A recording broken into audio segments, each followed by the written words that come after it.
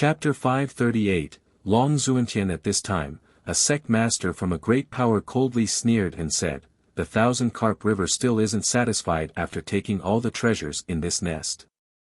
Humph, such greed, like a snake trying to swallow an elephant. Watch out, you might not be able to handle eating everything and perish instead." Li Qiye simply looked at the old pond and didn't care for the others.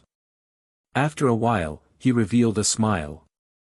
Lan Yunzhu asked, "How is this pond? Can one enter?" Lan Yunzhu had this question for a while because the diamond carp disappeared at its nest after being chased by the group of Daoist Baogui. How could a huge creature like the carp suddenly disappear? Could it be that the carp jumped into this pond? But judging from its size, this pond was not big enough to contain it. It is possible to enter, but that will depend on the person. Not just anyone can tread inside. Li Qiye smiled and responded while looking at the pond. "Is it very dangerous?" Lan Yunzhu looked at the pond and asked. It looked very ordinary without any eye-catching features, but even a heavenly gaze couldn't see through it. For some, it would be easy, like taking a stroll, but for others, it would be impossible, like reaching the heavens. They wouldn't succeed even if they tried for the rest of their lives. Li Qiye replied with a smile. These words made a lot of people unhappy. The first to voice his annoyance was the ghost insect evil child, such big tone. He then continued with an ominous smile, "I wonder how many steps the proclaimed genius of the human race can take." These provocative words made the crowd glance at each other. Many were happy to see this situation. They all knew the feud between Li Qiye and the evil child, which had been going on since the Golden Sea event. Li Qiye raised his brows and lazily asked, "How many steps did you take?" 9 steps. The evil child sneered and then spoke in a deep voice, "How about you try it? Let's see which of us is better." At this time, the evil child was full of confidence. 9 steps, Li Qiye burst out in laughter and said, "Are you a little caterpillar? Such an easy trial, yet you only managed to take 9 steps.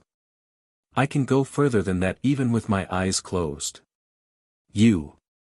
The evil child became enraged by Li Qiye's teasing as his body shivered with coldness.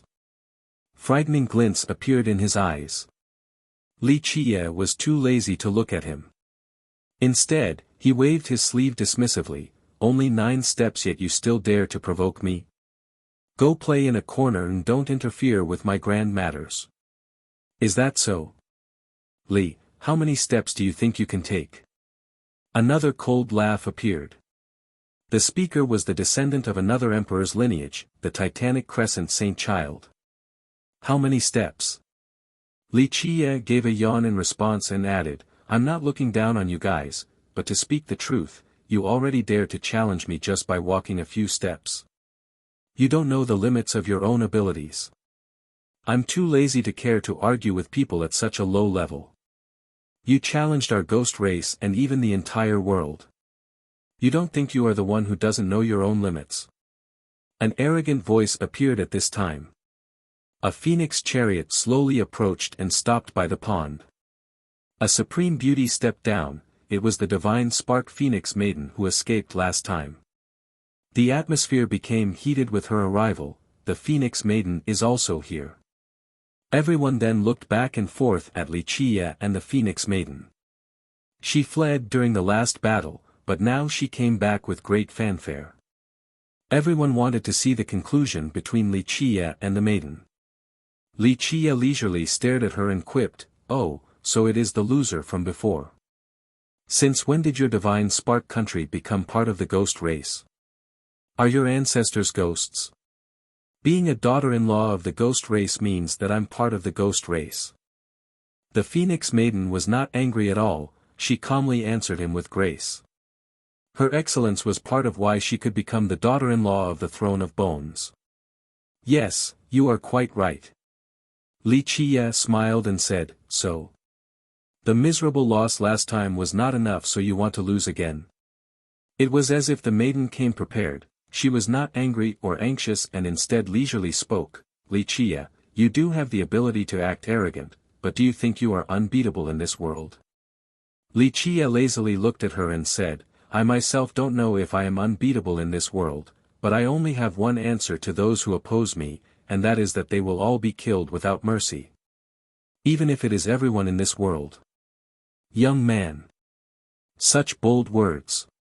A middle-aged man who followed after the maiden spoke, you have the same arrogant style as I did back in a simpler time, but your arrogance ends here. The middle-aged man had a special divine aura when he stepped out. A spirited bearing combined with a composed presence created a unique charm with a momentum as if he was the only one who could tread on the endless Grand Tao. Long Zuantian. Many great ghosts exclaimed after seeing this middle-aged man. Even the ancestors put on a serious expression. Long Zuantian was a legendary character in the sacred netherworld. He was a proud sun in the sky and his Tao journey was full of magical tales. Long Zuantian sought the Tao during the difficult Tao era as its most dazzling genius in the sacred netherworld. At a young age, he proudly cultivated as if even this era could not impede his path towards the apex. He became a heavenly king at a very young age. At that time, he garnered a lot of attention from everywhere. Many even thought that he had the chance to defeat the difficult Tao era to reach the top. Unfortunately, he was born in the wrong age and embarked on a journey during the difficult Tao era. He wanted to reach a higher realm using force, leading to a life reduction and an untimely disaster. Fate calamity was the demon of the heart and life reduction was the withering from the heavens. To cultivators, a life reduction was one of the hardest trials, and countless geniuses died because of this. What was even more unfortunate for him was that, during the difficult Tao era, life reduction was even more fatal. Many assumed that he wouldn't be able to surpass it so his death was assured. However, before the deadly blow, Long Zuantian managed to counter-attack and powerfully surpassed his life reduction. This matter shocked the entire world. However, this left behind an incurable wound and his cultivation slowed down. Nevertheless, his fame still threatened the 8 directions. Many ancestors from the great powers viewed him highly. Many of them were even cautious when they talked about him. He was not only an amazing heavenly king but also was a grand completion saint physique, the Diamond Saint physique. The Diamond Saint physique was the one below the indestructible Diamond Immortal physique. This immortal physique was impenetrable by countless weapons and untouchable by myriad laws. A cultivator of this physique would neither be afraid of any weapons nor laws in this world.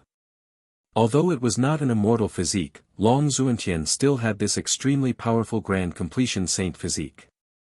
A rumor stated that he once used his own body to block an attack from an immortal emperor life treasure. No one knew if this story was true or not, but this was enough to prove the toughness of his physique.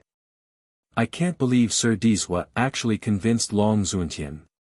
An extremely talented genius like Long Zuantian views Sir Dizhua so highly. Surely Sir Dizhua will be able to shoulder the heavens will and become an immortal emperor. A person emotionally uttered after seeing Long Yuntian protecting the maiden. In the past during the difficult Tao era, Long Yuntian's fame thundered across the sacred netherworld. It was not until his life reduction that his fame slowly receded before the public, giving rise to the 3 heroes. He started as a vagabond cultivator and many great powers and even emperors' lineages wanted to recruit him. Even the Myriad Bones throne wasn't an exception, but Long Yuntian was very arrogant so he decisively refused.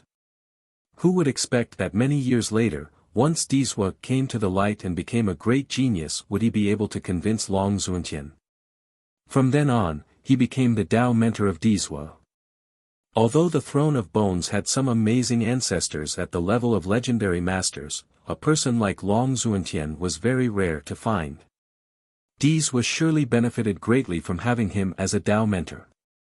The arrogant Long Zuantian agreeing to be Dizhua's mentor after rejecting the Myriad Bones throne in the past was indicative of Dizhua's brilliant talents and his future potential to become an immortal emperor. Li Qie was still nonchalant as he looked at Long Zuantian.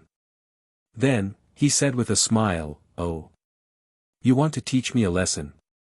Long Xuantian stared back and shook his head, grinning, I'm too old and do not feel like exercising. I only want to give you a piece of advice, there is always a better person and another heaven outside of this heaven. Today, there are many ancestors here. You are indeed a supreme genius, but if a virtuous paragon takes action, you won't be as lucky. Heed my words of advice and recede your arrogance. Otherwise, even if I don't do it, someone else will. Long Xuantian continued, of course, if you really want a shot at me, then I don't mind teaching a young one a lesson. Long Xuantian spoke aggressively and was full of confidence. Of course, he was qualified to act so domineeringly. Although he was only a heavenly king and cultivation-wise, he was not a match for a great power's ancestor, he also had a grand completion saint physique. Even these ancestors would have to think twice before acting against him. At this time, a sect master from a great power coldly sneered and said, the 1,000-carp river still isn't satisfied after taking all the treasures in this nest. Humph, such greed like a snake trying to swallow an elephant. Watch out, you might not be able to handle eating everything and instead perish. Li Qiye simply looked at the old pond and didn't care for the others.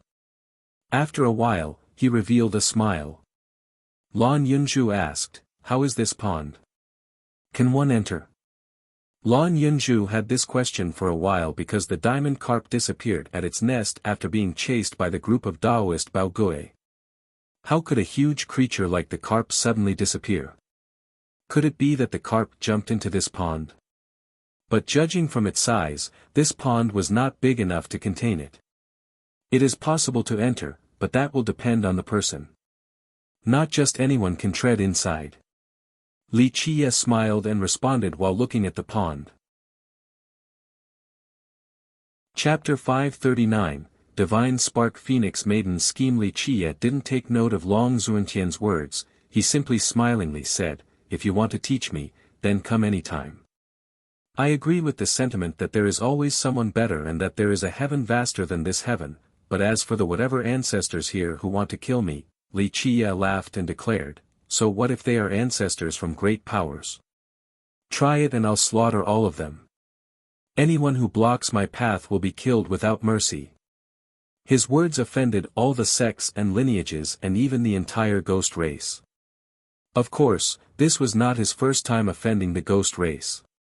In just a split second, many great powers coldly glared at Li Qiye. No one made a move right now, but their intentions were as clear as day, sooner or later, they would annihilate this arrogant human. Young one, it is not wrong to be arrogant, but words are like spilled water, once spoken, they cannot be taken back. An ethereal voice appeared. No one knew who the speaker was, but the tone was thunderous, causing everyone's hearts to thump. This surely was an ancestor of a great power. Many ancestors had come into being and entered the prime ominous grave, so of course they were annoyed when Li Qiye provoked them publicly like this. However, for the time being, none of them made a move against Li Qiye. These old sly foxes didn't want to be the first to oppose the 1,000-carp river. Li Qiye smiled and said in response to the ethereal voice, I always take responsibility for my words. I don't care if you are ghosts or from another race, I do not show mercy to those who stand before me. Humph. You are acting as if people are blocking your path. That's simply not true, you can easily enter the pond. The Titanic Crescent Saint Child sneered. Li Qiye looked at the Saint Child and spoke, oh. You don't believe me? If I can enter, then will your ghost race withdraw? These words made even more people unhappy. A ghost sect master deepened his voice and uttered, this pond does not belong to you, so why does our ghost race have to withdraw? I don't know much about the ghost race, but I do know one thing, if I obtain the fortune inside, then your ghost race will definitely sneak attack me and rob it just like you did with the 1,000-carp river. Do you dare say that you haven't and will not commit such sly thievery? Li Qiye calmly asked. Then do you want to settle this matter with our entire ghost race? The Phoenix Maiden slowly spoke. Li Qiye glanced at her and chuckled to say, Divine Spark Phoenix Maiden, I know you are digging a hole for me to jump, aiming to maneuver the entire ghost race against me. Am I right? Very well, we'll do it your way. Everyone come so we can end this. Your ghost race does not like to look at humans like me, and I'm also annoyed at ghosts like you. Just make your move and I'll entertain all of you till the end. This answer left people looking at each other in confusion. Even non-ghost cultivators rolled their eyes. Such arrogance. Li Qie, alone, challenged all the ghosts. This brat must be crazy. However, older cultivators of the other races felt that this made sense after thinking it through. Back at the Snow Shadow tribe, Li Qie had already killed tens of thousands of ghosts in one breath. His relationship with the ghost race was already irreconcilable. It was clear that Li Qie would be a thorn for the three heroes in the future. The ghost race would definitely not accept him in the competition for the heavens will at this time, so there would be a war between the two sides. Those who backed the three heroes would not sit idly by and watch. The cultivators of the other races thought that if Li Qie didn't want to be bothered by ghosts for a long time, then the most direct way was to kill them until they were scared. This was not only to strengthen his domineering fame and test his own cultivation but also a way to sweep through his future obstacles. A few great characters from these races thought that defeating the ghost race before they became united was possible. However, the first requirement was that Li Qie needed to be strong enough. Thus, these other races chose to watch on the sideline as the ghosts glared at Li Qie. The group of the Titanic Crescent Saint Child and Ghost Insect Evil Child angrily glared at him with murderous stares after hearing his provocative statement. These geniuses truly hated Li Qie. The two sides had a long-running feud and moreover, they had the ambition to kill him for their own future. They would become famous after killing Li Qie. Li Qie could be the paving pebble for their path towards becoming the immortal emperor. As opposed to last time, the two geniuses were full of ambition right now. Their expression alone clearly indicated their wish to kill Li Qie. This shouldn't come as a surprise. Since they carried secret cards, they were confident in killing Li Qie. The Phoenix Maiden only smiled with a smile that could be described as kingdom-toppling. This was the result she wanted. She then slowly spoke, Li Qie, you are the one who said this. I am only a little girl and does not dare to speak for the entire ghost race. However, since you provoked our ghost race, I will be the first to oppose you. Even a little girl like me will not tolerate a human ant like you challenging our ghost's supreme prestige. Amazing. Women are no less capable than men at all. Li Qie clapped his hands and smiled. He saw through her aim but was too lazy to retort. Lan Yunju only smiled. She understood the Phoenix Maiden's scheme, but she also knew that Li Qie didn't care for these little tricks since he was not afraid at all. While the young geniuses wished to kill Li Qie to pave their path, the majority of the older crowd remained relatively calm. Although Li Qie and the ghost race had drawn daggers, there was no direct conflict of interest between him and the majority of great powers. At least, for now. These sly foxes all knew that the Phoenix Maiden was trying to pave the way for Dizwa. Anyone could see that Li Qie would be a huge threat for him in the future. As his fiancée, she wanted to borrow others to kill Li Qie for her husband. There has been too much killing recently, and the downpour of blood only brings about weariness. The Phoenix Maiden acted as if she didn't hear Li Qie's praise. She then gracefully continued on, if you challenge our ghost race, we of course cannot stand down. How about we have a non-violent competition? For example, this pond. If Li Qie can go deeper into the pond than us ghosts. Although I cannot represent the entire ghost race, at the very least, the myriad bones throne and many other ghost tribes will not make it difficult for you from now on. If you lose, then hand over the prime ominous key. Whoever beats you will get the key. She put out an irresistible bait and said, the fortune inside the heavenly cemetery should belong to us ghosts. What say you, everyone? Her words prior were not enough for the other ghost tribes to act as her blade. outside of the ambitious young ones like the Saint Child and Evil Child. Everyone with eyes had seen the battle outside of the Snow Shadow tribe, and being the Phoenix Maiden's henchman did not end well. But now, her words tempted the minds of many. I heard that there was no treasure inside the heavenly cemetery. However, if one is lucky, they might be able to get a unique fortune. This harvest would not be any less than the diamond carp's nest. The Phoenix Maiden lightly said, for such a fortune, no matter what, I still want to challenge you, Li Chia. Her words caused many hearts to beat faster alongside many swift glances. Lan Yunju lamented after being exposed to the maiden's scheme, what a formidable ability to concoct such mind games. The Phoenix Maiden was quite devious. She pushed Li Chia up to the front of the waves and winds. At this time, anyone would want to challenge him. Is that true? A young person couldn't help but ask his senior after hearing the maiden's words. Everyone knew that the heavenly cemetery was inside the earth realm. Rumor has it that after killing into the cemetery and making it out alive, one would be able to obtain a great fortune. However, not just anyone dared to try. Even the ancestors were hesitant, let alone the younger generation. But right now, Di Zuo was making his way into the cemetery. It is true. A great character answered his junior, the prime ominous key can be exchanged for a great fortune inside the heavenly cemetery. The magnitude of this fortune depends on the person, but in short, the exchange is real. Prior to this, during the Snow Shadow battle, many people wanted to take the key from Li Chia, but many gave up right after.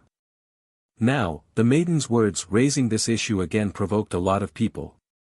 At this point, many held their breaths while looking at Li Chia since everyone knew that he had the key. Li Chia simply smiled at the maiden's scheme. She employed numerous methods to kill Li Chia.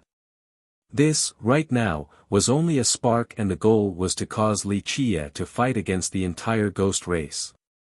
Li Chia, do you dare to accept our ghost race's challenge? The Phoenix Maiden slowly enunciated each word. Although she did not represent all the ghosts, the expressions of many proved that they were lusting after the key in Li Chia's possession. Li Chia is not necessarily at a disadvantage in such a challenge. The Jade Water Queen spoke, it is not about cultivation but enlightenment and it comes to walking deeper into the pond. One step, one world, but the main essence is that it is still a pond. If one could see through its profundities, then there would still be a promising chance. Having a higher cultivation actually brings about more restrictions.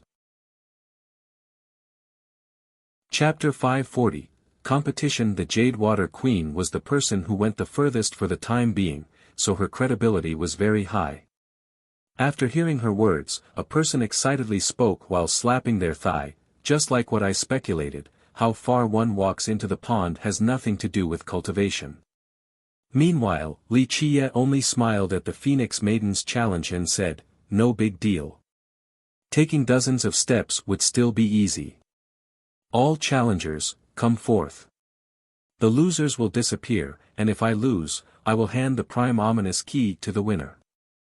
How could Li Chia refuse a challenge and the enemy came to his doorstep? Li Chia's words caused the ghost cultivators to clamor and stare at him.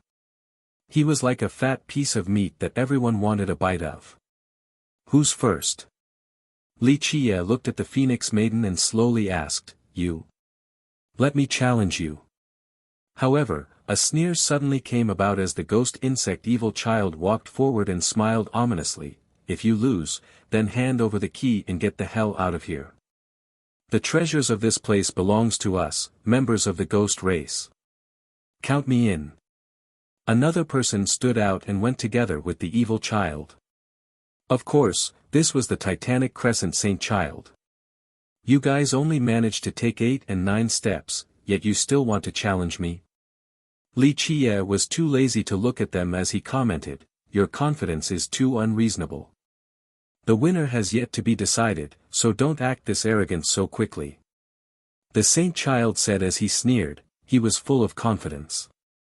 Everyone knew that the Saint Child and Evil Child only took 8 and 9 steps respectively, but now, everyone was shaken to see them so full of confidence. They realized that these two didn't try their best earlier. Li Qie glanced at the two of them and smirked, "Are you two representing your sects or the ghost race? If I lose, then my sect will withdraw." The Titanic Crescent Saint Child answered slowly, "If any sects or tribes wish to follow my sect, then we will share the treasures that are obtained." The Ghost Insect Evil Child also added, "Yes. Same goes for our Insect King lineage." Their actions had been approved by the seniors of the two lineages, which was why they were able to speak so freely. Geniuses like the Saint Child and Evil Child were unlucky to be born in the same era as the three heroes. Especially because of Dizhua, who was greatly valued by many great powers, most of these great powers tended to support him. Right now, these two wanted to borrow Li Qie to increase their own prestige as well as re-establishing their sect's position in the Misty Field and Green River. Some great powers from the ghost race decided to reveal their position. "We are willing to stand together with the Insect King lineage. We are willing to stand together with the Titanic Crescent Saint Child." Many of them voiced their support for the two emperors' lineages. The Insect King lineage had a very prestigious position in the western Green River, and the Titanic Crescent Sacred Ground was also famous in the northern Misty Field. Recently, Dizhua and Li Qie were like kites who met the right wind, so many forgot about geniuses like the Evil Child and Saint Child. But now, if these two managed to rise up and gain the support of these great powers, then it would be killing two birds with one stone for the two emperors' lineages.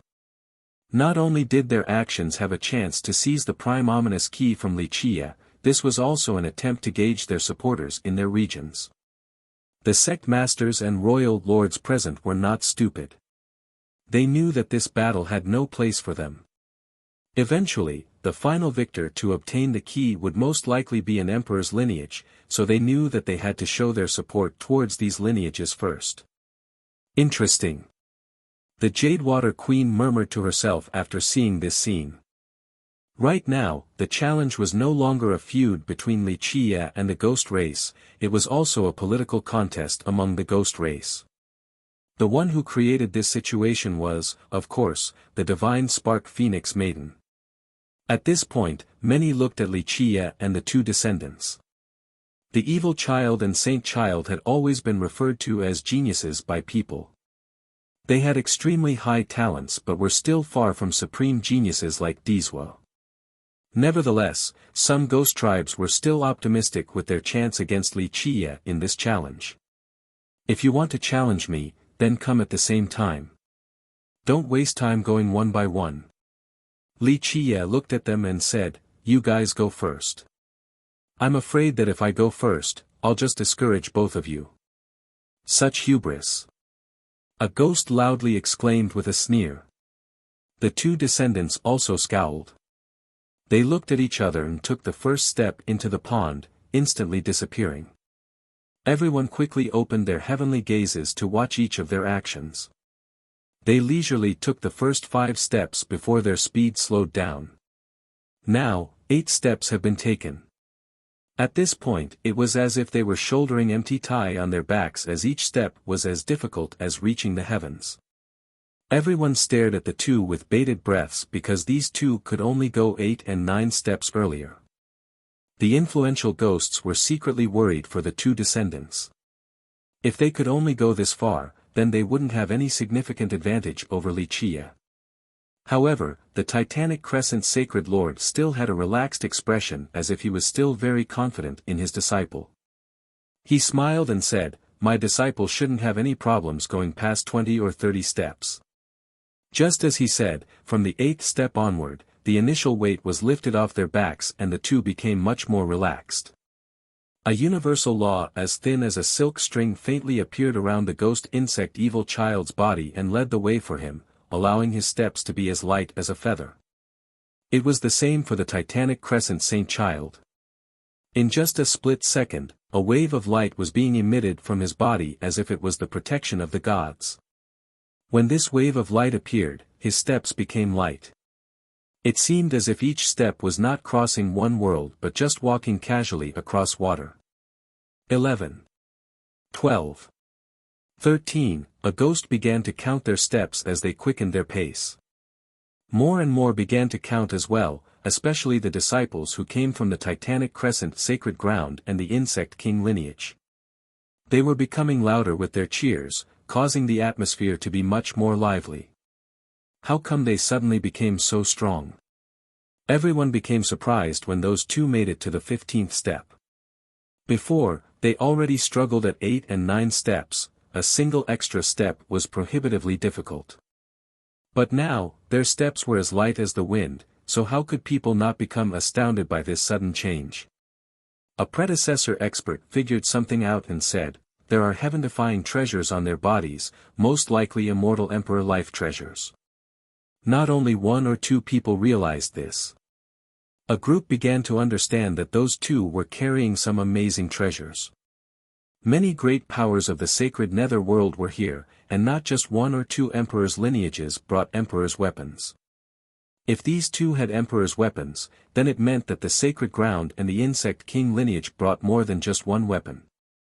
This speculation caused many characters from the great powers to palpitate.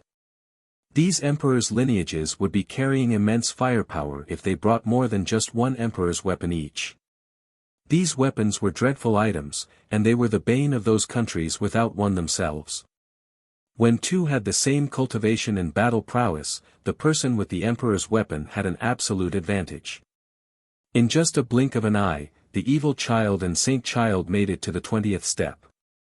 From this point, their pace slowed down since they were still affected by the pond despite carrying emperor's weapons. The Jadewater Queen spoke while watching on the sideline. Unfortunately, they couldn't understand even a little bit of the profound mysteries. Otherwise, with the powerful emperor's weapons and some knowledge, they could go more than 40 steps. 20. 21. 22. Clear and sonorous counting appeared when the two of them reached the 20th step. The sacred ground and Insect King lineage, along with some great powers, were cheering for the two of them while creating pressure for Wuxia. This was especially the case when the big characters were speaking. Their thunderous roars caused others to be affected. These ghost powers wanted to create a suppressive atmosphere to assail Wuxia's psyche. It is about time. Chapter 541, Leisurely Stroll. However, even these great characters and their imposing words couldn't affect Wuxia. His Tao heart was as strong as a rock. He couldn't be shaken by the words of these heavenly sovereigns and heavenly kings. Wuxia remained calm and leisurely without a care. Lan Yunzhu noticed these great characters using this opportunity to spew out mantras to shake Wuxia's emotions, so she snorted loudly, truly shameless. The unperturbed Wuxia only smiled and said, ignore them. In a little while, they will know that their bag of tricks is useless. After reaching the 25th step, the evil child couldn't handle it anymore. His face was beet red from the pond's pressure.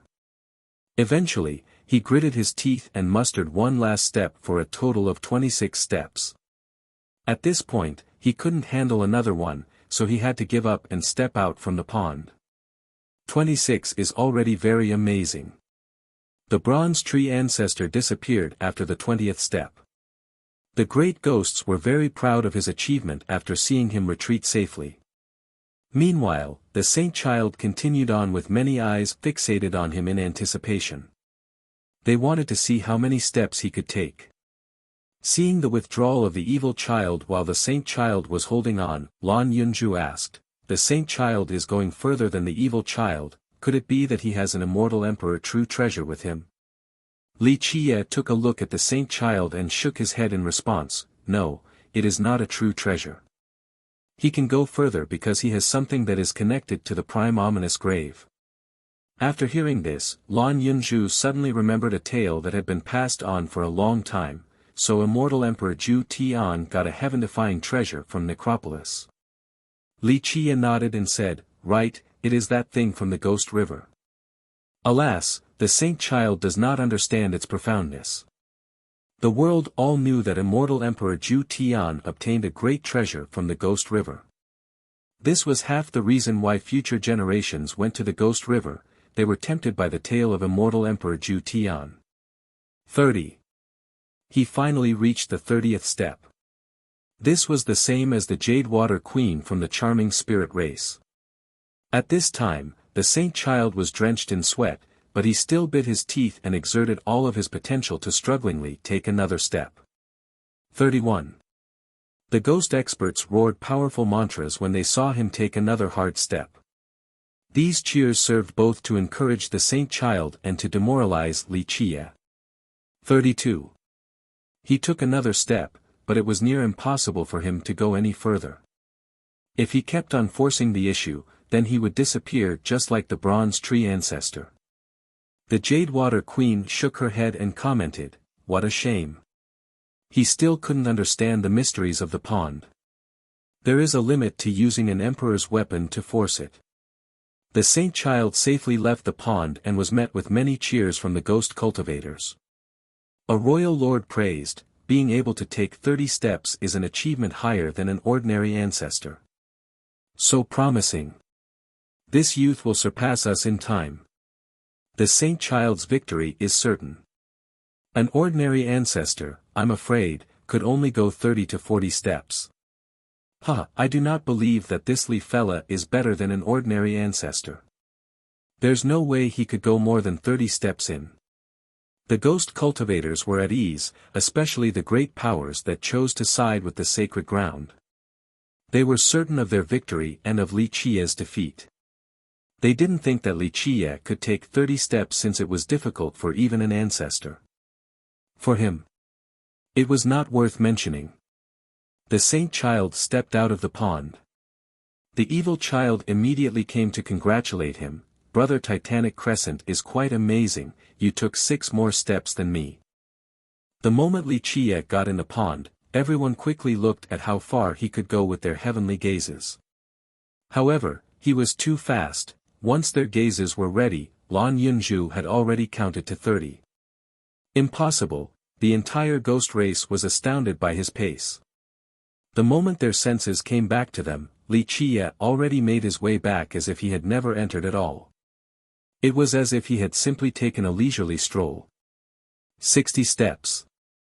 Lan Yunzhu reported the number while being completely astonished.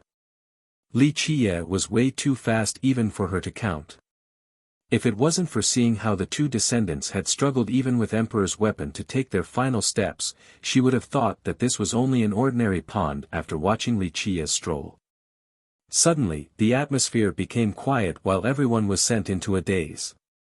Li Qie's casual walking made people think that this was not a magical pond at all. However, those who had entered before knew that it was not simple since one step was equivalent to one world. Even an ancestor or a legendary master wouldn't be able to walk 60 steps as easily as Li Qie. Taking 60 steps in just the blink of an eye silenced all the ghosts and rendered them responseless. Before, when the saint child managed to take 32 steps, the ghost race was certain of his victory since even an ancestor could only do so much. Such an achievement was already too amazing. Li Qie's leisurely 60 steps was a slap to the ghost race. They didn't know where to put their faces, especially the saint child and evil child. The Titanic Crescent sacred ground felt the painful slap after thinking that their descendant won and that the prime ominous key would belong to them. The hidden undyings in the ground became dejected since they themselves weren't confident in taking 60 steps. And even if they could, it wouldn't have been easy. Li Qie took this stroll in just a second, then he safely withdrew. This was too heaven-defying. However, even these great characters and their imposing words couldn't affect Li Qie. His Tao heart was as strong as a rock. He couldn't be shaken by the words of these heavenly sovereigns and heavenly kings. Li Qie remained calm and leisurely without a care. Lan Yunzhu noticed these great characters using this opportunity to spew out mantras to shake Li Qie's emotions, so she snorted loudly, truly shameless. The unperturbed Li Qie only smiled and said, "Ignore them. In a little while, they will know that their bag of tricks is useless." Chapter 542, Tian Lunhui. At this moment, the Titanic Crescent Saint Child, the Ghost Insect Evil Child, and the Divine Spark Phoenix Maiden were all stunned on the spot. Earlier, the three of them were bragging with great pride, but now, Li Qia's achievement was a violent slap to their faces. The two descendants could no longer smile, only an ugly expression remained. The Phoenix Maiden had a countenance as cold as ice. She thought differently than the two descendants. With Li Qia easily taking 60 steps, she was even more certain that he would be a powerful enemy of her husband.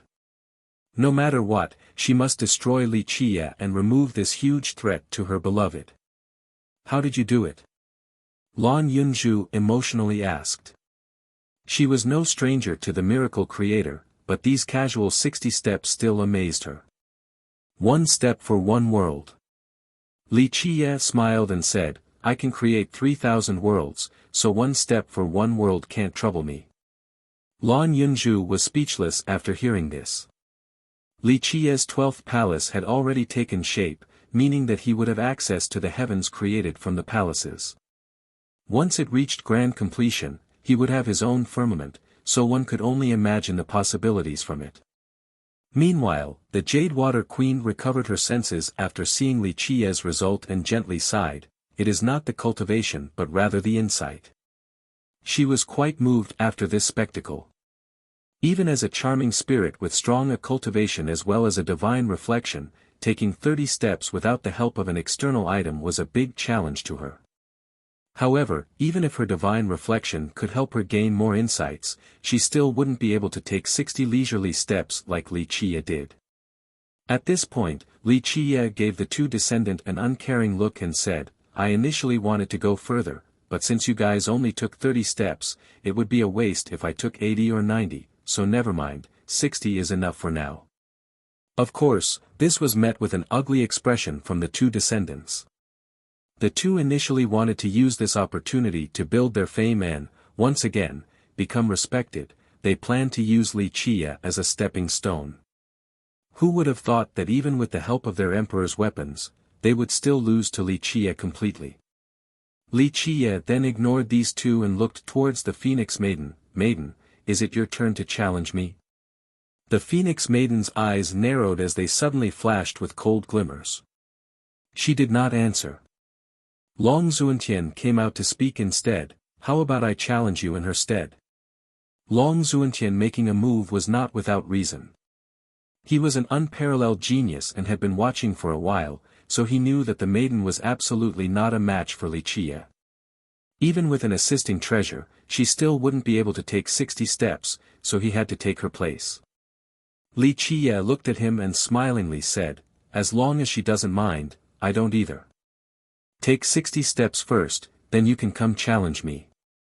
Long Xuantian looked at the Phoenix Maiden for a response. At this moment, she felt a sense of dread and uncertainty since Li Qia's devilishness was far beyond her expectations. Even a supreme genius like Long Xuantian couldn't say for sure that he could beat Li Qia. Mistress, let me give it a try. Maybe there is a chance. He said this to remind her that if she went, there would be no hope at all. The maiden sighed and told Long Xuantian, then I would have to impose on Senior Long. The pride of the ghost race is now on your shoulders. Long Xuantian shook his head without saying anything while lamenting his situation in his mind. The maiden was too calculating, she said that to force him to use all of his strength. In his eyes, someone with so many schemes and such frightening calculation abilities like the maiden was not fit for cultivation. It would become a chain slowing one's cultivation down. But at this time, a mysterious voice suddenly appeared, if it relates to the prestige of the ghost race, then how could I be missing? A person flew forward, creating wonderful images that spanned for miles as a mysterious aura covered the world. It was as if the stars were flying with him as he exuded an inexplicable mysterious aura, causing others to feel that he had many eternal and unfathomable secrets. Tian Luanhui. The ghost race cheerfully shouted after seeing this new arrival. One of the three heroes of the sacred nether world and the descendant of the Alira's ancient kingdom, Tian Luanhui, had arrived. Rumor has it that he went inside the fire god's palace, so no one expected him to come out so quickly. A great character saw him and emotionally uttered, "It seems that he obtained quite a great fortune inside the palace. A supreme genius is indeed extraordinary." The ghost race became jubilated after seeing him. One person happily stated, "Since Tian Luanhui can enter the fire god's palace, this pawn shouldn't be an issue for him.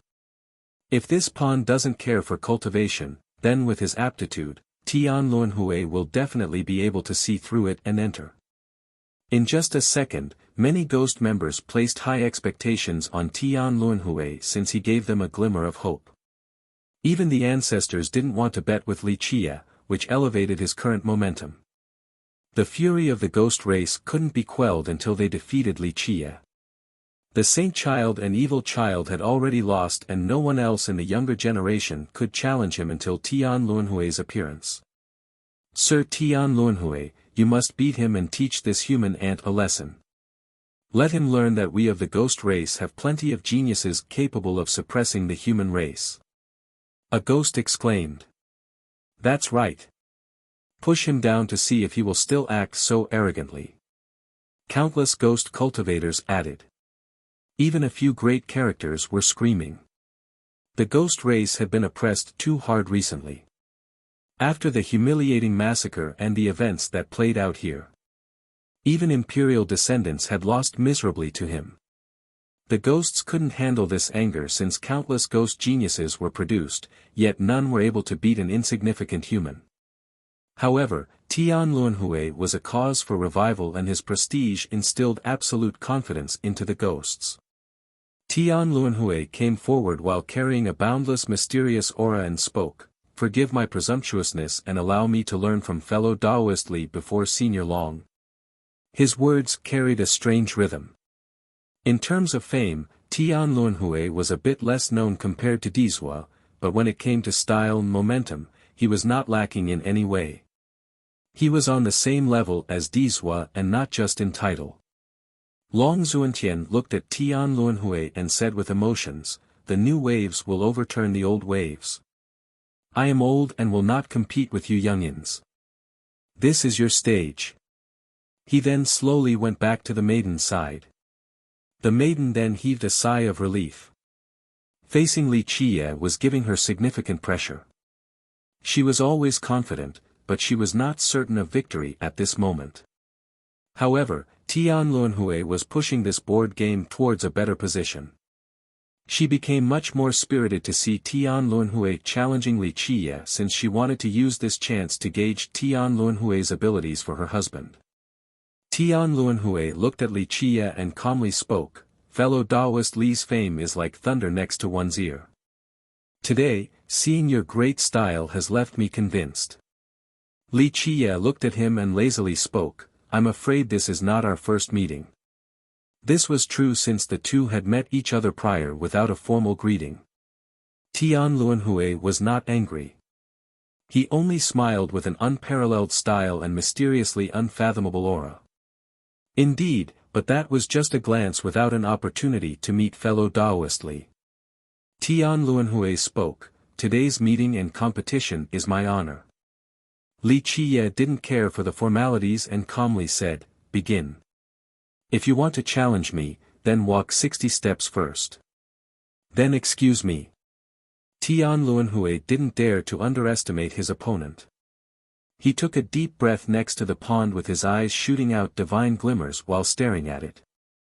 At this time, all the ghost cultivators couldn't help but hold their breaths, all their eyes were on Tian Luanhui. They pinned all their hopes of defeating Li Chia and regaining the ghost's glory on Tian Luanhui. Tian Luanhui's eyes were flashing wisps of light.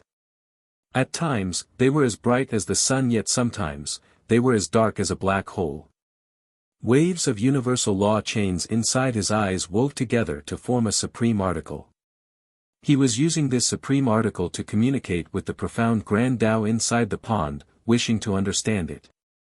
The Jade Water Queen exclaimed with surprise when she saw what was unraveling inside his eyes, "Amazing, truly worthy of being one of the three heroes. He has reached this level of understanding in such a short amount of time. This puts my divine reflection to shame." Even Li Qie nodded his head and said after seeing this, a supreme genius is indeed different, he knows how to communicate with the strange Tao and reach the strangest peaks. Treading the pond is not simply about power unless it is an existence at the top, like a true god or an immortal emperor. At this moment, the Titanic Crescent Saint Child, the Ghost Insect Evil Child, and the Divine Spark Phoenix Maiden were all stunned on the spot. Earlier, the three of them were bragging with great pride, but now, Li Qie's achievement was a violent slap to their faces. The two descendants could no longer smile, only an ugly expression remained. The Phoenix Maiden had a countenance as cold as ice. She thought differently than the two descendants. With Li Qie easily taking 60 steps, she was even more certain that he would be a powerful enemy of her husband. No matter what, she must destroy Li Qie and remove this huge threat to her beloved. How did you do it? Lan Yunzhu emotionally asked. She was no stranger to the miracle creator, but these casual 60 steps still amazed her. Chapter 543, Tian Luanhui's Strength. The younger generation will surpass us with their free thoughts, they're not like us conservative old men stuck in one place. Talent is one thing, but wisdom and understanding are a different matter.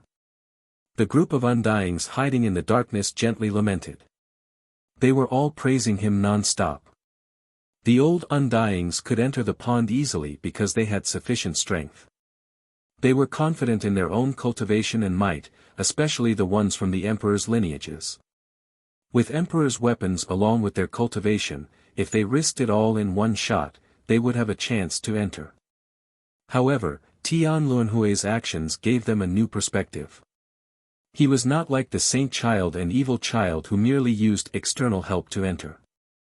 Instead, he used his own abilities and aptitude to understand the mysteries. Worthy of being a supreme genius of our ghost race.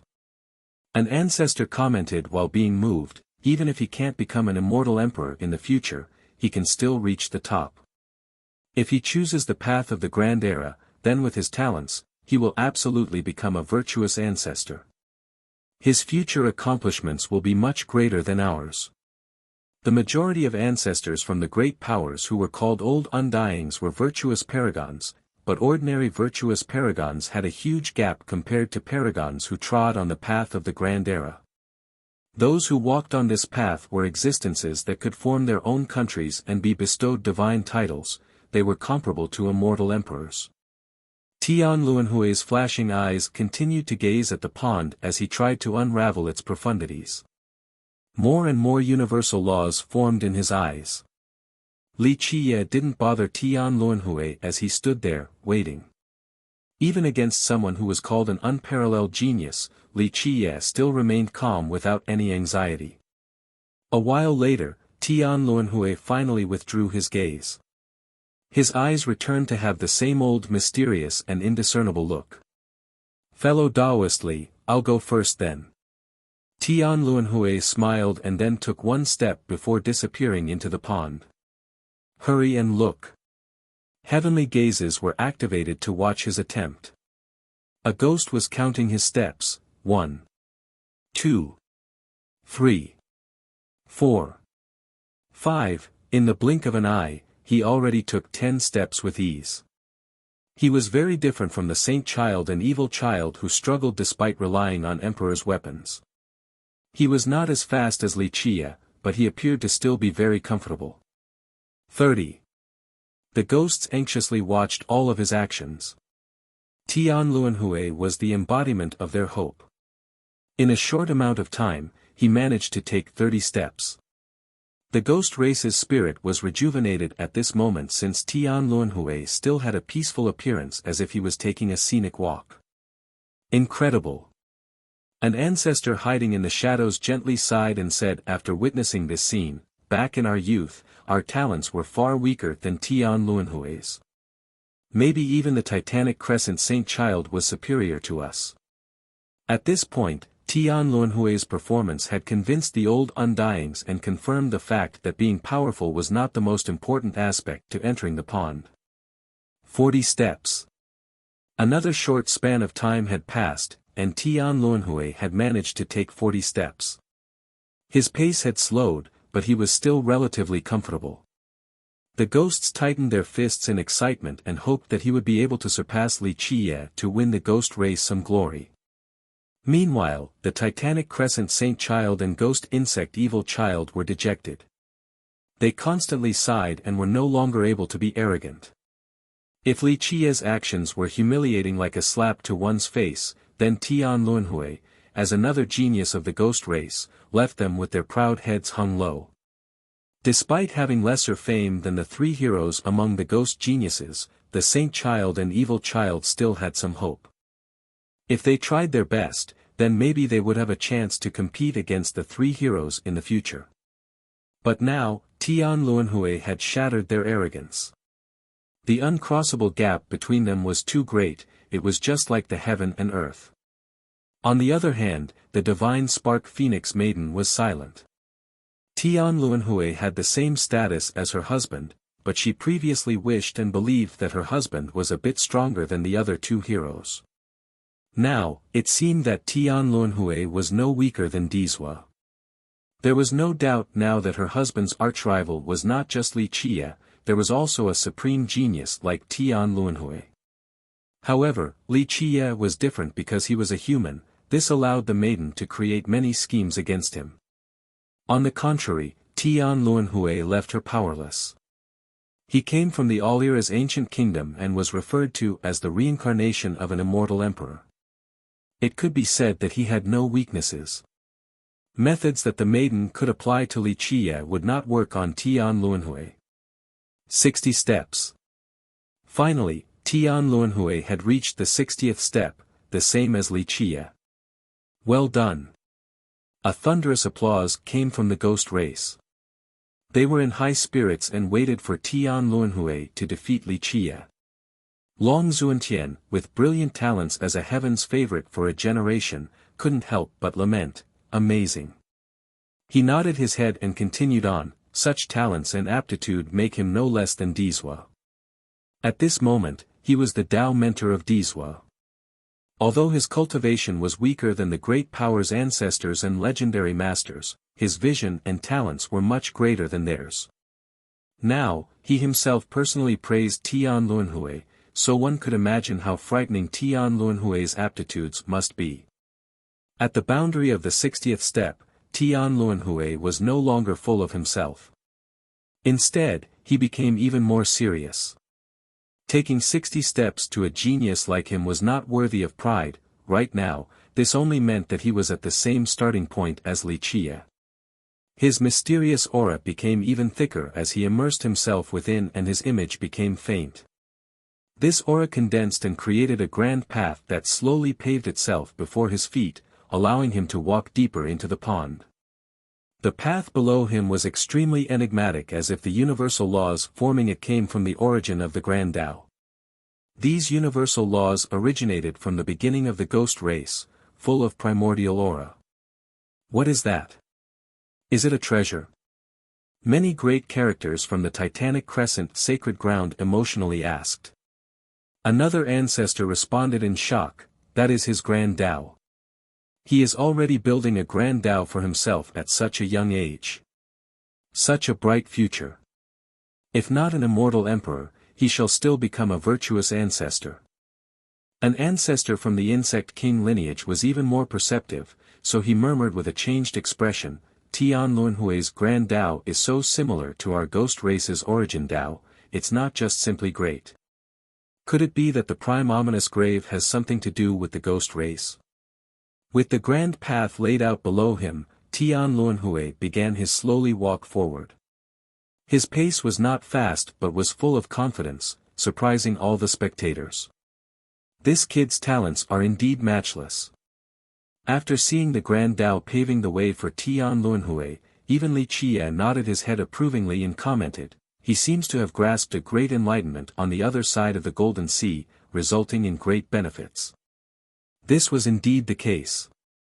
The enlightenment on the other shore had helped Tian Luanhui a lot. The ghost experts counted his steps from his steady pace.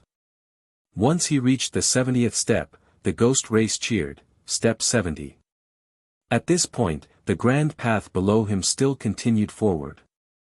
It seemed like taking more than 80 steps was not an issue. All the old Undyings made their judgment known: he has a chance to reach 100 steps. In fact, even the old Undyings were not confident of reaching 100 steps, unless a legendary master personally went out. Ordinary virtuous paragons like them would not be able to reach this boundary. However, their eyes dropped to the floor when a young genius like Tian Luanhui possessed this ability. The gap between talents was as clear as day. Step 80. In just a moment, the ghost race screamed excitedly. Some ghosts even raised their chins while sneering at Li Qie. Right now, they had assumed that Tian Luanhui's victory over Li Qie was guaranteed and that they could finally quench their anger. After Tian Luanhui reached the 80th step, the group of geniuses like the Evil Child and Saint Child were completely overshadowed. They didn't dare to think about it too much since the distance between them and Tian Luanhui was too big. Right now, they were heavenly sovereigns. Even if Tian Luanhui was at the same realm, his enlightenment and talents, to them, made an uncrossable divide. Cultivation was no longer a metric of measurement when it came to supreme geniuses like Tian Luanhui. One extra palace within the same level of cultivation was already a huge gap, let alone the ability to grasp the Grand Tao. Chapter 544, Disappearance, 90 Steps. In the midst of the two imperial descendants' moment of sadness, Tian Luanhui had already taken the 90th step. Breaking 100 is not a problem. Tian Luanhui was not struggling at all with his pace, so the ghosts were extremely excited. Even the titanic crescent sacred ground secretly bemoaned his talents. Their descendant was too far from reaching Tian Luanhui's level, especially when it came to their Tao insight. Li Qie saw Tian Luanhui take 90 steps and smiled before declaring, "Interesting, my turn to catch up." He then placed his foot into the pond. After Li Qie entered, Lan Yunzhu began counting right away: 1, 2, 3, 4, 5. Fortunately, she was ready this time and was able to keep up with his pace. Li Qie has entered. His entrance into the pond quickly attracted the attention from the ghosts. Can he catch Sir Tian Luanhui? Seeing his quick pace left a ghost expert nervous. Humph. Sir Tian Luanhui is the strongest genius of our race. Even if Li Qie catches up, he still might not be able to beat Sir Tian Luanhui. The last person to persevere is the winner. There is nothing great about being able to walk so fast. This ghost cultivator only made it halfway before shutting his mouth. 90th step. Amidst the anxiety building up within these ghost cultivators, Li Qie had already taken 90 steps, shutting up the ghost cultivators who held him in disdain. They couldn't even swallow their words in time. Is this brat still a human?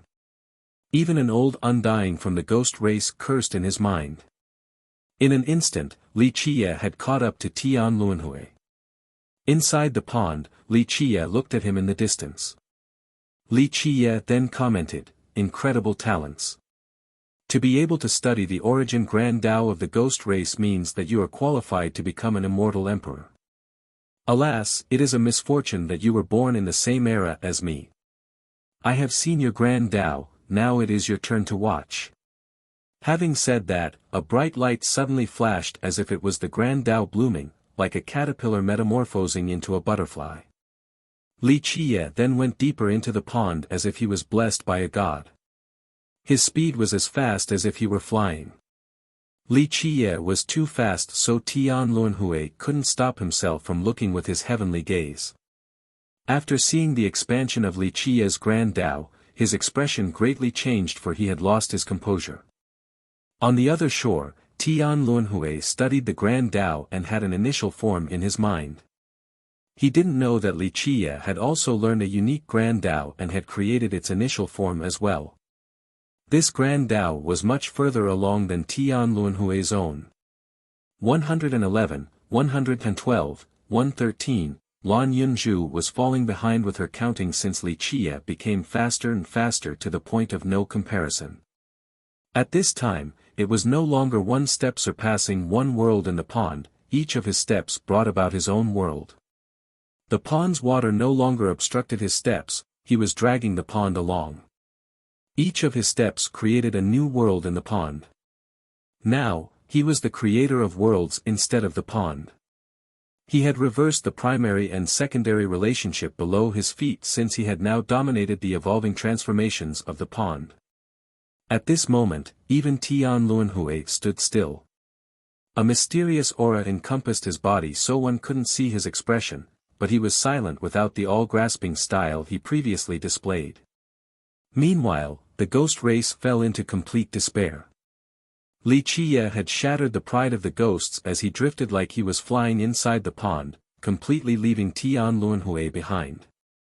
Before, they still had some hope of Tian Luanhui beating Li Qie, but now, even if Tian Luanhui could take the 100th step, he would still be unable to defeat Li Qie. The eventual victor was too apparent. At the same time, a murderous glint as cold as mist appeared in the Phoenix Maiden's eyes. She recognized the dangerous existence that is Li Qie and placed him as the #1 enemy of her husband. Li Qie was no longer a simple, budding threat. She felt that without eradicating Li Qie, her husband definitely would not have the chance to shoulder the heaven's will. It was not because of a lack of confidence in her husband, but because Li Qie was too frightening and devilish. She realized that there would be no peace unless Li Qie was annihilated. She trusted her intuition since it had always been on point. At this moment, she thought of many different plans to destroy Li Qie no matter the price. She had to eliminate her husband's #1 enemy.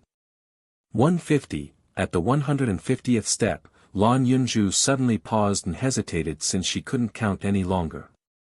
This was because Li Qie had disappeared. Even when she utilized her heavenly gaze to its limit, she still couldn't see his figure. Gone, why can't I see through it? It wasn't only Lan Yunju, others also lost sight of Li Qie. The heavenly gaze lost its effect after the 150th step. What happened? The limit of the heavenly gaze is 150 steps.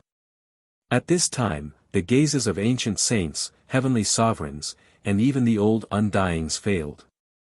There is also another possibility. A ghost expert thought of the worst-case scenario and said, maybe Li Qie has failed just like the bronze tree ancestor that had disappeared. If one forces their way in without having sufficient capabilities, then they will disappear and die without a corpse. With this reminder, many felt that this was very possible. Li Qie's sudden disappearance could be attributed to his failure just like several great characters earlier. A fate of dying without a body remaining. This was him seeking his own death and for thinking that he was really invincible. Walking like flying. Now it is over, he even lost his own life.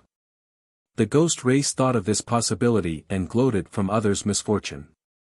Meanwhile, the great characters remained silent. They didn't know what was going on but were secretly hoping for this to be the case. In their eyes, Li Qie was too devilish. In the future, once Li Qie's wings hardened, he would be a huge threat for the ghost race unless they made peace with him. However, in the sacred nether world, the ghost race was the master, so how could they bow down to a little human? This was why all the great characters and ancestors hoped for Li Qie's true disappearance. This was perhaps the best outcome. What a shame, the prime ominous key has been lost. We will just have to wait for the next generation for the key to appear again. A ghost cultivator lamented, but it was still said with a gloating tone. Or there is another possibility. At this point, the Jade Water Queen used her divine reflection and calculated. The divine reflection of the charming spirits was extremely heaven-defying, especially one of an unfathomable spirit like the Queen. No one knew the level of her divine reflection. She pondered for a while and said, perhaps Li Qie doesn't want others to see the profundities of his grand Tao, so he is hiding in the pond. Perhaps it is no longer the pond ruling over Li Qie, but it is he who has control over the pond. Li Qia's steps were creating worlds, they were no longer the pawn's worlds. Compared to the other ghosts, Tian Luanhui appeared to be calm, not happy or proud. He kept on using his heavenly gaze to scan the water's surface, hoping to find traces of Li Qia. At this moment, he was no longer in the mood for competition because Li Qia's Grand Tao had shaken his mind. Tian Luanhui had studied the origin Grand Tao of the ghost race, but it seemed as if Li Qia's Grand Tao was even more heaven-defying, so much so that it escaped the boundaries of Grand Tao. This was why Tian Luanhui wished to see Li Qia's Grand Tao once more, aiming to see through its mysteries in hopes that he might learn something from it. Unfortunately, regardless of his efforts, he couldn't see Li Qia's shadow. In fact, on the other shore, the Grand Tao Li Qia learned from observing the 9 ants had escaped the boundaries of Grand Tao. Because of this, it was understandable that Tian Luanhui would be dumbstruck. It had to be said that Tian Luanhui was an amazing and discerning genius. With just a glance, he instantly understood that Li Qia's Grand Tao was marvelous. Meanwhile, the Phoenix Maiden sighed in relief with Li Qia's disappearance. Similar to the great characters, she also hoped for Li Qia's disappearance and death. It would save her a lot of trouble if he met his demise in the pond. This brat is the most devilish person I have ever seen. Long Xuantian said as he stared intensely at the pond. As the most brilliant genius of the previous generation, he was not like the other ghosts who believed that Li Qia had died. Lan Yunzhu couldn't help but hold her breath. In this place, she was the only person who cared for Li Qia's safety. She had seen him create many miracles, but his sudden disappearance still made her worry. Despite her confidence in him, this emotion was unsuppressible. Chapter 545, Treasure Inside the Pond, Boom. A loud blast resounded amidst the celebrating ghosts. An endless immortal light suddenly illuminated the entire pond with its source at the center. Look over there, it's Li Qia. Inside the blinding immortal light, a figure appeared in the center of the pond, Li Qia. He made it to the deepest part of the pool. Everyone was aghast to see him appearing in the center of the pond because all speculations hinted that the biggest fortune of the water realm was at the center of this pond. The ghost experts looked like they had just swallowed a fly, especially those who were gloating earlier. Now, they all had frozen expressions. Their smugness earlier was slapped harshly by Li Qia's appearance. He scooped out a treasure. Inside the immortal light, Li Qia got something from the water. It was a stone that looked like a long trunk, and the endless immortal light came from it. At times, the light took the form of a fiery light, then it would transform into an icy shape and then back into a pure wooden shade. All of these immortal lights kept on transforming to prove its identity as an immortal stone. All were envious and jealous of this sight. The ghost race was reddened and crazed. They had been guarding here for so long, but they didn't even get a blade of grass while Li Qia managed to find an immortal stone at this moment. Many were unwilling to see it in Li Qia's possession, so they angrily uttered, "Is this the big fortune of the water realm?" The old undyings hiding in the shadows with ice-cold glares stared at the stone in his hand. Those from the emperor's lineages stared with especially frightening glints in their eyes. They could hold back their greed if it was any other treasure, but an immortal stone that could prolong one's lifespan was irresistible no matter Li Qia's origin and background. The Phoenix Maiden, who had been relaxed, suddenly changed her expression after seeing the immortal light shrouding Li Qia. She called for a disciple nearby and commanded, "Tell the Bronze Carapace King to help me with a matter and that the Myriad Bones Throne will not ill-treat their insect tribe from now on."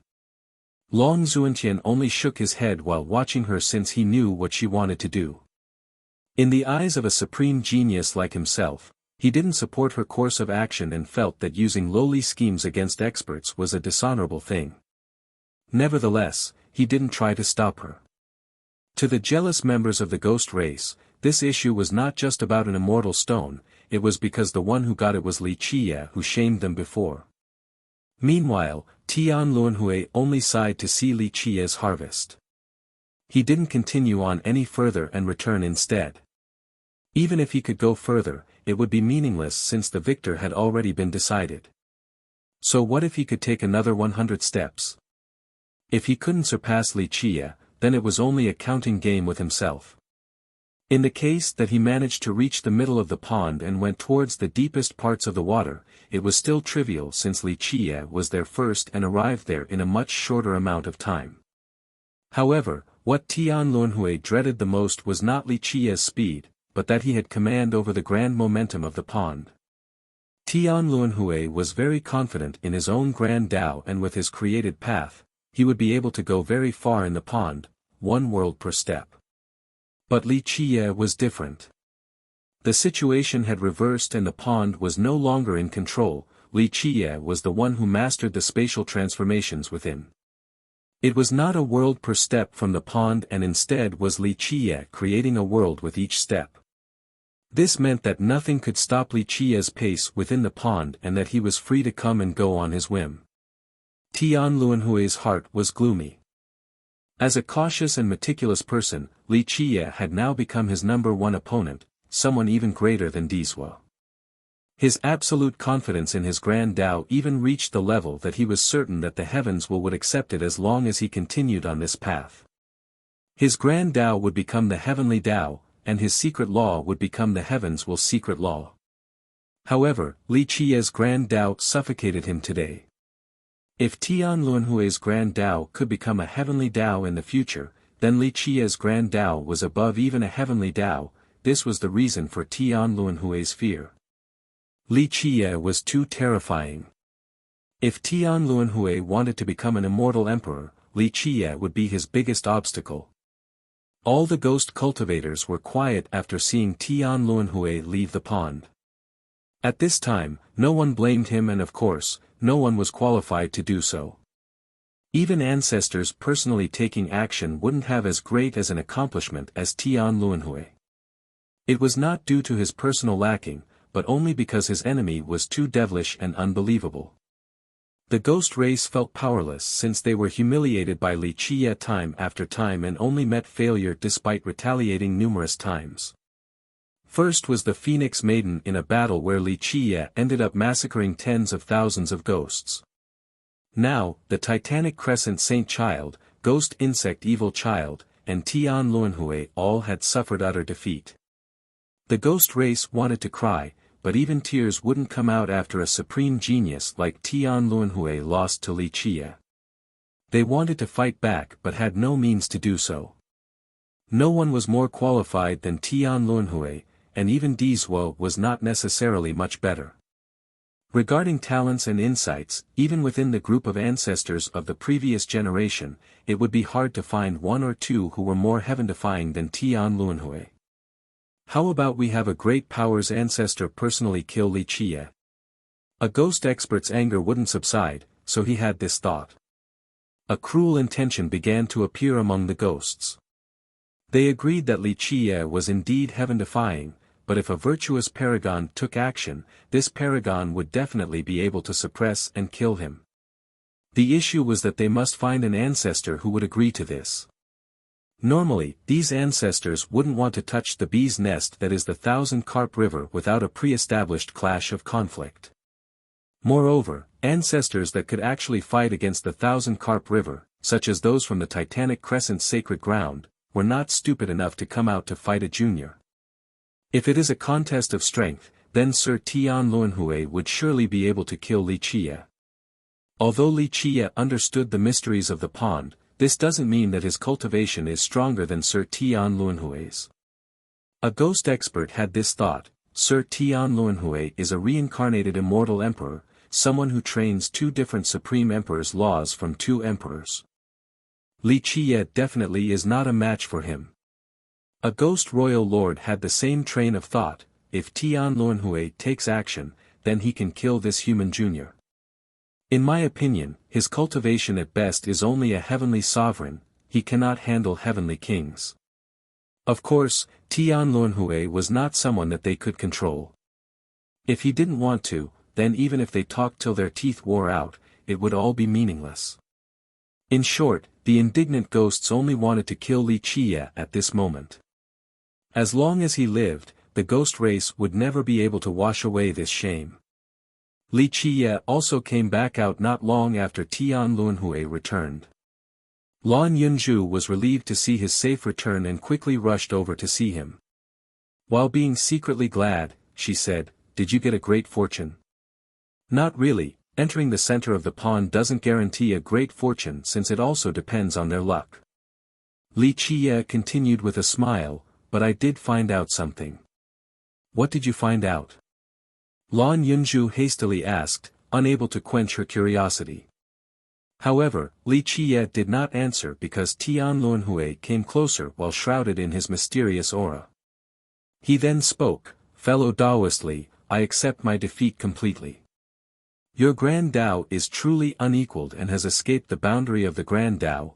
Although he lost, Tian Luanhui was still very graceful as he looked at Li Qie with his profound eyes. Li Qie didn't want to talk about his Grand Tao, so he interrupted Tian Luanhui and steadily spoke, "Then our deal should be carried out." Tian Luanhui took a deep breath and said in a serious manner, "You can rest assured about this. I can represent the Alira's ancient kingdom to say that we will leave this conflict. We will not touch any treasures at this place."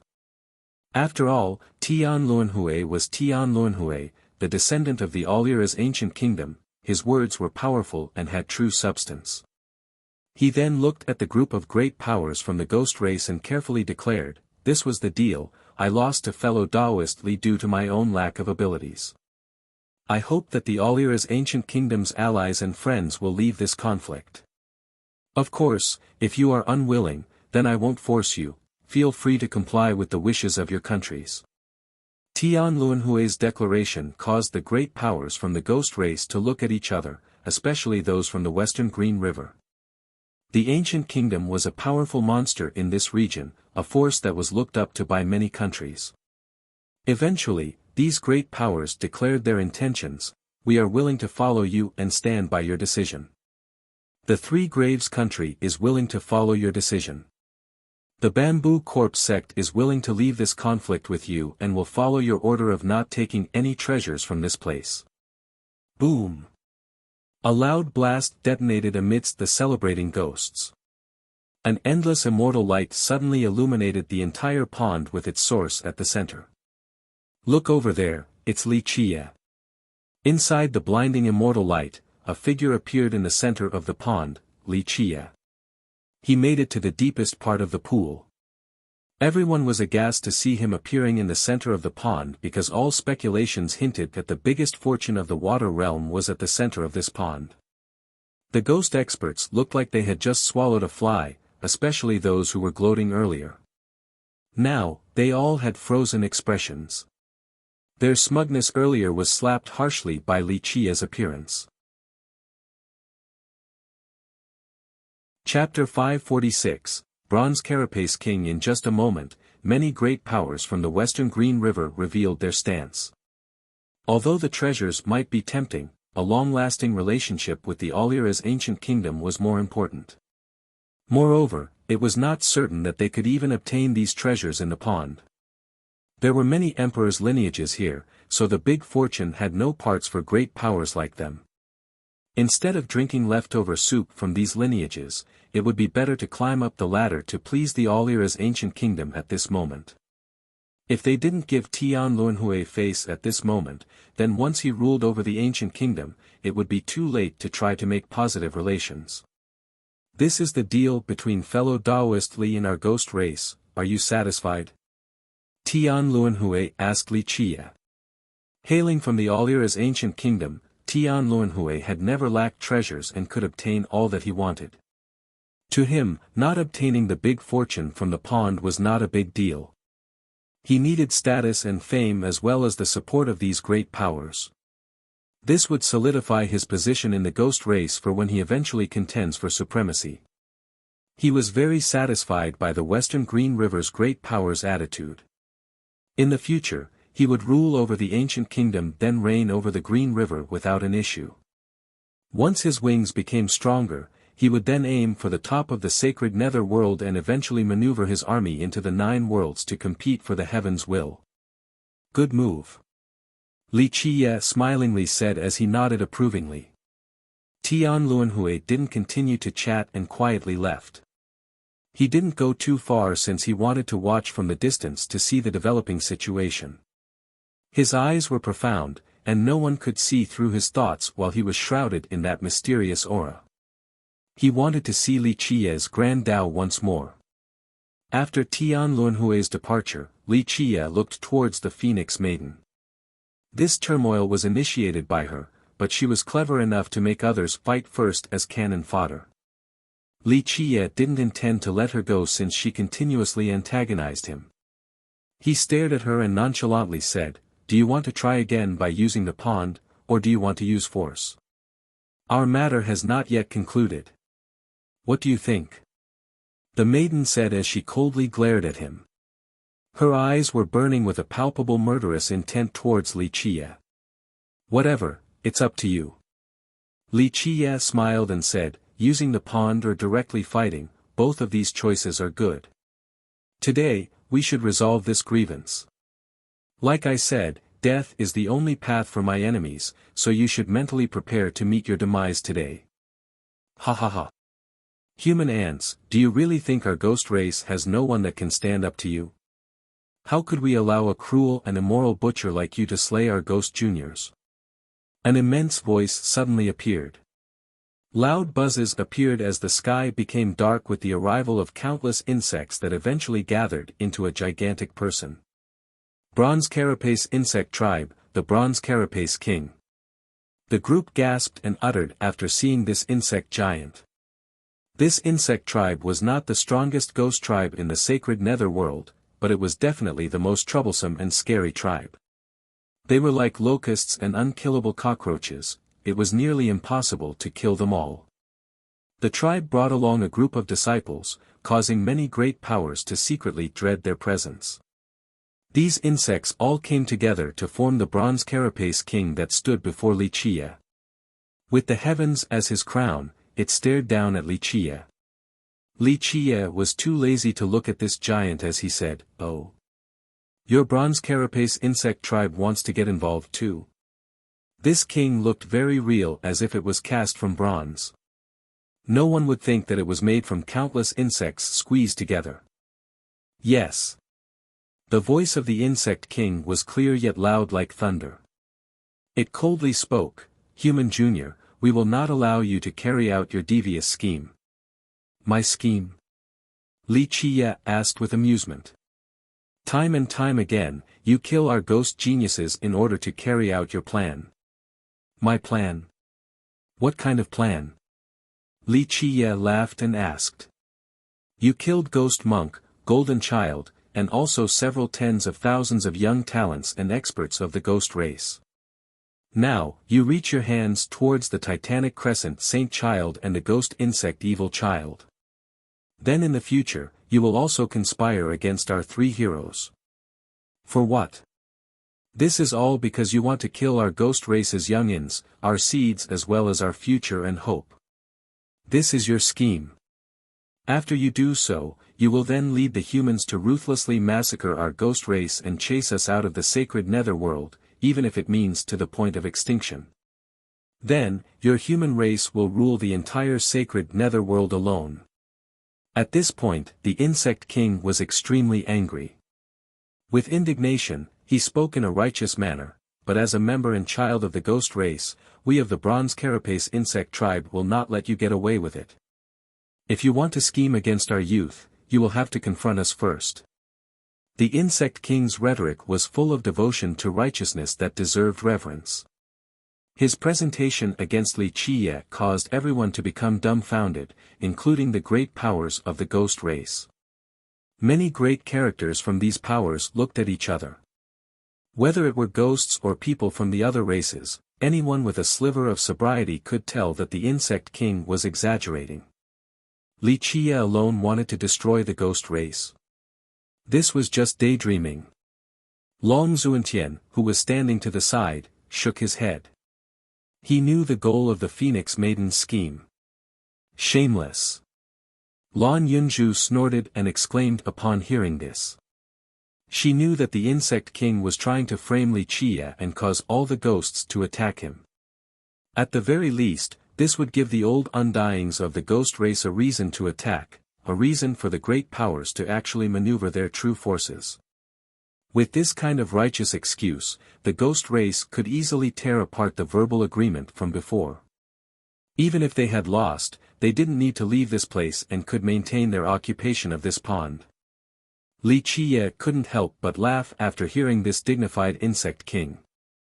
He then looked up at the phoenix maiden on her chariot. How could such a scheme elude Li Qie? After hearing the insect king, he immediately knew who was leading him on.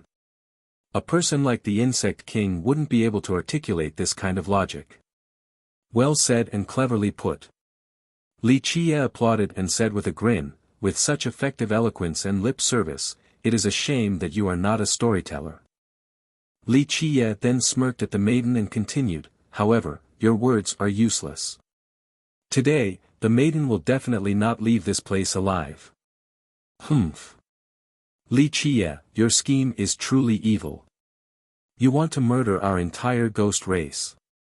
A ghost cultivator harshly shouted. You want to kill our future generation? We shall absolutely not let you succeed. A ghost royal lord boldly declared.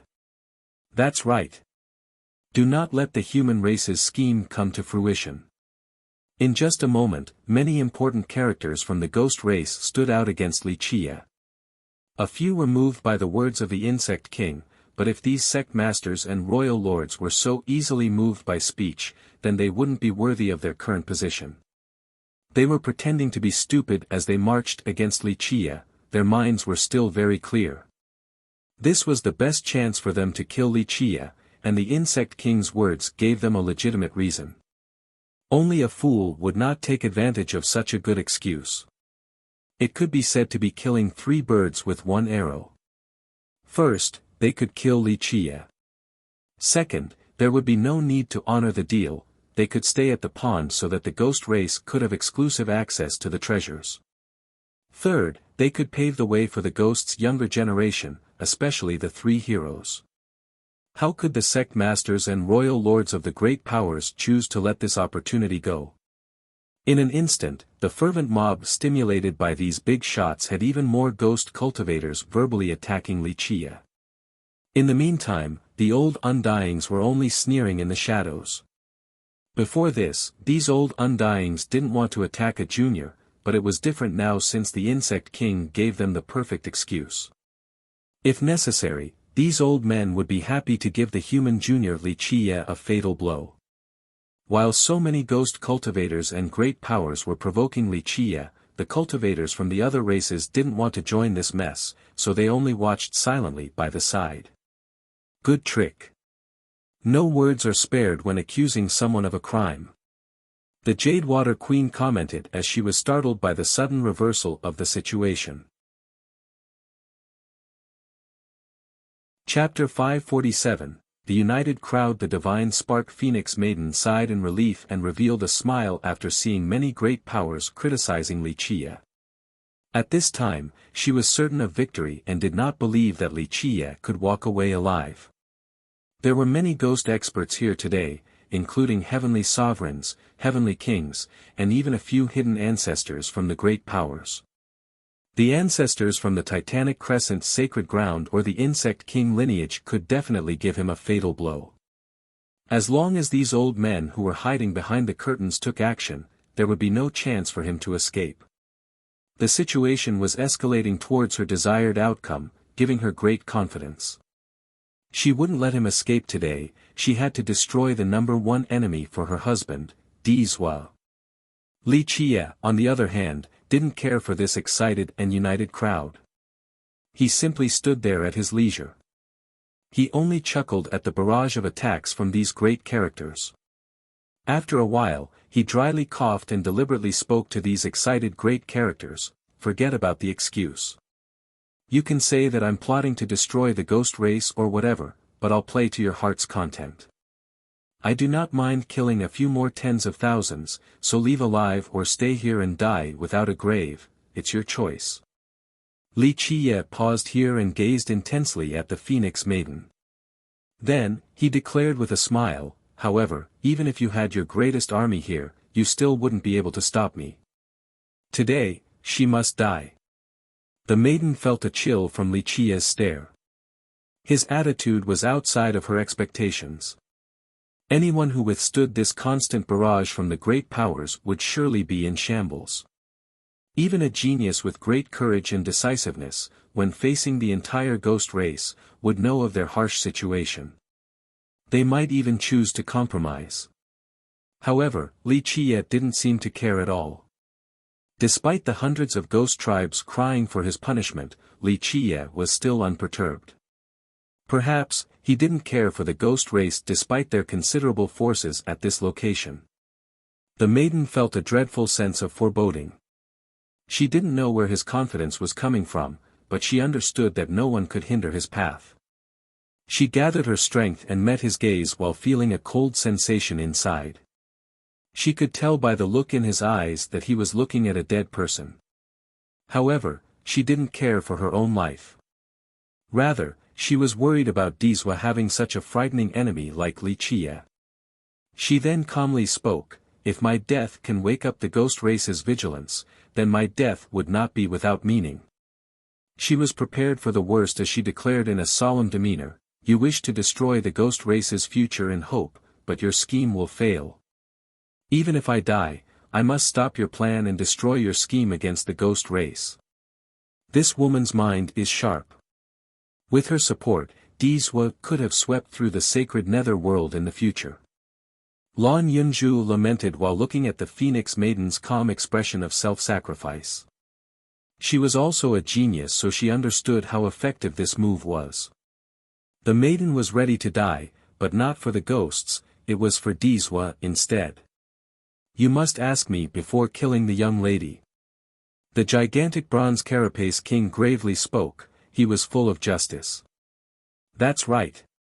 Do not let this human scheme come to fruition. You must walk through our corpses if you want to kill the Phoenix Maiden." The young ghost cultivators' blood were boiling due to the Phoenix Maiden's calm attitude. They shouted, "For the ghost race. Do not let this human brute hurt the Phoenix Maiden. Yeah. Do not let the human race's devious plan succeed. Our ghost race will not allow Li Qiye to massacre our disciples as he pleases." Taking advantage of the aroused crowd, many great characters decided to add wind to the fire. They wanted to use others to kill Li Qiye no matter the reason. "Good, then I'll do as I please." Li Qiye smiled and said, "Who wants to go first? I'll give you a hand by stomping on your corpse. You'll have to ask for my permission first." The bronze carapace king roared. The giant with 2 hands capable of sealing the sky slammed the ground hard with surging blood energy. This was a strike that shook the heaven and earth. This attack was not only the strongest blow from the insect king, it was also a move exerted by countless disciples from the insect tribe at the same time. "I'll fulfill your death wish." Li Qiye did not retreat against the gigantic hands that smashed down from the insect king. Instead, he met it with full force. The 1,000 hands technique appeared as a grand world was lifted by them. In this second, all of his hands suddenly transformed into a pair of hands as it was utilized to its strongest point. At this moment, the force of this pair of hands could shatter the earth and break the stars. Bang! With a loud noise, their hands collided violently. Both sides had to take several steps back as their feet dug deep into the ground. After seeing the full frontal assault by both sides where they both took steps backward, the ghost experts gasped, "Does this brat really only have the power of a heavenly sovereign?" The insect king's cultivation was at the heavenly sovereign realm and, right now, with numerous disciples taking the form of a giant, all the disciples' blood energy and power became his. Nevertheless, the insect king only managed to duke it out evenly with Li Qiye. How heaven-defying was this? Crack! The insect king's gigantic hand fragmented into pieces after another full-on collision with Li Qie. As these pieces fell down, people finally saw the insects made from bronze being smashed apart. This meant that, with that one blow, many insect disciples were killed. However, the worst had yet to come. From the bodies of these insects came little larvae in fainter bronze colors. These little larvae crawled out from the corpses and instantly came together again to form a new hand.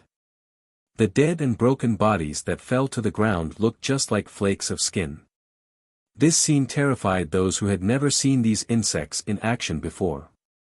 They were clearly killed, yet new insects still crawled out from their corpses.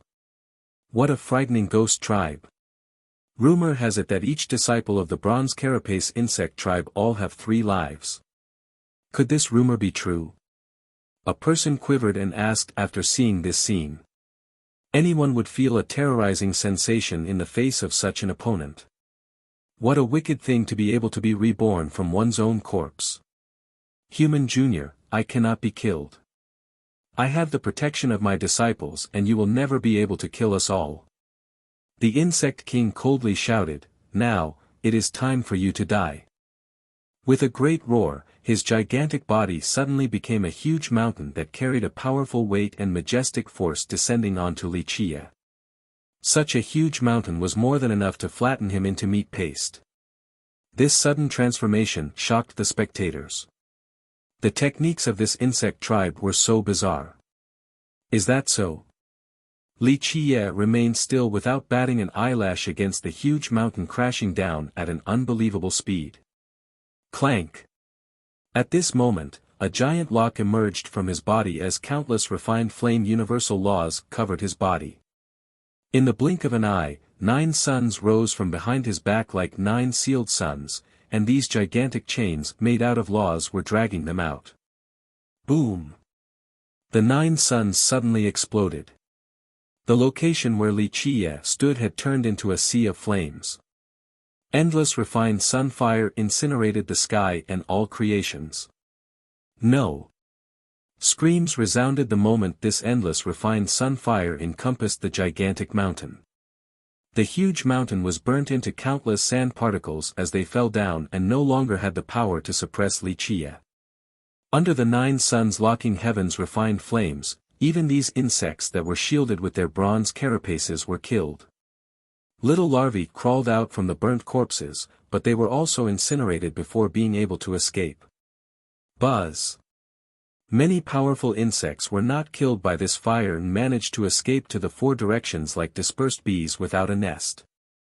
However, inside the endless refined sunfire, countless chains as thin as silk shot out and instantly penetrated these insects, killing each escaping insect one by one. Chapter 548, Diamond Saint Physique Exist. The rushing torrent of flames suddenly shot out a universal law in the form of a divine chain into the fiery ocean. Ah! A miserable scream came out.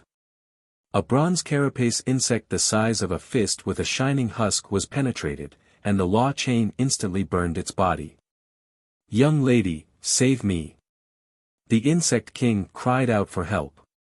This insect was the king and it wanted to use its powerful cultivation to withstand the refined sun fire for a moment where it would then get closer to Li Qie and deliver a fatal blow. However, it never had the chance. The insect was pierced by the divine chain in an instant as its body burst into flames. No! The insect king pitifully bellowed. At this moment it was feeling its life essence melting away as it truly felt fear. It was very difficult to kill the bronze carapace insect tribe because they could change bodies. But now, since its body was pierced by the divine chain, it couldn't break out. The chain that pierced through its body swiftly burned the insect's life force as it struggled on the verge of death. Li Qie, halt your assault! The Phoenix Maiden shouted after seeing this scene and went on to attack.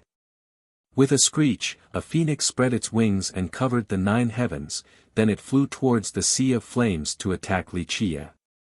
You won't do! Li Qie's voice rang from inside the sea of flames. With a roar that pierced the heaven and earth, a gigantic primordial Kunpeng rushed out of the sea of flames. It soared in the sky as its wings were capable of slapping down the stars, with a slash as if it came from a divine blade. These wings cut into the fiery phoenix. This was not the first time these two had exchanged blows. The maiden's fire phoenix was not a match for Li Qia's primordial Kunpeng. Boom! The fire phoenix was blown away by the Kunpeng's gigantic wings and disappeared, leaving behind a phoenix maiden that was smacked far away into the distance while spewing out blood. Li Qia didn't stop there. The Kunpeng let out a long roar and, with an incomparable speed, it chased after the wounded phoenix maiden. Its claws tore apart the world as it once again slashed at the maiden. The maiden was scared out of her mind since she couldn't escape these claws with her speed. As her life hung on a thread, a dragon roar suddenly appeared. A dragon claw swiftly rushed forward and grabbed the maiden away right under the Kunpeng's claw. The person who suddenly joined the fray was Long Zuantian. He moved at an extreme speed to save the maiden's life. Meanwhile, in the sea of flames, a pitiful and unwilling scream was still ringing out, "Ah!" The bronze carapace insect king was burnt to ashes. With that, the sea of flames covering the sky converged back into 9 suns behind Li Qia. The primordial Kunpeng also flew back to Li Qia and hovered above his head for a moment before slowly disappearing. Li Qia watched the phoenix maiden being rescued by Long Zuantian, but he was not in a rush to kill her. He slowly walked forward as ashes fluttered in the sky, ashes of the countless dead bronze carapace insects. "So you finally want to take action?" Li Qia asked and looked at Long Zuantian with a smile. Li Qia didn't care for ordinary sovereigns or even ordinary heavenly kings, but his current attitude showed that he held relative respect for Long Zuantian. Of course, Long Zuantian wasn't someone that ordinary heavenly kings could compare to. Although his cultivation halted at the heavenly king realm, he was also a grand completion saint physique. Long Zuantian gazed back at Li Qia as his spirit surged along with his blood energy. All the rings around him expanded as they poured down a primordial essence that immersed him within. It was as if these rings were opening a new world for Long Zuantian. In just a split second, he exuded a terrifying aura like an awakened dragon. He was silent, but people could hear the intermittent roars of dragons, causing them to be startled. Afterward, the moment his blood energy all came out, waves of Buddhist lights began to emanate from his body as if he was a sacred Buddha protected by a gigantic dragon. The moment when his will to battle came to life, he suddenly became younger by several dozen years and had a spirited style capable of proudly walking across this world. He had returned to a younger age. Grand completion saint physique on top of being a heaven-defying heavenly king. Many shivered at the sight of Long Zuantian's terrifying aura. Not to mention trivial sovereigns and kings, even ancestors from the great powers had to be cautious. A supreme genius like him, with the power of a heavenly king along with his physique, surely could kill all heavenly kings. He even had the ability to fight against ordinary virtuous paragons. The paragon genius of an entire generation.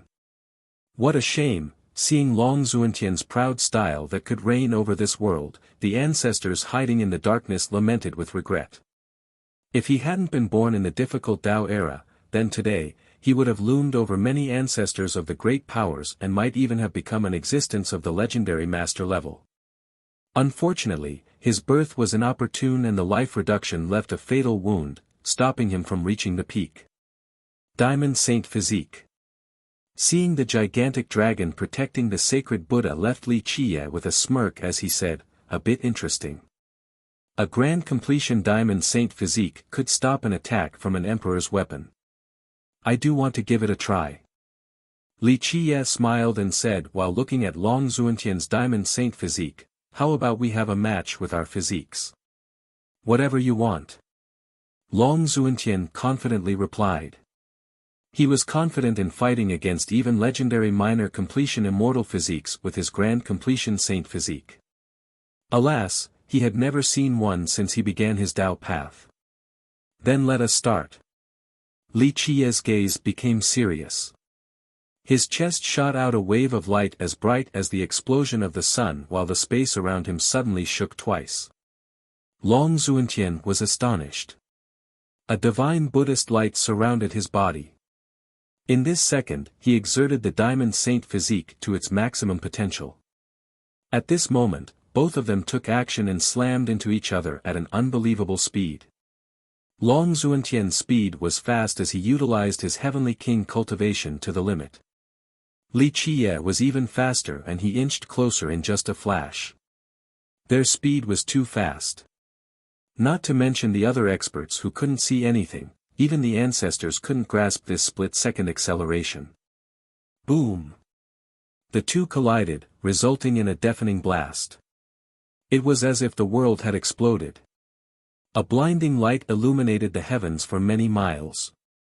That one blow seemed to have destroyed dozens of suns, creating a dazzling spectacle. Once this blinding light disappeared, everyone saw Li Qiye and Long Xuantian in a standoff position. The two of them were unscathed as they stared at each other like two bulls in an arena. Crank crack. At this time, the spatial fabric broke like glass and a terrifying black hole appeared. Because of the earlier blinding flash of light, the ancestors from the great powers couldn't see the moment of collision between Li Qiye and Long Xuantian, so they had missed a good scene. However, after seeing the broken space, everyone understood that the earlier blow from the two was very frightening. The later waves will surpass us. Long Xuantian gently sighed and said while withdrawing his proud attitude. It seemed that he had become dozens of years older again. He then lamented once more, "I am old, this world belongs to the younger generation." His words caused many people to feel down. Could it be that Long Xuantian had lost? If this was the case, then it was truly bizarre. Li Qiye calmly said, "Already lamenting before the outcome is decided, isn't that too early?" Many became lively again. Earlier, they thought Long Xuantian had lost, but this didn't seem to be the case. Long Xuantian shook his head and said, "No, I am now old and no longer have the courage and boldness from back in my youth." He then continued on while gazing at Li Qiye, "You really have the qualification to become Dizwa's top rival." People's minds quivered after hearing this. Long Xuantian was Dizwa's Dao mentor, yet he recognized Li Qiye's ability. One could imagine just how heaven-defying he must be. Li Qiye actually had the strength to fight against Dizwa.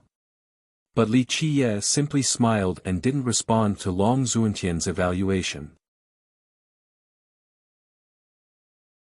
Chapter 549, Change of Mind. At this point, Long Xuantian went back to the Phoenix Maiden's side and said in a serious tone, "Young miss, it is not too late if you want to leave now. I will escort you out." His sudden words caused the maiden's heart to sink. She asked, "What is Senior trying to say?" Long Xuantian didn't look at her but rather stared intensely at Li Qiye and said, "I am old and wish to live in seclusion. I'm afraid I won't be able to help virtuous nephew Dizwa any longer. But before leaving, I can escort you safely away from here." Long Xuantian was extremely cautious of Li Qiye. After the exchange, he immediately knew he had met a terrifying opponent because he couldn't tell which physique Li Qiye had. Long Xuantian retreating caused the maiden to change her expression. She quickly tried to retain him. "Senior Long is too humble, you are a supreme genius of a generation." Long Xuantian hastily interrupted her and said, "Young miss, you should leave." His attitude perplexed many. The victor had yet to be decided between him and Li Qiye. Many were more optimistic about him and felt that he would surely defeat Li Qiye. But now, Long Xuantian chose to withdraw. He no longer showed his usual proud attitude, causing everyone to feel that something was amiss.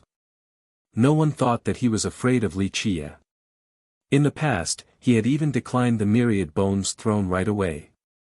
A proud person like Long Xuantian would not be afraid of Li Qiye. Moreover, he had a great advantage by having a higher cultivation than Li Qiye. However, to the astonishment of others, he still wanted to pull out. This was akin to lowering his own prestige and leaving a stain on his illustrious reputation. Why was he determined to leave despite the marring on his reputation? No one understood why, not even the Phoenix Maiden. He was Dizwa's Dao mentor and she knew that he was not afraid of anyone, but now he wanted to leave. She took a deep breath and shook her head in response. Senior Long, if you want to leave, then I won't hold you back, but I will not retreat. No matter how strong this human might be, I will not let the human race's scheme come into fruition. I will not let Li Qie massacre our young ones, not just because I am from the Myriad Bones throne, but also for the sake of the ghost race. Long Zuantian shook his head as he listened to her righteous words. He understood what she was trying to do. He sighed in response and repeated the same phrase, I am old. This is the world of the young people now. What admirable courage. No one knew what he was lamenting about, was it her courage or something else? He then left behind his last words, take care, young Mississippi. He then flew away and disappeared into the horizon in an instant. A lot of the crowd couldn't help themselves from becoming dumbstruck as they watched him fly away. From start to finish, no one understood why he left. He was absolutely not weaker than Li Qie, so he couldn't be afraid of him. Then for what reason did he leave? All were lost at the reason why, including the maiden. In fact, it was a thought at the spur of the moment, resulting in him no longer being optimistic about Dizwa. He was a peerless talent of his own generation. When he was young, he was not much weaker than Dizwa or Tian Luanhui. He agreed to leave his seclusion to help Dizwa because he valued Dizwa's talents. Seeing Dizwa's confidence reminded him of his past self. He regretted the fact that he was born during the difficult Dao era where one couldn't become an immortal emperor, so he placed his hopes on Dizwa.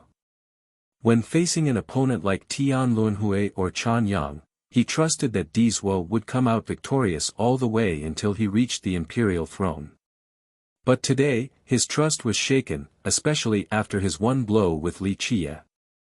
He understood one thing immediately, Li Qie was more terrifying than he imagined. Although he couldn't discern Li Qie's physique at that moment, his intuition told him that it was more than just a simple immortal physique.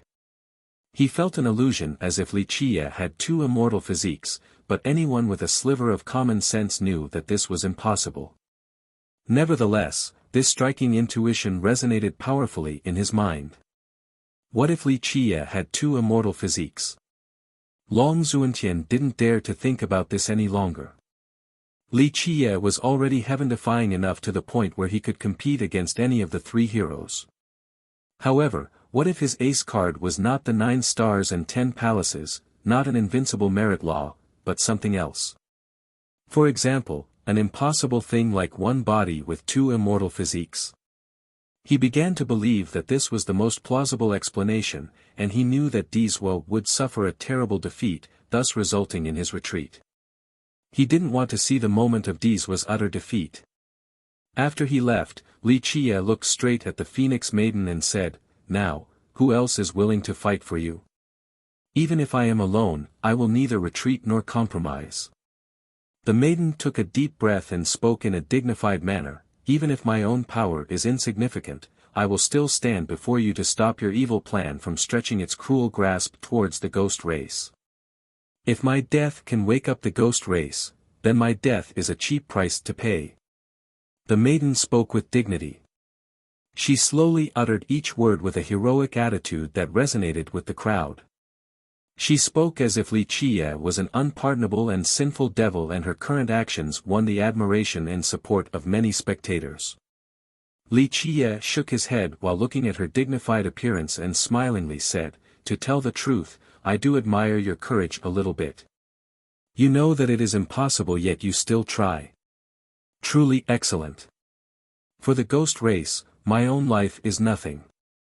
The maiden proudly proclaimed, even if I have to sacrifice my life, I will never let you get away with. Li Qie interrupted her and said, yes, I know, I am the most heinous villain. Whether it is for Dizwa or the ghost race, I will give you a meaningful death. The maiden watched Li Qie approach. She took a deep breath and showed no signs of escaping before dryly speaking, I know you are very strong, but I will still try despite my weakness. Let the rise of the ghost race start with me. Many ghost cultivators watched this scene. Once Li Qie got even closer, many people couldn't help but take a step forward. One ghost cultivator with his blood boiling exclaimed with emotion, Li. If you want to touch even a hair of the maiden, you will have to walk over our corpses first. The disciples of the ghost race will not let you kill as you please. Many royal lords and sect masters were moved and wanted to group up to kill Li Qie. At this point, two men suddenly descended from the sky and went in front of the maiden to shield her. Their blood energies were like divine tsunamis, much stronger than the group of ghost cultivators who were in front of her just now. Although the sect masters and royal lords were moved, none of them, at this moment, wanted to step out. On the other hand, the younger cultivators were standing by her side. These two men from the sky, with their surging energies, were like two young true gods. They were the Titanic Crescent Saint Child and Ghost Insect Evil Child.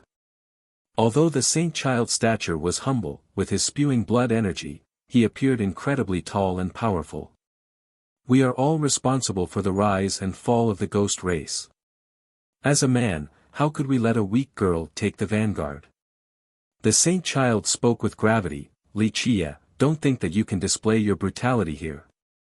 Li Qie looked at the Saint Child and Evil Child and laughed, oh. The two of you still haven't left. Does the Titanic Crescent Sacred Ground and Insect King lineage want to renege on the deal? These two imperial lineages still hadn't left, they were like tigers eyeing their prey, wishing to push Li Qie to his demise. However, because of the deal, these lineages had yet to make a move.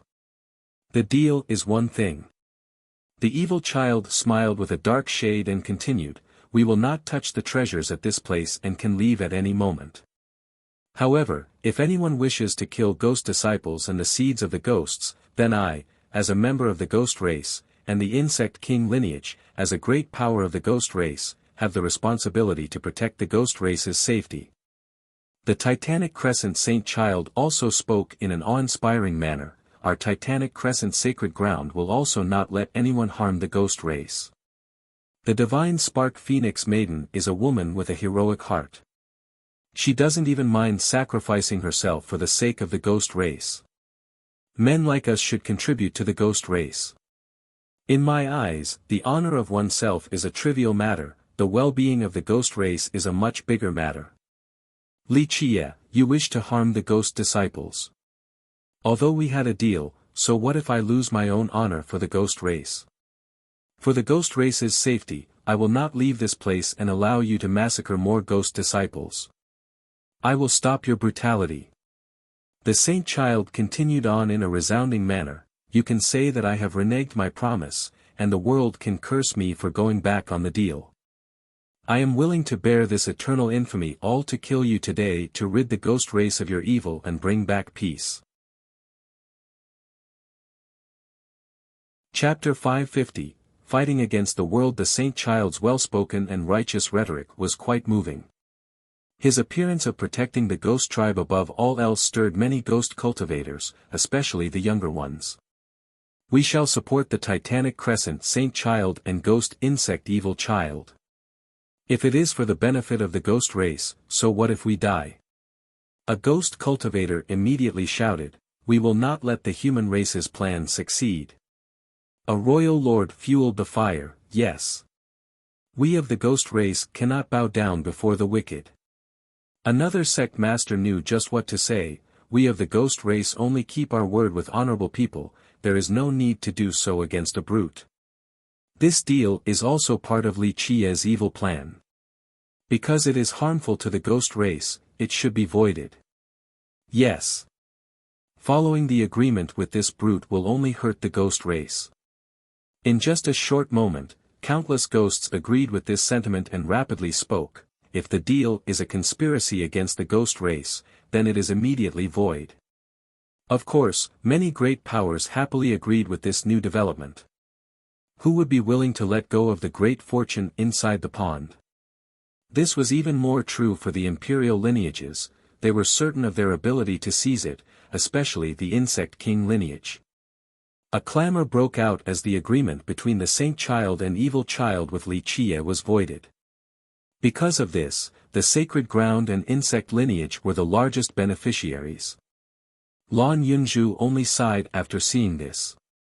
The Phoenix Maiden's plan finally succeeded.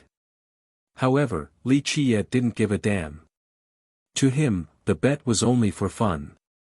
If the ghost race wished to bring its face closer, then he would happily slap them a couple times. He simply didn't care whether he was facing the entire ghost race or not. In fact, opposing an entire race was a path each immortal emperor must take. For example, if a human genius wished to become an immortal emperor, at the very last minute of the competition, the other races would risk their lives to stop them. The other races would exert all of their strength to back up their own geniuses so that their race could have an immortal emperor. If one wasn't determined to face the entire world, then don't even dream about becoming an immortal emperor. An emperor candidate not only needed talents and a strong Tao heart, they also required the courage to face the rest of the world. One trod the path towards the grand Tao alone. Becoming an immortal emperor was already a heaven-defying thing, and this required great courage. Facing the world was a crucial element before ascension. Li Qie only laughed to see the ghost race so stirred up. He looked at them and said, "Very well, I actually like the feeling of being called the evil schemer against your ghost race. I am waiting here for all of you ghosts to come. If 100,000 of you come, then I'll slay 100,000, if 1,000,000 comes, then I'll end 1,000,000. Come now, I want to see the true strength of your ghost race." He roared against the ghosts, "I want to trample on your corpses as I walk further along the path of invincibility. Come. Even if your virtuous paragons show up, I'll still massacre them." Lan Yunzhu forced a smile at Li Qie's domineering roar. She was already used to his aggressiveness and him not putting anyone in his sight. The ghost cultivators that were criticizing Li Qie suddenly became silent and their eyes opened wide. The royal lords and sect masters who were urging on the crowd didn't know what to do. This response was different from their expectations.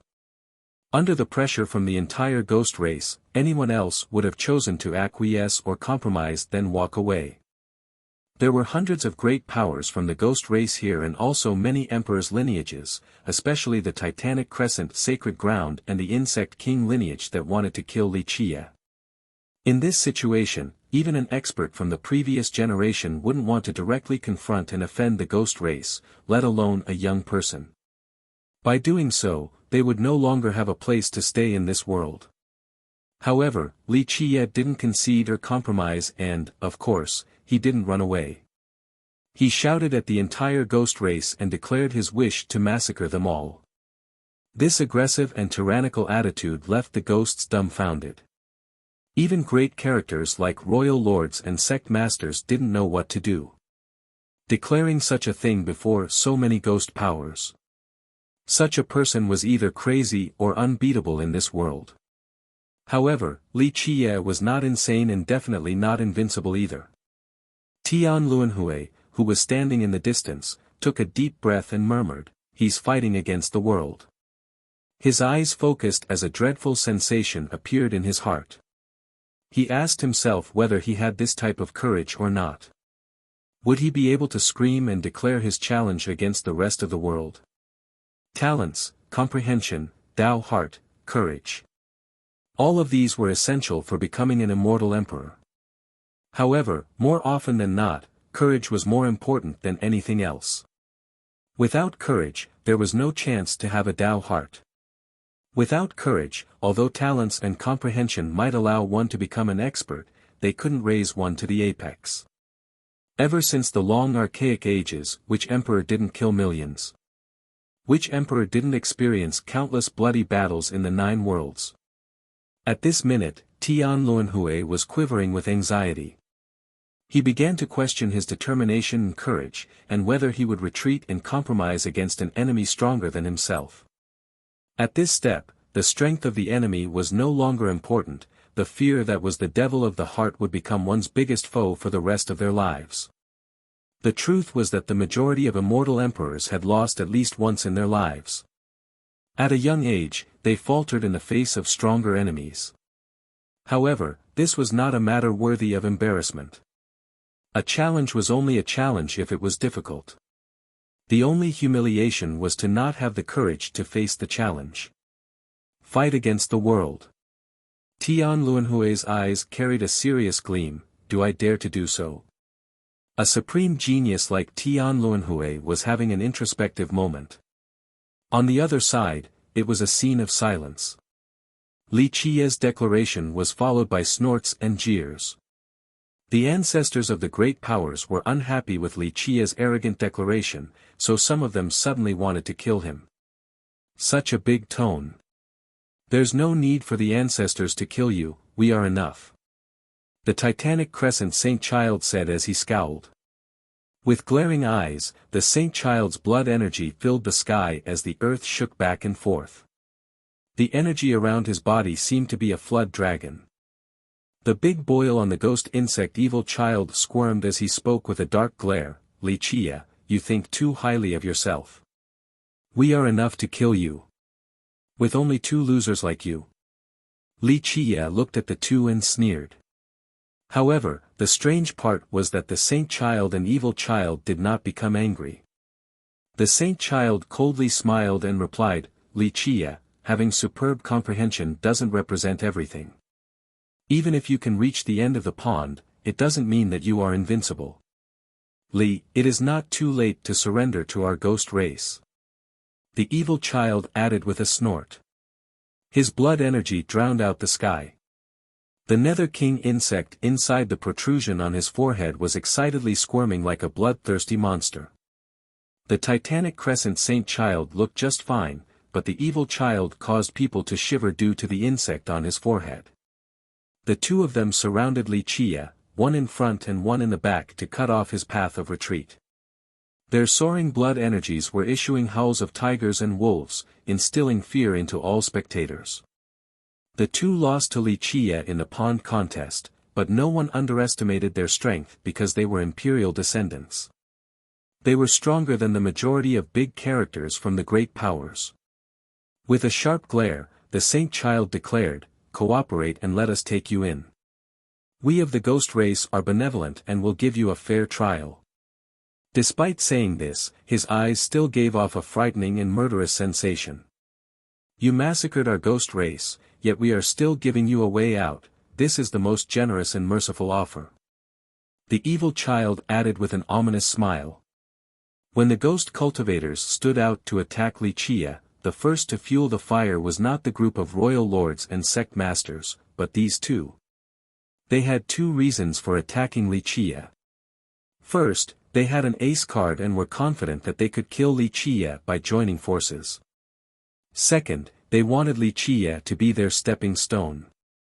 Long Xuantian's evaluation of Li Qiye made them uncomfortable. Since Long Xuantian believed that Li Qiye was the #1 rival of Dizhou, what if the Evil Child and Saint Child managed to kill Li Qiye? Not only would it establish a renewed prestige for them, it would also wash away their previous humiliation. So much nonsense. Just come, I am here waiting to see what you 2 can do. Li Qiye said as he raised his eyelids. Buzz.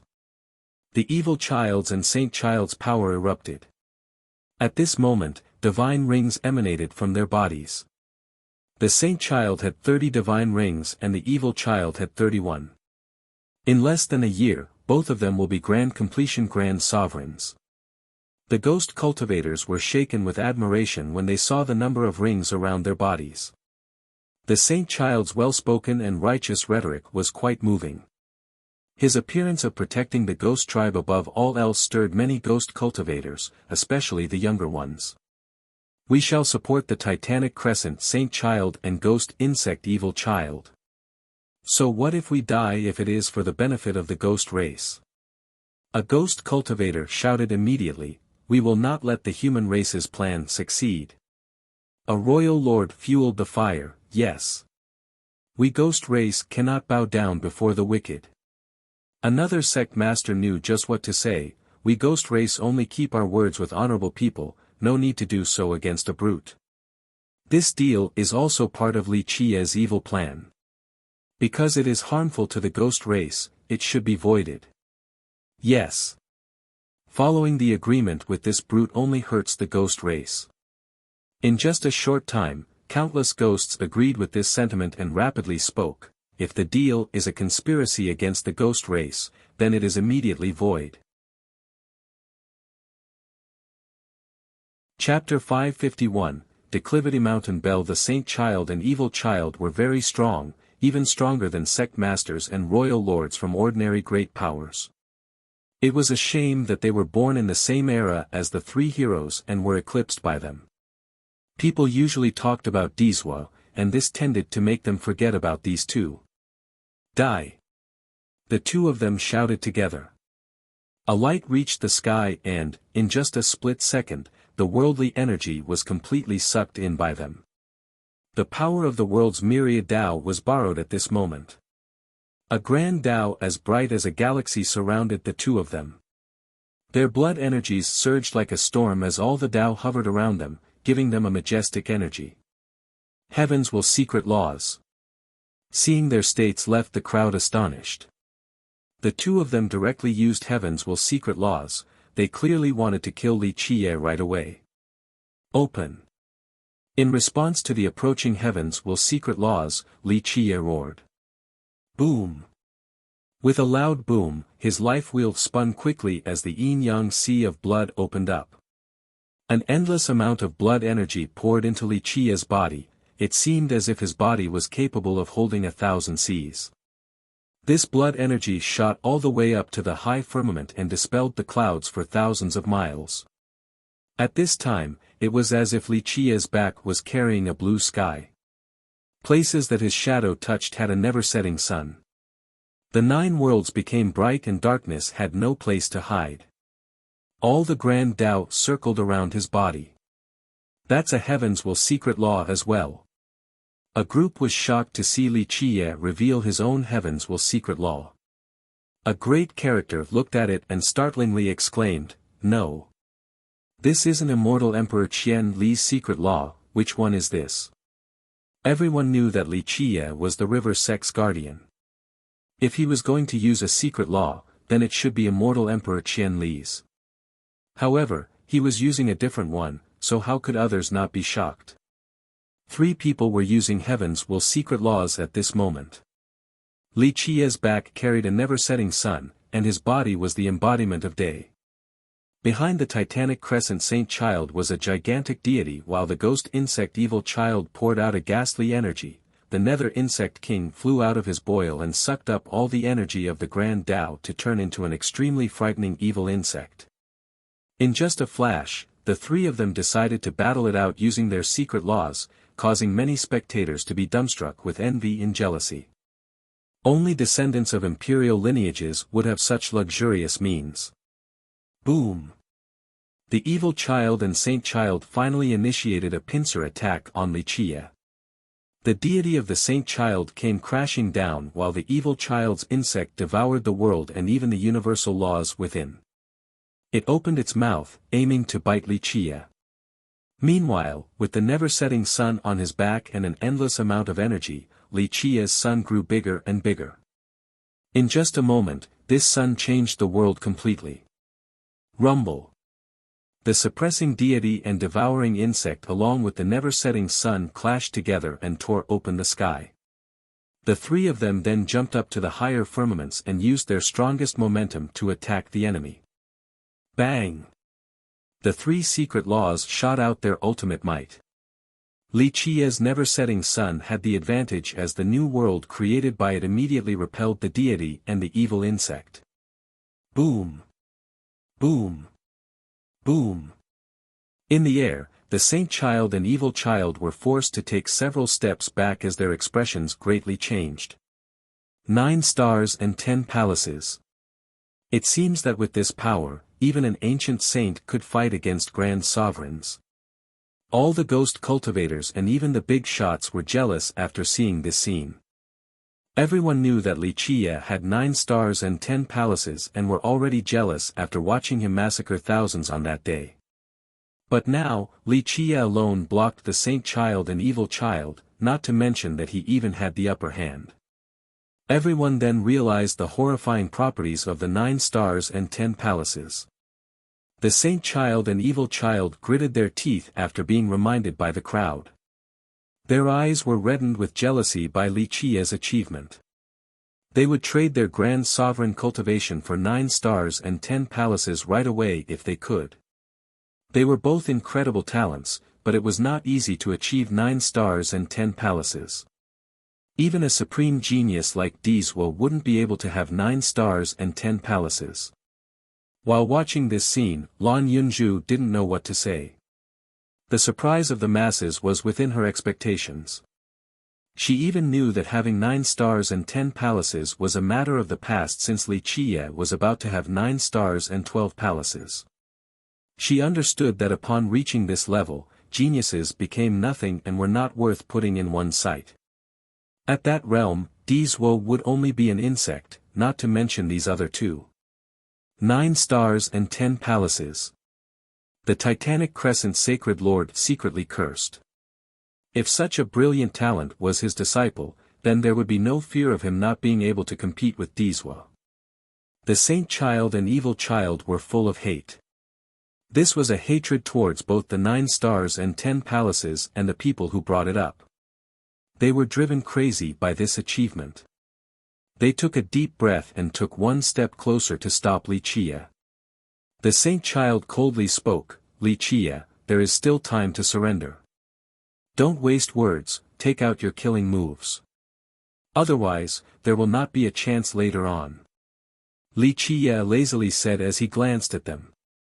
"Ha ha ha, brother Titanic Crescent, if he wants to die, then we can give him a hand."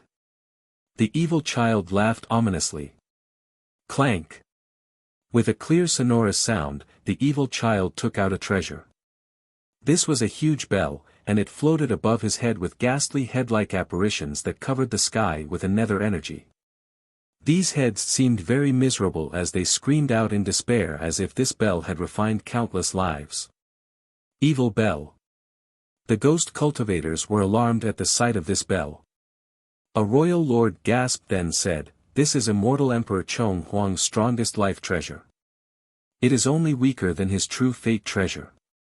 Another expert from a different race knew the origin of this bell and said with dread, "It was once called the Emperor's weapon with the evilest tendencies. It once annihilated an entire tribe and devoured hundreds of thousands of lives." This bell was one of immortal Emperor Chong Huang's favorite weapons. Legend states that it was refined from the skull of a myriad evil insect. This insect was the cruelest and most bloodthirsty poisonous insect. Chapter 552, Bare Hand Blocking Emperor's Weapon. This treasure, the Declivity Mountain Bell, made Li Qie bat his eyelashes. He focused his gaze on the bell that hovered above the saint child's head. Lan Yunju understood Li Qie the best and immediately had a hunch that someone was about to suffer misfortune. Everyone held their breaths while watching the scene in the sky. At this point, Li Qie, the ghost insect evil child, and the Titanic Crescent Saint Child were confronting each other up above with a horrifying atmosphere. It felt like the unstoppable waves caused others to quiver. The Saint Child's Declivity Mountain Bell and the evil child's evil bell exuded a suppressive aura that caused everyone's legs to become weak. The Declivity Mountain Bell was a supreme treasure and the evil bell was an emperor's weapon. Despite the evil energy fluttering around it, the emperor's aura that came from it was still part of the true imposing Grand Tao. Under the suppression of the unparalleled divine and immortal aura, those with a weak cultivation quivered and some just sat powerlessly on the ground. Even heavenly kings were astonished when faced with the pressure from 2 emperor's weapons. Their combined force was not a joke since even a virtuous paragon life treasure wouldn't be able to stop one blow. "Take out your weapon now because there will be no chance later on." The saint child was sure of his victory as he coldly spoke. Regarding being able to smash Li Qiye into smithereens, the evil child and saint child were extremely confident with their unbeatable weapons. Even if Li Qiye had his own, it would still be useless against two. This applied even if Li Qiye had an emperor's true treasure, because the Declivity Mountain Bell was a supreme treasure no weaker than a true treasure. At this point, many looked at Li Qiye. Very few had seen him use any treasures in the past. In the battle outside the Snow Shadow tribe, he only used his bare hands. Even his saber and sword were only made from ordinary metal. People began to guess whether he had any heaven-defying weapons or not. If not, then he had no chance of winning against someone like Dizhua or Tian Luanhui. Others felt that Li Qiye was much stronger than the Saint Child and Evil Child, but without an emperor's weapon, he would be suppressed and destroyed by the Declivity Mountain Bell and the Evil Bell. Weapon. Li Qiye looked at the two of them and slowly spoke, "Do I need treasures to fight against you too? My bare hands are enough." With that, he waved his hands. This answer caused the crowd to clamor. So cocky. Everyone had seen his arrogance before, but using bare hands to block two unbeatable weapons was simply too much. Not to mention Li Qiye, even Long Zuantian, with his grand completion diamond saint physique, wouldn't dare to say that he could fight against these two weapons bare-handed. The evil child burst out in laughter as he shouted, "Ignorant fool, die." He then poured all of his energy into the evil bell, causing it to flash with a blinding glare. Innumerable deafening buzzing noises appeared as a myriad evil insect flew out from inside. It was extremely ugly and was decorated with thick bony outgrowths, causing others to shiver. Its two wings flapped out with an endless amount of energy as if it wanted to turn the water realm into a realm of evil. Although this evil energy covered the sky, the evil bell still had the pure presence of an immortal emperor's grand Tao grinding against the sky. These two different auras mixing together turned even heavenly kings pale, as if their skins were being flayed and their souls were being siphoned by this gigantic insect. Nearly all the cultivators lost their strength once this evil bell erupted. The flying myriad evil insect above everyone's heads had an unstoppable pressure that even heavenly sovereigns couldn't ward off. Space broke apart as the myriad evil insect rushed forward. Even before its frightening thorny bones reached its target, they would already strike fear into the enemy, rendering them unable to have the strength to fight back. Even a heavenly king couldn't stop this great attack from the evil bell, this attack that carried an evil aura as well as the force of an emperor. However, Li Qiye didn't even bother looking at the evil bell. His hand then pushed the Declivity Mountain Bell towards the evil bell. When it flew out, Li Qiye's blood energy soared to the sky. He then used the resplendent break to push the bell, causing it to light up. This bell suddenly disappeared. In the endless sea realm, a majestic mountain appeared as if it was the tallest guardian mountain in the 9 worlds. With the resplendent break, the mountain unleashed its strongest attack as if an immortal emperor himself was using it. This attack could break the 9 worlds, and even a virtuous paragon would become ashes if they tried to stop it. This sudden change stunned everyone, including the ancestors from the great powers. In this second, the ancestors had an illusion that an immortal emperor had personally arrived, causing these old men to shiver. No one in their right mind would try to stop this attack from the Declivity Mountain Bell. Bang! At this moment, a deafening blast could be heard. The Saint Child had lost control of his own weapon as it used its strongest attack to smash the evil bell. This attack illuminated the world, and even the cultivators from the other realms became shocked and trembled in fear. A shrill scream emanated from the myriad evil insect as it was blown into pieces. Then, the Declivity Mountain Bell continued to hit the evil bell. The explosion was so loud that it was as if the entire sacred nether world was being torn apart. Even the ancestors couldn't stand straight from this impact. The two unbeatable weapons slammed into each other, but the Declivity Mountain Bell used its strongest and most heaven-defying attack, so even the evil bell, as an immortal emperor life treasure, was at a great disadvantage. The evil bell was knocked backward as the shocked evil child was hit by it. This attack from the Emperor's weapon caused him to become a rain of blood. He didn't even have the chance to scream. This treasure, the Declivity Mountain Bell, made Li Qiye bat his eyelashes. He focused his gaze on the bell that hovered above the Saint Child's head.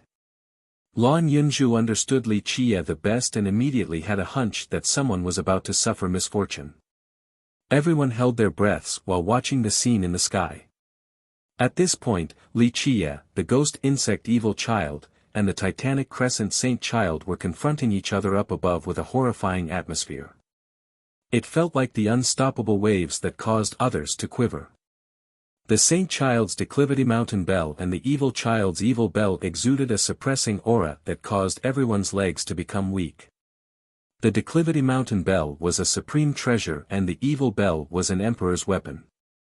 Despite the evil energy fluttering around it, the emperor's aura that came from it was still part of the true imposing Grand Tao. Chapter 553, Myriad enemies annihilated with a wave of the hand. The evil bell was powerless even if it wanted to protect its master.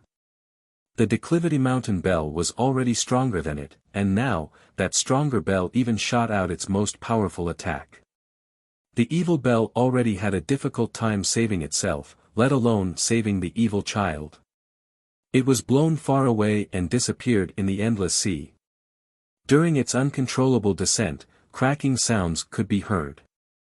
It had definitely been cracked by the Declivity Mountain Bell. It didn't stop even after falling into the ocean, it kept on flying at an extremely fast speed. Once it regained control, it decided to fly away since it didn't dare to stay any longer. Another strike from the other bell would completely shatter it despite it being an emperor's weapon. After the long years, the evil bell had its own consciousness, so at this moment of life and death, it chose to run away as far as possible from the Declivity Mountain Bell. From Li Qiye leisurely changing the trajectory with his hand to the resplendent break and the impact between the two bells, everything happened too quickly. In a minute, the evil child died a pitiful death and the evil bell had escaped. The Insect King lineage and the Titanic Crescent sacred ground didn't have the chance to react. Afterward, the Saint Child regained his senses and once again tried to establish a connection with the Declivity Mountain Bell. After sensing its existence again, he quickly reacted to regain control, return. However, before he could take back the reins, a beam of light shot forward, causing him to scream miserably, "Ah!" With no chance to fight back, he was struck by this beam of light as his blood spurted everywhere, resulting in his immediate death. The yin-yang refining immortal mirror was hovering above Li Qiye's head since who knows when. It was a foreign Tao treasure at the same level as an immortal emperor true treasure. Without the Declivity Mountain Bell protecting him, the Saint Child was not able to withstand even one blow. With the death of the Saint Child, the Declivity Mountain Bell had lost its master, so Li Qiye reached out to grab it. The group from the Titanic Crescent sacred ground regained their composure after seeing the bell with its new master. A group of experts then screamed out, "You dare!" They then all rushed forward. Boom! A gigantic hand reached out, aiming to take the bell away from Li Qiye's hand. Universal laws accompanied this gigantic hand like a waterfall, giving this hand the power to crush all things. Not to mention sovereigns, even a heavenly king wouldn't be able to stop this one blow. A virtuous paragon. People shivered when they saw this gigantic hand. The strength of this hand clearly showed that an ancestor of the Titanic Crescent sacred ground had taken action. This was an ancestor of an emperor's lineage, extremely terrifying and heaven-defying. Even an ordinary virtuous paragon could crush a heavenly king like crushing an ant. The Declivity Mountain Bell heard the call of the sacred ground, so it rattled, wanting to leave Li Qiye's hand. Li Qiye ignored the group of experts soaring forward from the sacred ground as well as the approaching gigantic hand.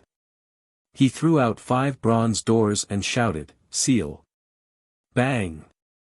The 5 bronze doors came down from the sky and turned into 5 gigantic corners, sealing all the experts and even the ancestor of the sacred ground. Heaven sealing Pentagate. The 5 doors became one with 5 corners and trapped all the experts inside. Rumble. From inside the newly erected walls formed by the 5 doors in 5 different corners came banging noises. The experts and the ancestor of the sacred ground wanted to break out. Their impact created blaring noises, causing pain to the listeners. Boom! Another huge blast occurred as an emperor's aura emanated all around these bronze walls. From the outside, one could sense this aura. Everyone was immediately filled with dread. An immortal emperor life treasure. The Titanic Crescent ancestor is using an emperor's weapon. A person quivered and shouted with a blanched expression. A virtuous paragon wielding an emperor's weapon was a terrifying thing. Their power could sweep through all things in this world. But despite this, the ancestor still couldn't escape the heaven-sealing pentagate in a short period of time, since this was an item that had once sealed a world. Chase it. Amidst this development, another emperor's lineage, the Insect King lineage, ignored the sacred ground's offensive and chose to chase the evil bell instead. The sacred ground's problem had nothing to do with them. The Insect King lineage was willing to give up the big fortune inside the pond because if they lost the evil bell, it would be an irrecoverable loss. To them, nothing was more important than the bell. Li Qiye ignored the commotion in the heaven-sealing pentagate and used the yin-yang refining immortal mirror to pour down an endless stream of silk-like immortal light to wrap around the declivity mountain bell. The bell kept on rattling and wanted to escape Li Qiye's control. It was a heaven-defying item, but it was neither an emperor's weapon nor a true treasure personally refined by immortal Emperor Zhu Tian. It was not like the other life weapons that had imperial seals or a true weapon with a heavens will seal. Nevertheless, immortal Emperor Zhu Tian still left behind a mark on the bell so that it would have a connection to the sacred ground. Because of this, despite being suppressed by the immortal mirror, it still tried to escape. Without the mirror, Li Qiye had no way of controlling the bell, let alone suppressing it. He didn't have too much time left since the heaven-sealing pentagate would not be able to imprison the Titanic Crescent ancestor for much longer. Li Qiye then used a drop of longevity blood that also contained a drop of myriad star water. When this blood drop permeated the bell, it began to quiet down. Li Qiye had used this method to unlock the imperial seal on immortal emperor life treasures before, so it was even easier to deal with the mark on this mountain bell. Deep inside the Titanic Crescent ancestral ground, another ancestor lost his connection with the declivity mountain bell. He was startled and knew something terrible had happened as he exclaimed with shock, "Not good, the declivity mountain bell has been stolen."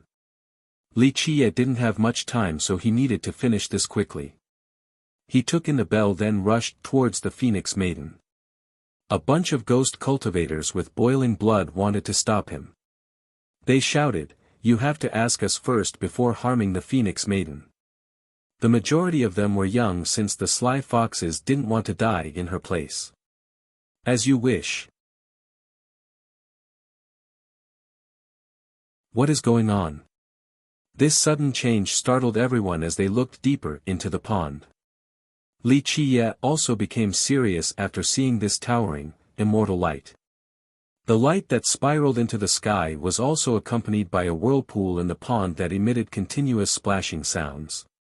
Li Qiye then decided to forego suppressing the sacred ground's experts and instead looked at the center of the whirlpool.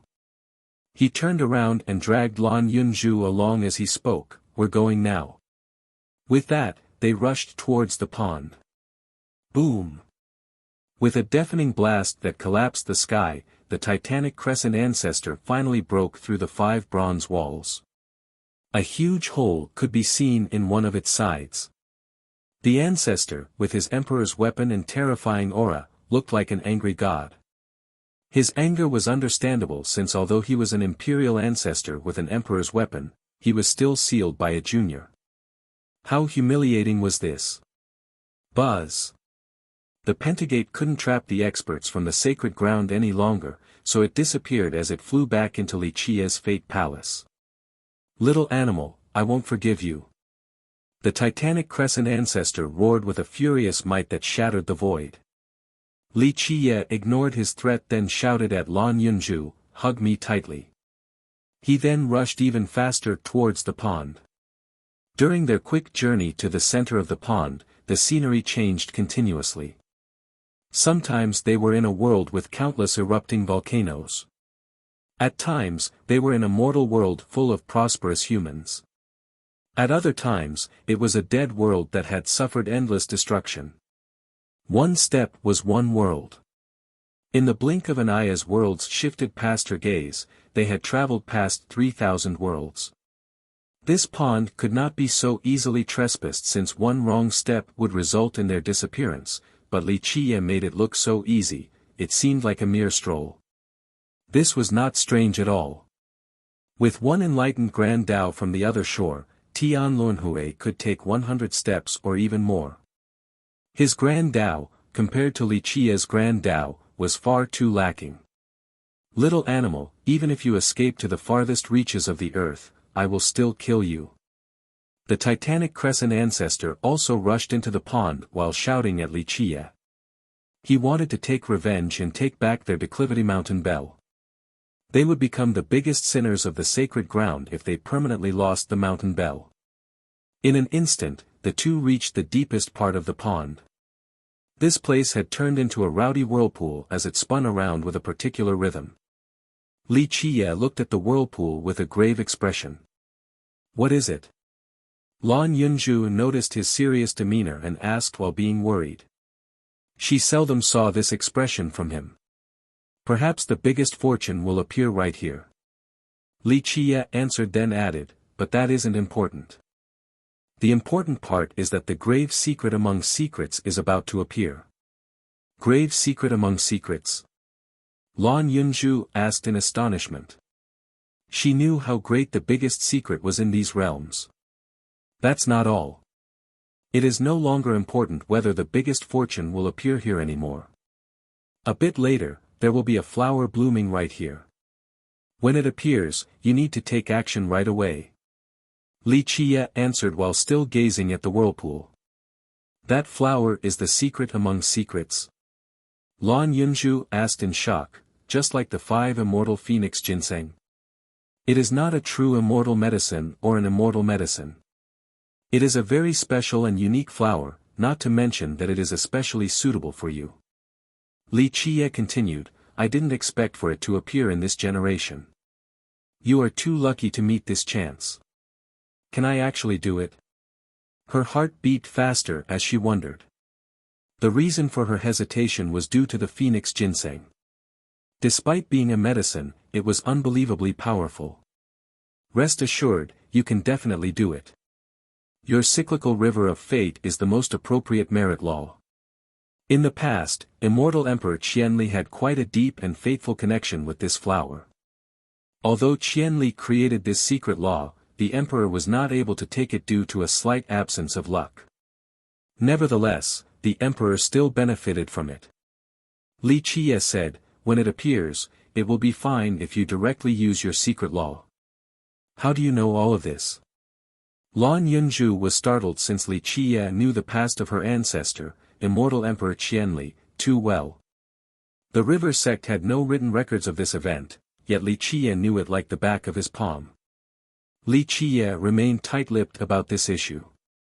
He couldn't tell her that he was the one who took immortal Emperor Qianli to this pool in the past. At that time, the emperor met this blooming flower and used a great method to lock it down. Alas, the emperor was a bit unfortunate and couldn't seize it. Nevertheless, because of this flower, the emperor was able to study a grand Tao that resulted in great benefits. What is happening here? A group of cultivators came closer to the edge of the pond while looking at Li Qiye, who was gazing at the whirlpool in the center. They wanted to enter but were afraid of disappearing without a trace. Humph. The first to rush in was the Titanic Crescent ancestor. He not only wanted the great mythical fortune, but also to capture Li Qiye to take back the mountain bell. Like always, teasers are not 100% accurate. At this moment, no one could tell whether it was day or night. In this instant, the water realm changed back and forth between day and night. The cyclical river of fate was created by immortal Emperor Qianli, allowing Lan Yunju to change the world and the endless reincarnation cycle. She quickly plucked the black lotus and put it into her hand in a trice. This bloomed flower seemed fragile and small, but it contained a terrifying power. Its petals seemed to be able to tear apart the 9 heavens and were capable of rending the reincarnation cycle. In just a minute, a shadow appeared, gathering all the heavens will in its entirety. Immortal Emperor Qianli had personally arrived and exerted their brilliant grand Tao that was like the river of the galaxy. This power sucked the flower into their hand. The blossomed flower suddenly folded back into a bud. This bud eventually fell into Lan Yunju's fate palace. She was successful in obtaining this flower by using her ancestor's secret law. Success! She happily cried out since she could feel the formidable might of this terrifying flower. This was an amazing fortune. Only a heavens will secret law that originated from this flower would allow one to pluck it. This is called the returning of the heavens will. Li Qiye was very happy for her. In the past, he hoped that immortal Emperor Qianli would be able to grab it. Unfortunately, the emperor was a bit unlucky, so they failed. But now, the emperor's descendant had obtained the flower, which was the will of the heavens. No. Many people became crazy after seeing Lan Yunju stealing the supreme flower away. Their only thought was to seize it from her. This was especially so for the ancestors from the great powers. They risked it all but didn't get an opportunity to take the flower, so how could they not go berserk? What is the name of this powerful flower? Lan Yunju asked. She had yet to try to use the power of the flower, but she knew that it was frightening the moment she took it. Night Era flower, there is only one in this world. Li Qiye answered, it is not just simply powerful. It will have amazing effects when you cultivate the cyclical river of fate. It would be quite a disappointment otherwise. Even without the flower, your ancestor still became an immortal emperor, so now you have an even better chance with it. Lan Yunju gave him a look and said, Uncle, with you here, do you think I have a chance to become the emperor? This was not to say that she lacked confidence, since she would go all out even against the 3 heroes without fear. However, she had no confidence going against Li Qiye. She knew that there was a chance of obtaining the heavens will against the 3 heroes, but against Li Qiye? She felt that there was no chance at all. One must have confidence in themselves. Li Qiye said as he flicked her forehead.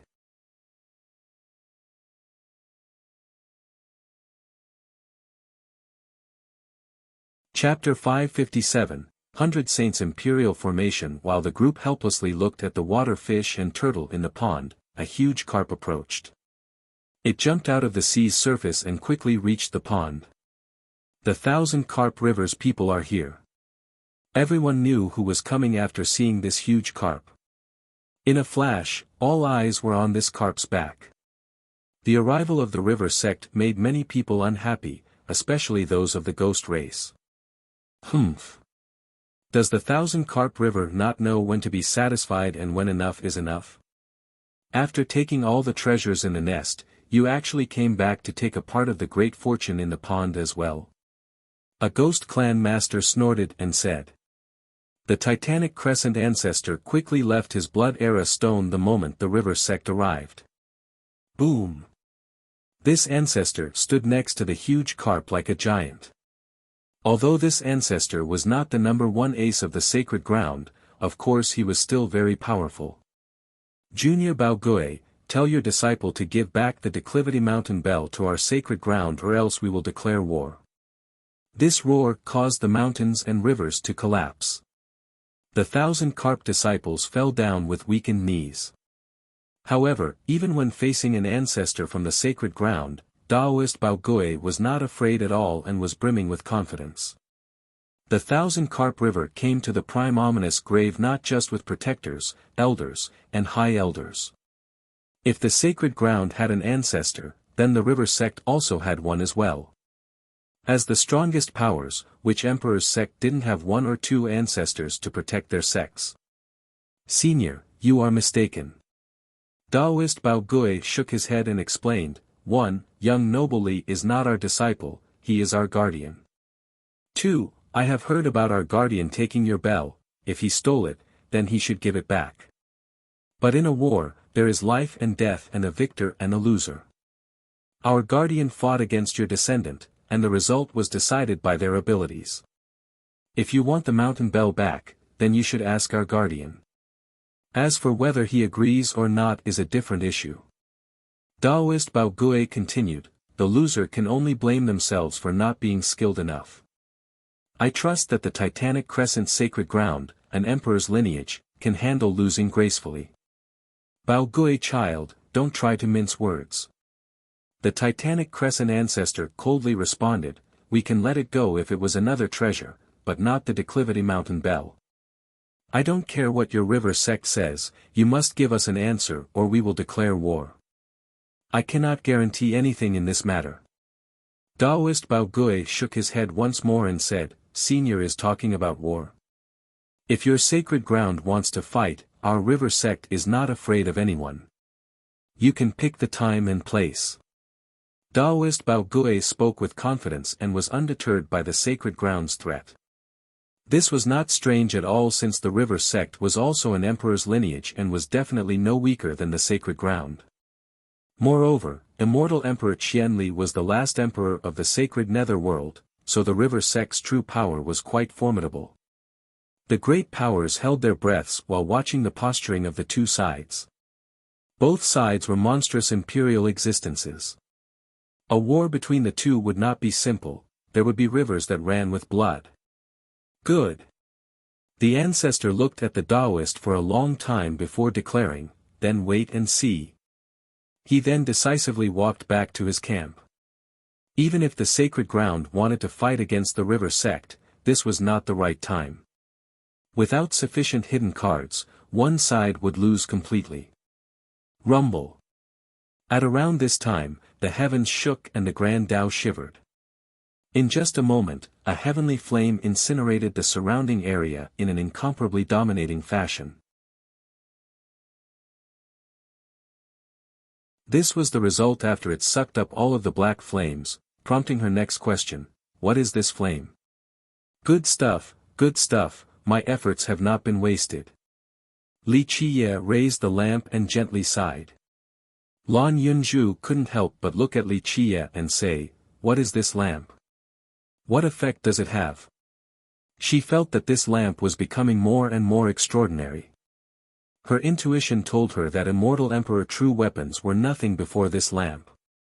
Li Qiye answered, Such a heaven-defying item shouldn't be wasted in this world. Lan Yunzhu looked at him and asked, what kind of usage wouldn't be considered wasteful, then? She felt that Li Qiye basically didn't understand what the word wasteful meant. He used myriad star water like ordinary water, so was there anyone more wasteful than him in this world? Li Qiye looked at her tastefully and asked, you really don't want this position? It is much better than being a servant girl for the kitchen. Hurry up and decide now, the spots are limited and are highly contested. Maybe when you make up your mind, my consort positions will have already been taken. You better make a choice now while there are still some empty spots, less daydreaming please. Lan Yunzhu gave him a look. However, she suddenly revealed a charming smile right afterward. She arched her chest forward and said with a leading glance, Uncle, don't forget that we still have an arrangement for marriage. Even if I am to be your woman, I will be the first wife. If you want to take in other concubines, then it is not too late for you to suck up to me. If you hand over 8 or 10 jars of myriad star water, then maybe I can think about letting you take in a concubine. Having said that, she burst out in laughter that sounded as pleasant as a bell's chime. Li Qiye then flicked her head in response and said, Girl, you are too wishful. This uncle is not saying this to discourage you, but even if we take 10,000 steps back and pretend that the marriage will take place and that you marry into the family, you still won't be the first wife.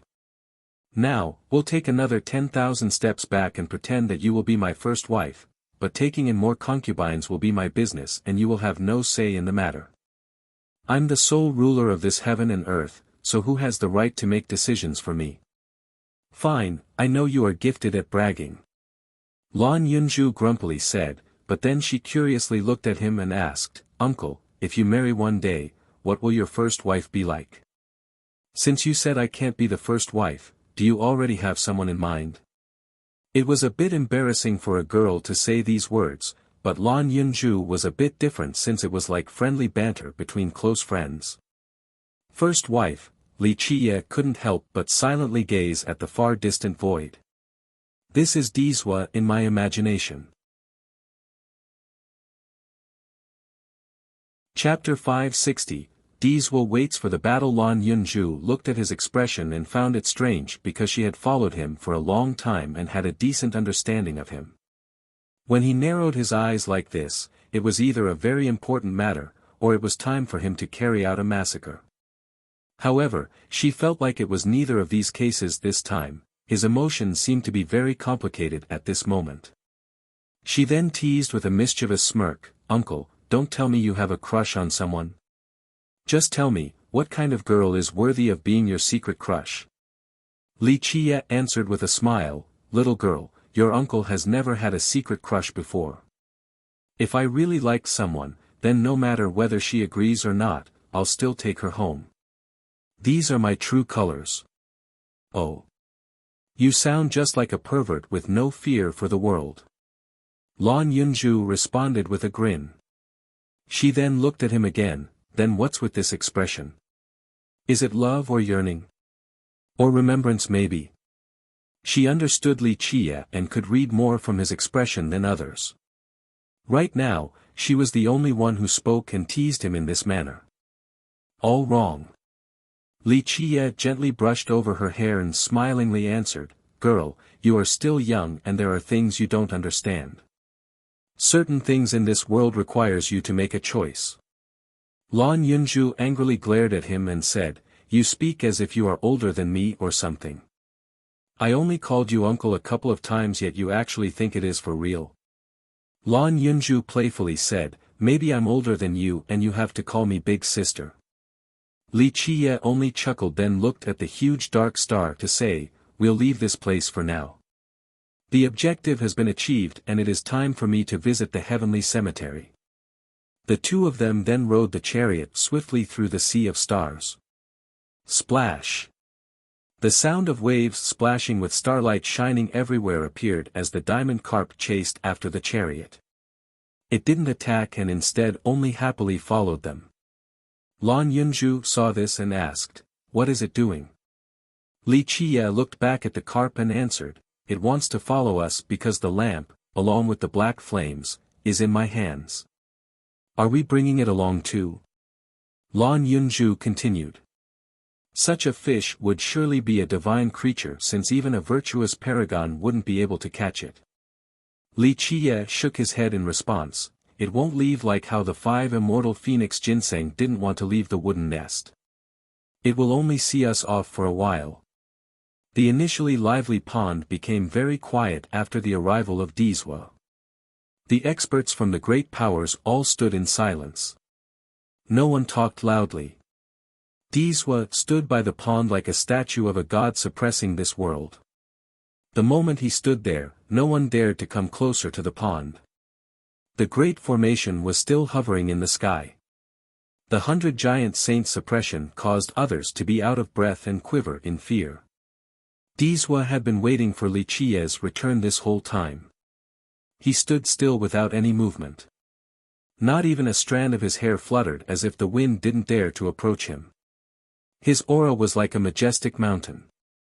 This powerful imperial aura seemed as if it came from a kingdom in the heavens. This was accentuated by the golden door behind him that exuded its heroic and grand atmosphere. It was as if one would see an immortal emperor right away if they opened that door. That was how awe-inducing and reverence-demanding his presence felt. Dizwa stood there, unchanged, without any sign of emotions, but his breath was like a storm and tore apart anything that dared to come close. Although Dizwa and the Phoenix Maiden had not married, their feelings for each other were quite strong. A sect master who was close to the divine Spark country spoke, no matter what, Dizwa will get revenge. He won't let her death be in vain. Many knew that before her death, the maiden asked people to tell Dizwa to not take revenge for her. Dizwa had heard her last words, but he still came and stood by the pond, waiting for Wuxia. He was determined to see this through to the very end.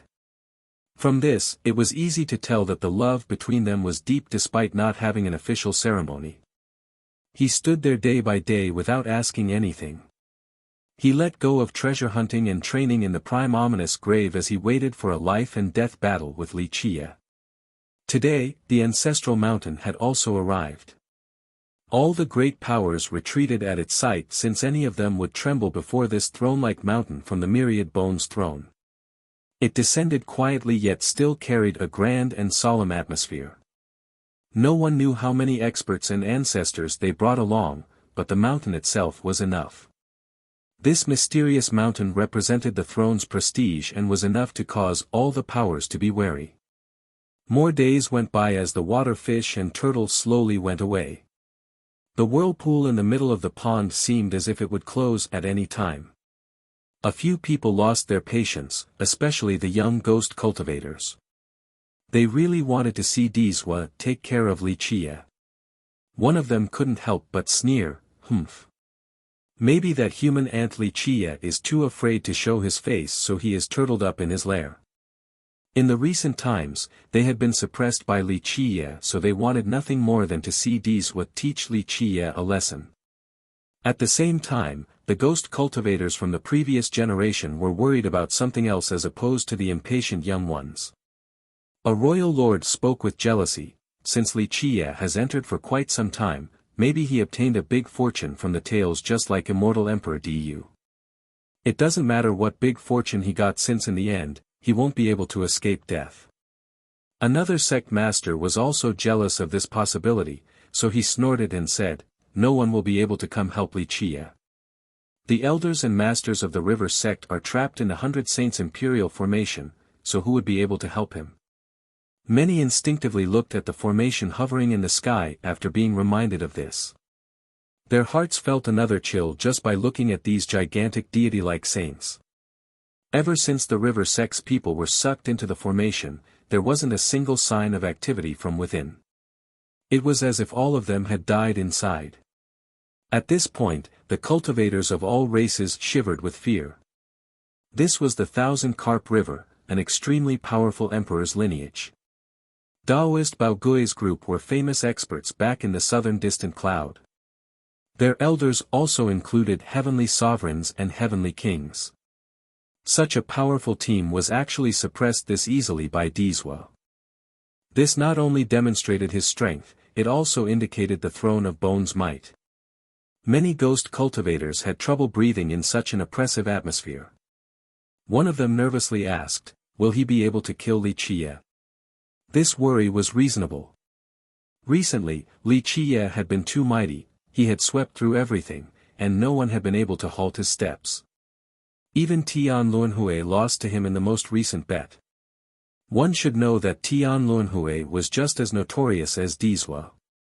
A senior cultivator told this disciple, "It no longer matters how strong Wuxia is since only death awaits him once he returns.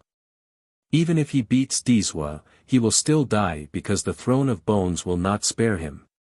No one can save him now since his enemy is Dizwa, the throne of bones, and even the entire ghost race. He alone won't be able to prevent his inevitable demise." Even more days passed by with Dizwa standing still by the pond. With the passage of time, his aura didn't diminish and instead became even more powerful. It felt like a storm tearing apart the heaven and earth and was untouchable by any of the cultivators near the pond. Eventually, splash! Wuxia finally left the whirlpool in the middle of the pond with Lan Yunju in tow. Dizwa's eyes became as sharp as a divine spear the moment he saw the two appear. This sharp glare went straight through the entire pond, causing even the water to stir. They finally came out. An ancestor from a great power shouted when he saw them appear in the pond. After hearing this, the atmosphere suddenly became lively once more as the oppressive atmosphere was lifted. All the cultivators from the races became alert, and those who were sitting or lying down stood up at once. Chapter 561, The Storm is Here. The ghost cultivators, in particular, were even more excited. They rushed out from their camps and flew into the sky to watch this battle between a dragon and tiger with their own eyes. It finally begins. The younger generation from all the races was also very enthusiastic. To them, this was not only a simple battle between two geniuses. Dizhua was a heaven's proud son while Li Qiye was the contemporary fierce. They were the two geniuses at the highest peak. If those of the younger generation could watch the fight with their own eyes, then they would greatly benefit from it. Their future Tao enlightenment and battle experience would increase after this kind of spectacle. Dizhua's aura turned into a storm that swept through the entire water realm. It was as if this aura could tear the realm apart and cause chaos. It was very difficult to imagine that this aura came from a young man and not an ancestor. Li Qiye. Dizhua's spear-like eyes glared at him. Dizhua didn't scream or shout since he was still quite calm. However, the way he said the words, Li Qiye, was as if he was engraving the name into the book of death, causing others to shiver. Li Qiye looked at Dizhua standing there, proudly, and immediately understood what was going on, so he smilingly replied, Dizhua, come out and fight to the death. Dizhua went straight to the point. He had yet to take action, but his relentless, murderous intent was apparent. Li Qiye looked at him and smiled as he said, a battle is fine, but you should have received her last words. The maiden once asked me to tell you to not take revenge for her. Shut the hell up. Dizhua suddenly shouted after the Phoenix Maiden was brought up. He was like a maddened god. His terrifying aura swept through the world, causing continuous explosions to resound. He exuded his blood energy that eventually turned into a terrifying murderous energy. Each wave was like a divine spear that pierced the dome of the sky. This murderous energy made a net in the air and spread even farther in a terrorizing manner. He declared with a cold and tyrannical tone, Li Qiye, you have no choice whether to fight or not. If you fight, then I will release the 1,000-carp river. If not, then I will kill all of them and then decapitate you. The world might be vast, but there will not be a place for you. Dizhua aggressively threatened Li Qiye without any mercy. In order to take revenge for the maiden, he didn't mind killing to the very end and even massacring the 1,000-carp river. Virtuous nephew doesn't need to worry about that. A calm voice suddenly appeared at this time. A huge carp swam out of the 100 Saints' imperial formation. A jewel hovered above the carp's head as waves of immortal lights capable of revealing all the secrets in this world descended. This was the exquisite jewel, a treasure left behind by immortal Emperor Qianli. Everyone was surprised to see Taoist Bao Gui's group sitting on the carp, safely swimming away from the imperial formation. Impossible! A sect master from a great power exclaimed in shock. How could this be? Even the elders from the Titanic Crescent sacred ground were taken aback. How did they do it? They understood the formation of the throne of bones very clearly. There had been no fighting inside, zero commotion at all, yet the carp managed to take everyone out safely. This was too hard to take in. It was indeed a bit tiring going and stopping along the long path. Luckily, the treasure that the ancestor left behind lit up the correct path. Taoist Bao Gui slowly spoke while standing on the carp. They were not shocked at all when they were sucked into the formation because they had the exquisite jewel left behind by immortal Emperor Qianli. This supreme treasure led them out of the formation. Although, it did take a long time. Dizhua's eyes narrowed as his presence continued to fill the sky with its murderous grandeur. He then coldly proclaimed, it is useless even if you want to help Li Qiye since I only have to kill a couple more thousand.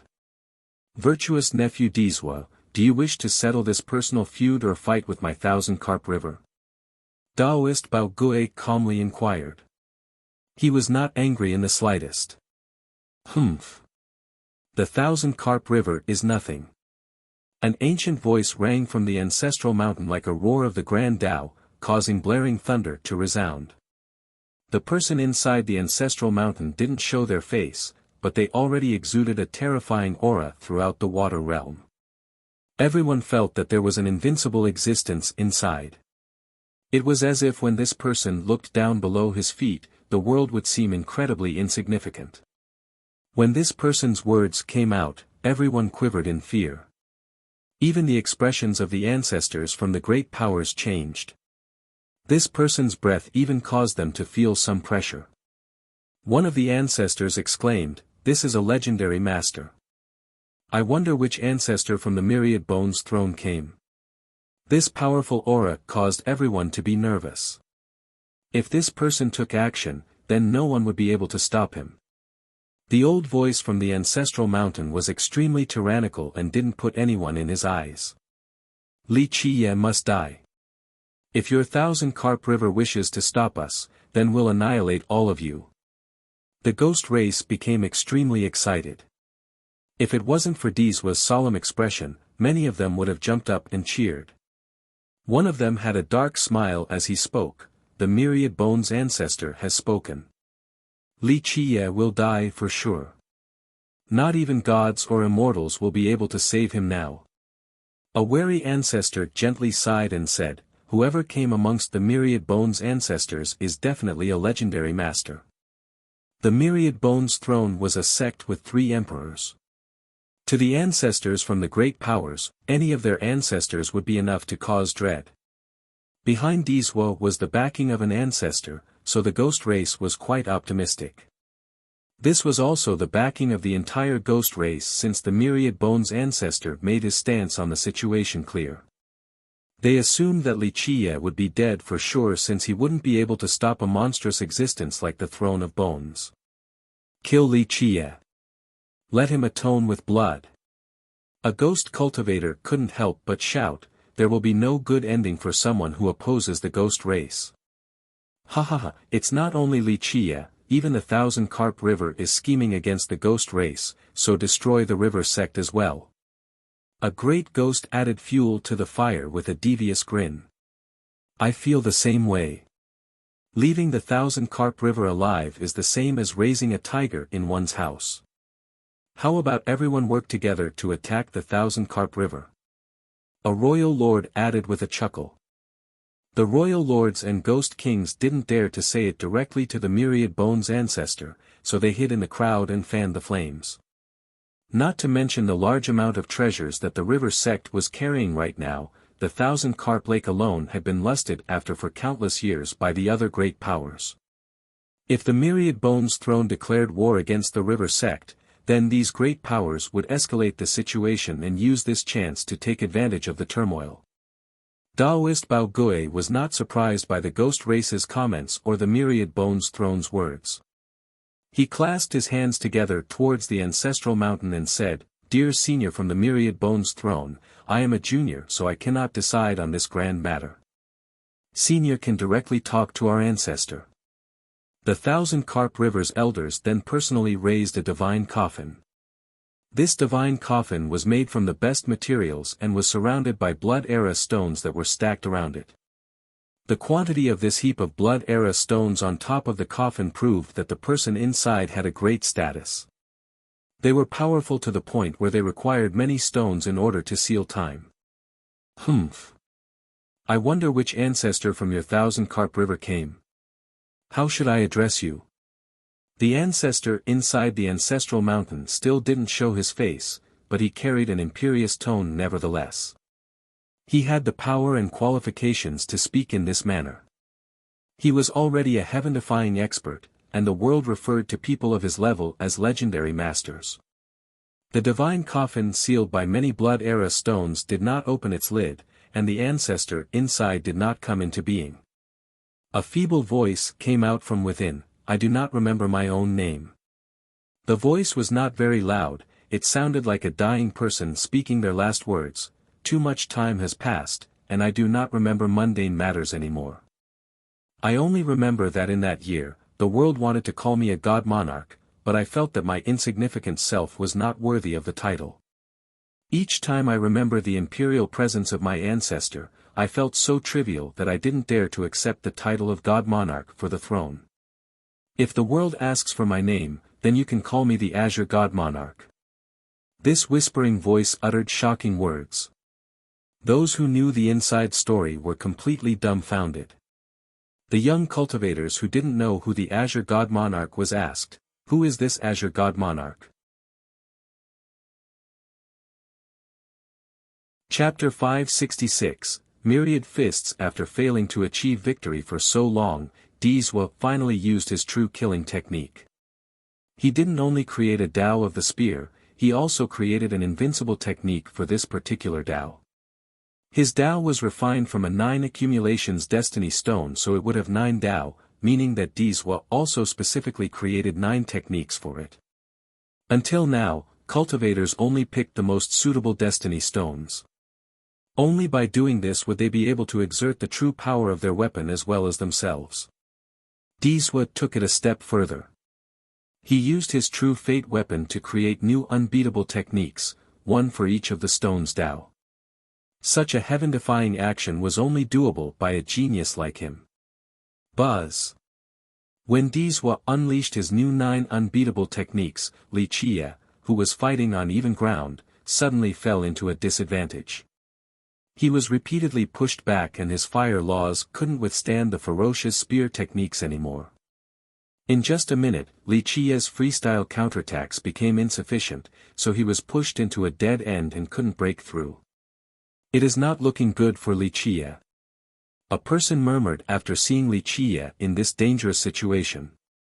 The ghost cultivators who wanted nothing more than his death started to sneer despite the fact that none of them was qualified to do so, especially after witnessing this battle. Gwar.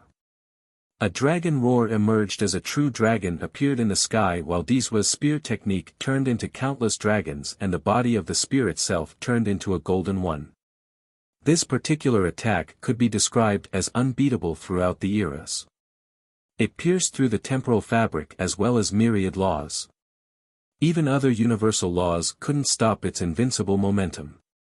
The dragon spear was the last derivation of Dizwa's 9 invincible techniques, and it was also the strongest. The moment this spear came out, time was no longer a barrier as everything stood still. Pluff. Li Chia's fire laws couldn't handle this, so both of them shattered. The spear then pierced Li Chia's chest, causing blood to splash up high while he fell down to the ground. Boom. He eventually slammed heavily into the ground as it became red with blood. Ah! This sudden development shocked Lan Yunju and caused her to scream. The crowd glanced at each other while wondering, is it over? Many people wanted Li Chia to die, but at this moment, no one dared to gloat since Li Chia's strength was beyond any capacity for them to gloat. Yes. Sir Dizwa is invincible. The ghost cultivators applauded with great spirit. They were elated with pride because their oppressor, Li Chia, might have died at this moment at Dizwa's hands. In the far distance, Tian Luanhui became astonished by this last dragon strike from Dizwa. Even a genius like him dreaded of such an attack. This attack, in terms of both speed and magicalness, was unmatched. This was the pinnacle of the Tao of the spear. Tian Luanhui wondered if he could block it using just his own abilities without an emperor's law. Sir Dizwa is indeed amazing. Luckily, he is our #1 genius. The ghost cultivators were jubilant at this new development. The atmosphere was very lively with ghosts jumping in celebration. However, this was stopped short. Li Chia's corpse on the ground suddenly stood up and trod on the sky once more. His chest that was pierced by Dizwa's spear quickly reformed. The ghosts immediately halted their celebration the moment of Li Chia's revival. They gasped and they saw him since they realized just how strong and heaven-defying his body had to be to withstand such a blow. Li Chia stood in the air while waiting for his wound to completely heal. His leisurely posture made it seem as if the person whose chest was penetrated was not him. Lan Yunju took a sigh of relief when she saw Li Chia alive and well. Earlier, since it all happened so quickly, she was scared out of her wits despite her confidence in Li Qie. Almost scared me to death. Luckily he is still fine. Daoist Bao Gui and the elders from the river sect also felt relieved. This older generation was also scared to death just now. Everyone then watched with bated breaths to witness the next part of this great battle. Amazing. After his wound closed, Li Qie praised Disua, "It is indeed amazing to create such a great Tao of the spear. Even if you don't become an immortal emperor in the future, this Tao of the spear will be enough to be listed among the emperor's laws." Li Qie's praise showed that Disua was a brilliant genius. Very few ever enjoyed his hard-earned approval.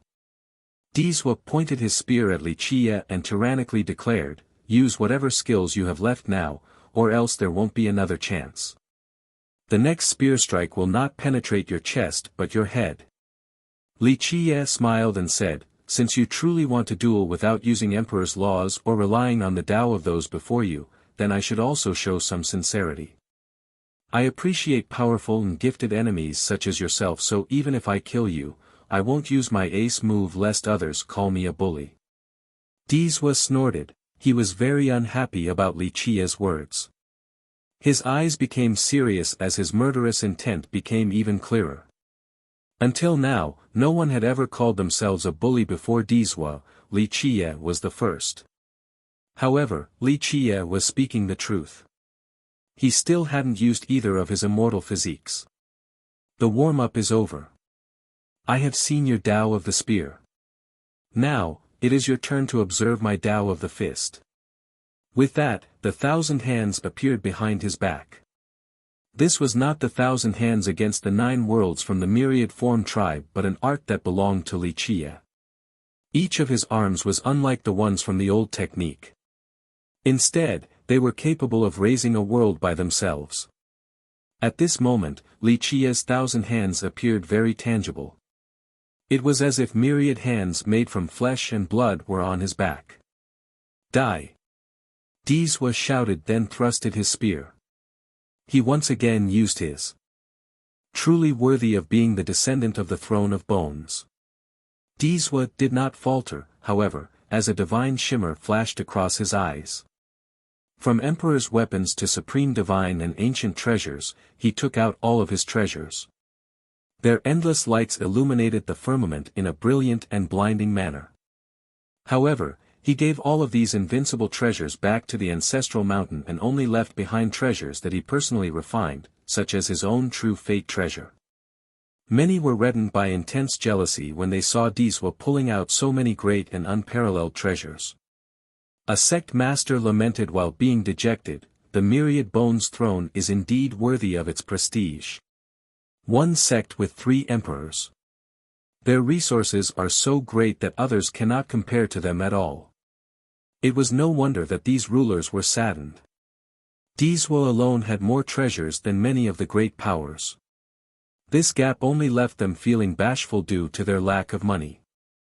After transferring all of his great treasures and weapons, Disua arrogantly stood there and coldly told Li Qie, "Do you dare to fight without relying on external items against me?" Li Qie saw that Disua was bare-handed, so he put away the declivity mountain bell and readied his fists. He smiled and said, "Very well, I look forward to a fight with fists the most. After all, it is my favorite thing to do. Then let us begin." Disua coldly uttered. A sea of blood covered the sky and drowned the earth. Divine rings were spread around Disua as they poured down brilliant lights like a waterfall. He was like a deity in the sky as his blood energy trampled the stars. A ghost king of the heavenly king realm was shocked as he murmured, "This is the level of a heavenly king, ah." Although there is still a bit to go before become a grand completion 100 heavenly king, even 1,000 heavenly king would feel inferiority against such a powerful blood energy. Heavenly kings also had different levels. From lowest to highest, they are, 100 heavenly king, 1,000 heavenly king, myriad heavenly king, existence heavenly king, earth heavenly king, and world heavenly king.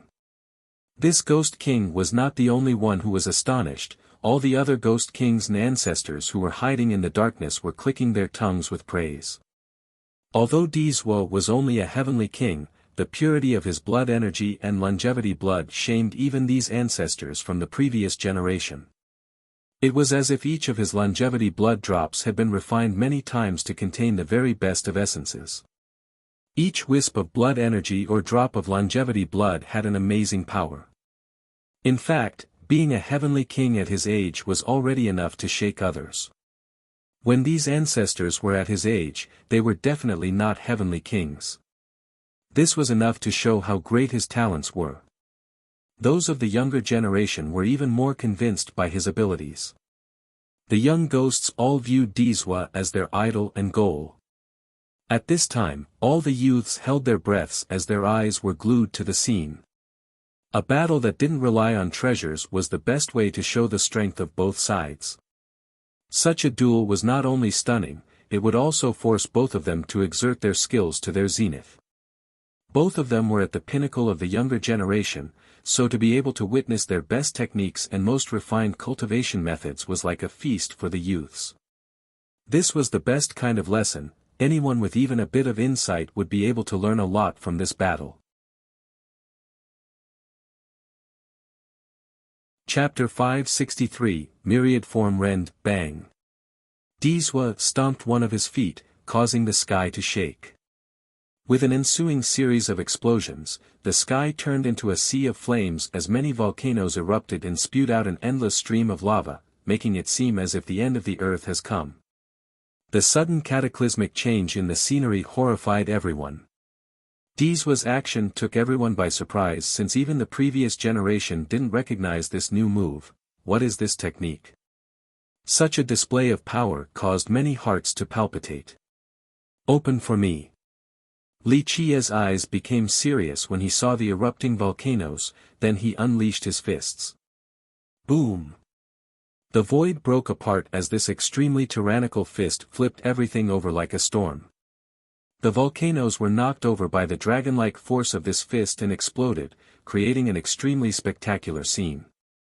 When these volcanoes were destroyed, it gave off a very tangible feeling as if doomsday had come, causing people to be very nervous.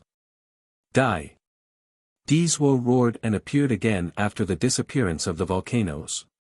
A screech of a Qilin appeared as Dizwa walked forward step by step. Each of his steps carried a heavenly rhythm as if the world was dancing below his feet. Every single step resonated with the heaven and earth, creating ripples in the sky where he then disappeared once more. 8. A Qilin suddenly screamed as one ran out and trampled over the space with a burning heavenly flame and a majestic and unstoppable aura. This Qilin had the power to destroy this world and its beautiful sceneries. It then pounced forward towards Li Qia, aiming to trample him with its hooves. This was even more terrifying than being crushed by all the mountains in the 9 heavens. Li Qia could be turned into paste by this Qilin at any time. Just in time. Li Qia shouted as he laughed out loud. He jumped up and met the hooves with his gigantic hands. In the blink of an eye, Li Qia caught all 4 legs of the Qilin. Despite its world-destroying power, the Qilin was still overturned by Li Qia. He was like the reincarnation of a tyrannical king. One of his hands flipped it over while another 2 tore it into 2 halves, causing blood to spill everywhere. Although many knew that it was not a real Qilin and was only the derivation of one from the Tao, it was still a very shocking scene to see Li Qia tearing it apart. Click, click, click. Dizwa's steps continued to resonate with the Grand Tao, creating even more roars. Rumble. The earth quivered at this time, along with the expressions of many. They saw a group of Qilins running down from the sky. This divine beast that was rarely seen in ordinary circumstances was now as numerous as a cavalry of horses. They powerfully rushed forward as each of them bullied the world, their heavenly flames were incinerating all in their path. Li Qia went forward to meet these numerous Qilins. One of his fists exploded the head of one while he kicked another. In just a split second, Li Qia maneuvered all over the sky and unleashed a barrage of blows onto this endless beast tide. Many Qilins died with their brains spurting everywhere while others were ripped into pieces. At this point, Li Qiye was in the middle of countless Qilins, and he killed all that were in his way. His massacre painted a grisly picture as flesh and blood spattered all over his canvas. At this minute, he was like a tyrannosaurus in a humanoid form and created a bloody path among the numerous Qilins. If the endless Qilins were like an unstoppable flood, then Li Qiye was like a pillar standing firm, splitting up this wave of beasts. He didn't use any techniques or laws, but he was still able to relentlessly kill them with just power and speed. Click, click, click. Dizwa's footsteps still rang on as even more Qilins rushed out with great speed. At this time, the sky had turned into a world of Qilins that burned up the entire firmament. An infinite supply of Qilins came out from this nest where one could never kill all of them. No matter how powerful Li Qiye may be, he would eventually run out of strength. Dizwa didn't only tame the Scarlet Flame Qilin, he also created a unique art. An older ghost king murmured after understanding the current event. This was a new art created by Dizwa, the Qilin step. He was very proud to be able to create it. An ancestor from a great power emotionally commented after seeing this powerful and domineering art, worthy of being a peerless genius of the ghost race. He was able to create a unique art at such a young age. For young cultivators, creating a new merit law was even harder than embarking on a new grand Tao. To be able to learn supreme merit laws in their sex was already very amazing, but creating their own? Countless ancestors at a young age were not able to do so. They required many long years of training before finally becoming ancestors that could create a new merit law that belonged to them. How could others not admire Dizwa when he was able to do so? Rumble. Others became aghast when they saw this terrifying world on fire, a world of Qilins. Li Qiye had killed many of these beasts, but the endless supply continued to assault him, wishing to tear him apart. Dizwa had become a god of Qilins. He summoned all the Qilins from myriad realms in the 9 worlds. All of them answered his call to kill Li Qiye. This ferocious scene caused the young ghost's blood to boil. One ghost cultivator swung his clenched fist and said, "This is how it should be, Sir Dizwa is indeed number one." Daoist Bao Gui was worried for Li Qiye and wondered, is young noble going to be able to forge a path of escape? No problem. Lan Yunzhu looked at the sky and answered with absolute confidence. She believed that nothing in the world could trap Li Qiye. Li Qiye became bored of this Qilin massacre as many more continued to come out. He roared and jumped up as the 1,000 hands appeared behind him, myriad form rend. He then struck with his real hands while the myriad hands behind him attacked as well. Boom! It was as if countless worlds were annihilated from the joint attack of these hands. An endless crescent arc appeared in the sky that was capable of slaying the 9 heavens above and the underworld below. This arc came out with an unstoppable force as blood poured down like rain. Countless Qilins were decapitated as their heads rolled on the ground and piled up to become mountains. Myriad form rend was one of the murderous variations of the 1,000 hands against the 9 world technique. Li Qiye rarely used these moves.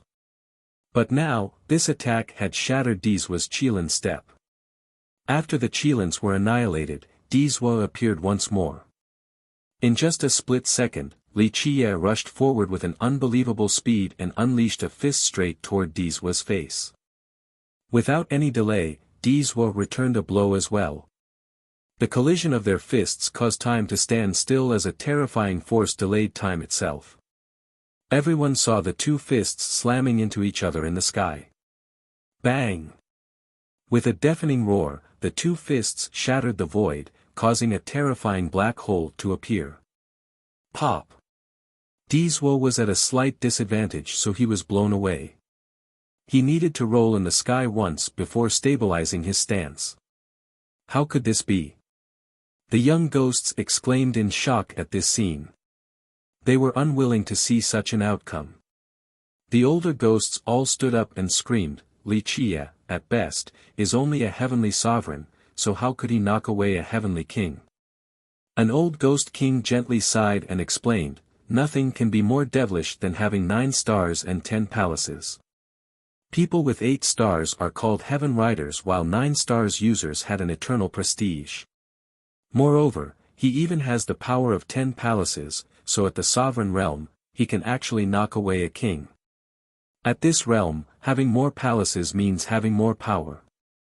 Despite their unwillingness, there was nothing else they could do. At this point, Dizwa stood straight and stared at Li Qie before slowly speaking, "You're powerful. The stronger you are, the more I want to kill you. Only by doing so will I be able to wash away my hate." With a series of blasts, palaces began to float above Dizwa's head. All of them lined up together to form a majestic kingdom, a great kingdom from an ancient past. The ghost cultivators were ecstatic to see these fate palaces and applauded, 10 fate palaces. Sir Dizwa also has 10 palaces. Like I said, he is our ghost race's #1 genius. A young one emotionally exclaimed. Prior to this, Li Qie's 10 palaces exuded an unbearable weight that caused the young ghosts to be unable to lift up their heads because their best genius was not as heaven-defying. But now, Dizwa's 10 palaces was a reason for elation. Their genius was no lesser than Li Qie since he also had 10 palaces. Chapter 564, Kuan-Ping vs. Golden Dragon. Although Dizwa didn't also have 9 stars like Li Qie, having 10 palaces was already amazing enough and worthy of pride. 9 deserves utmost veneration, 10 embodies extreme perfection. An ancestor from a great power lamented with melancholy, "This is indeed the world of the young now. I remember when I considered myself someone with great talents, but I only had 8 palaces when I was at the ancient saint realm." Tian Luanhui stood in the far distance and lightly clapped his hands together while commenting, "Dizwa is Dizwa after all. He's worthy of being the hope of the ghost race." Even Tian Luanhui couldn't help but sigh. This proved Dizwa's heaven-defying abilities. Friend or foe, Dizwa is at the top of the younger generation. What a brilliant genius with his 10 palaces. Even Daoist Bao Gui of the river sect gently sighed. Meanwhile, Lan Yunju calmly stared at Dizwa's 10 palaces. She felt that this was very normal. If others knew how many palaces Li Qie had, they would all have a heart attack. Even the dead would climb out from their graves. "Let us begin," Dizwa uttered. The kingdom created by the 10 palaces poured down a monstrous power. His entire body changed as shining golden scales began to appear. At this moment, he suddenly disappeared. Before everyone was a huge golden dragon that crossed over the heaven and earth with its head that was bigger than a mountain. It looked down at everyone like an imperious divine dragon. A golden light as bright as a sacred torch shone everywhere and instilled the desire to prostrate in worship. Dizwa suddenly turning into a huge golden dragon caused someone to shout, "What is that?" No one had ever seen a real golden dragon in this world, but this gigantic dragon in front of them was very palpable. Is this a type of supreme technique? The crowd was dumbfounded at this scene. The golden dragon had an aura that caused others to shiver. The weaker cultivators thought that they were meeting a divine dragon and wanted to kneel down. This is not a supreme technique or anything of the sort, it is the tyrannical dragon physique. A ghost king from the previous generation murmured, to be able to refine a Hotian physique to this level. It's so unbelievable. Only Dizwa would be able to do something like this. Dizwa was born without a king, saint, or immortal physique. He only had a Hotian physique called the tyrannical dragon physique. This physique was not bad amongst the Hotian physiques, but it was very lacking compared to even Xiantian physiques, let alone the higher-ranked ones. Nevertheless, he cultivated this physique to the limit and then surpassed it, turning it into an invincible physique. Is Dizwa trying to refine his body into a real dragon body? Perhaps he wants to become a true dragon. However, I have never heard of this physique reaching such a level before. Anyone who witnessed Dizwa's cultivation of this ordinary physique to this level became scared about their wits. Maybe to Dizwa, there is no strongest physique in this world, there is only the strongest person. An ancestor bitterly smiled and commented. Having 10 palaces could overshadow many people, but now Dizwa had also managed to cultivate the tyrannical dragon physique to this level, so even ancestors of the great powers were ashamed before him. It made sense that the Myriad Bones throne placed its hope in Dizwa to become the immortal emperor in the future. Any genius would lower their arrogant heads before the golden dragon in the sky. The normal tyrannical dragon physique couldn't become this terrifying since it was quite an impossible feat. Roar. The dragon roar frightened the 9 heavens. It then swooped down and bared its claws towards Wuxia. This pair of claws caused the sky to collapse and the yin and yang to fall. No one knew how powerful these claws were, perhaps even a heavenly king would not be able to withstand a blow and be crushed under this amazing force. Bang! Another blast occurred as Wuxia roared with his 1,000 hands that unleashed a barrage of attacks in the form of 2 gigantic fists. This was a standoff between 2 hands and the dragon's claws. Rumble. The dragon's claws slowly pushed Wuxia down into the ground. Even the gigantic fists were not a match for this pair of claws. In a split second, the dragon whipped its tail with such an unbelievable speed that Wuxia couldn't dodge in time. Bam! He was blown very far away by its tail, spurting out a mouthful of blood. The dragon immediately gave chase to the airborne Wuxia. Its claw came down once again, intending to crush him. Suddenly, the roar of a Kuan-Peng appeared as Wuxia turned into a primordial Kuan-Peng and used its fastest speed to evade the dragon claws by soaring high into the sky. Afterward, it came down with its own pair of unstoppable claws aimed towards the golden dragon. Rumble. At this moment, the earth shattered as the sun and moon lost their brilliance. One was a primordial Kuan-Peng blotting out the sun while the other was a golden dragon. Both were fighting chaotically in the sky, then down to the ground and even into the sea. This contest was a cruel one. The Kuan-Peng's sharp claws tore off a huge piece of flesh from the golden dragon. The dragon retaliated by biting the Kuan-Peng's wings. The two fought till the point where blood spattered everywhere. The sky was being punished over and over by their might. The battle was so astonishing that it rendered spectators unable to turn away. Even for the ancestors of the great powers, this was a brilliant battle. In fact, this was the most exquisite fight they had ever seen. A Kuan-Peng versus a golden dragon was an unthinkable matchup. Although they were not the real mythical beasts and only derivations from the Tao formed by Wuxia and Dizwa, their forms were extremely substantive. They exuded divine auras just like the real deal. The ghost ancestors didn't like Wuxia, but after watching the battle, they had to marvel at him. Both of them are heaven's proud sons of this generation. They're the peak of the human and ghost race. They had to admit that Wuxia was very strong. Despite their hatred for him and wishing to kill him, they had to admit that only someone like Dizwa was a match for Wuxia.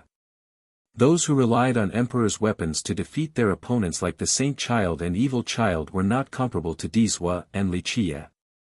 The two beasts continued to destroy the sky. In the end, the primordial Kuan-Peng suddenly shifted its gigantic body as it suddenly disappeared and turned into a Kuan-Peng the size of a fist. It used an unbelievable speed to suddenly land on the golden dragon's back. The little Kuan-Peng's claws focused all of the primordial energy of the 9 worlds and then slammed it into the dragon's gigantic body. This attack was extremely tyrannical as it carried a cataclysmic power. Boom! The golden dragon fell to the ground because this claw had penetrated its body. Right when it was about to touch the ground, the huge body disappeared and Dizwa was exposed. He then jumped up again with great momentum. Although he didn't touch the ground, his shoulder was stained with blood. Clearly, he was at a disadvantage with the last exchange. Wuxia's claw didn't only destroy his Tao body, it also pierced his shoulder. The Kuan-Peng disappeared as well, revealing Wuxia's real body. He looked a bit ragged but was not wounded. Earlier, it was only a battle between their Tao bodies. Despite blood spewing everywhere, the two had not been truly wounded until Li Qia's last blow to Dizwa's shoulder. Despite the bloody wound, Dizwa didn't look at his shoulder at all. A sacred light emanated from the wound and quickly healed it. At his level, such a wound was nothing. As long as his true fate was still there, even a destroyed body would not be enough to slay him. He took a deep breath and gazed at Li Qia with a profound look. However, he still maintained a calm expression. For a top genius like him, the stronger the opponent, the calmer he would be. In fact, his battle intent would only rise. Good, good, good, just to my liking. Dizwa emitted a powerful aura. At this moment, he was like a vast sea with boundless energy. There was now a substantial change to his aura. It was no longer like a raging storm, it no longer was an unrestrained fury that wanted to tear apart the world. He was particularly calm and solemn at this moment. It was as if he had become one with the Grand Tao and had an atmosphere of righteousness. This aura was befitting of his position, the descendant of the throne of bones. He was no longer happy or sad as he became one with the world. Dizwa was the heavens, and the heavens was he. He was as eternal as the Grand Tao with his noble presence. However, this calm Dizwa caused people to quiver with thumping hearts. His breath was something fearful, it was as if he had become the ruler of the earth, the majestic king of the Tao. Chapter 565, Imperial Spear, Buzz. At this time, Dizwa was holding a spear without equal in this world. Spear and man became one, Dizwa was the spear and the spear was he. They were perfectly in sync. All of his openings and flaws disappeared the moment he wielded this spear. No one would know where to start attacking. The spear in his hand was neither an emperor's weapon nor an elite treasure. This was his true fate weapon, the infamous Imperial Spear. It was refined from a 9 accumulations destiny stone and after many refinements, it finally became an unrivaled spear. Meanwhile, the young ones all felt that they gained a new sense of understanding. Even the previous generation benefited with regards to cultivation from watching this battle. An ancestor emotionally commented while watching this colorful battle, both of them are heaven's proud geniuses of this generation. Anyone who is born in the same era as them is both lucky and pitiable. No matter how brilliant they might be, it would be difficult to surpass these two. Another old undying watched the fight and softly sighed with sadness. They were not at such a level at the same age. Some of them were glad that they were not born in the same era as these two. Another couldn't help but say, if both of them survive this battle, then even if one of them reaches immortal emperor, the other will surely reach the peak of virtuous paragon. The mesmerized younger generation was without words. No matter how excellent they might be, all were overshadowed at this moment. They were truly far too lacking compared to Li Qia and Dizwa. No matter how hard they tried in the future, surpassing these two might be near impossible. They were like two gigantic mountains that were situated on everyone's chests, exuding an unbearable pressure. Even Tian Luanhui, who was standing in the horizon, had a serious expression as he watched the battle between these two.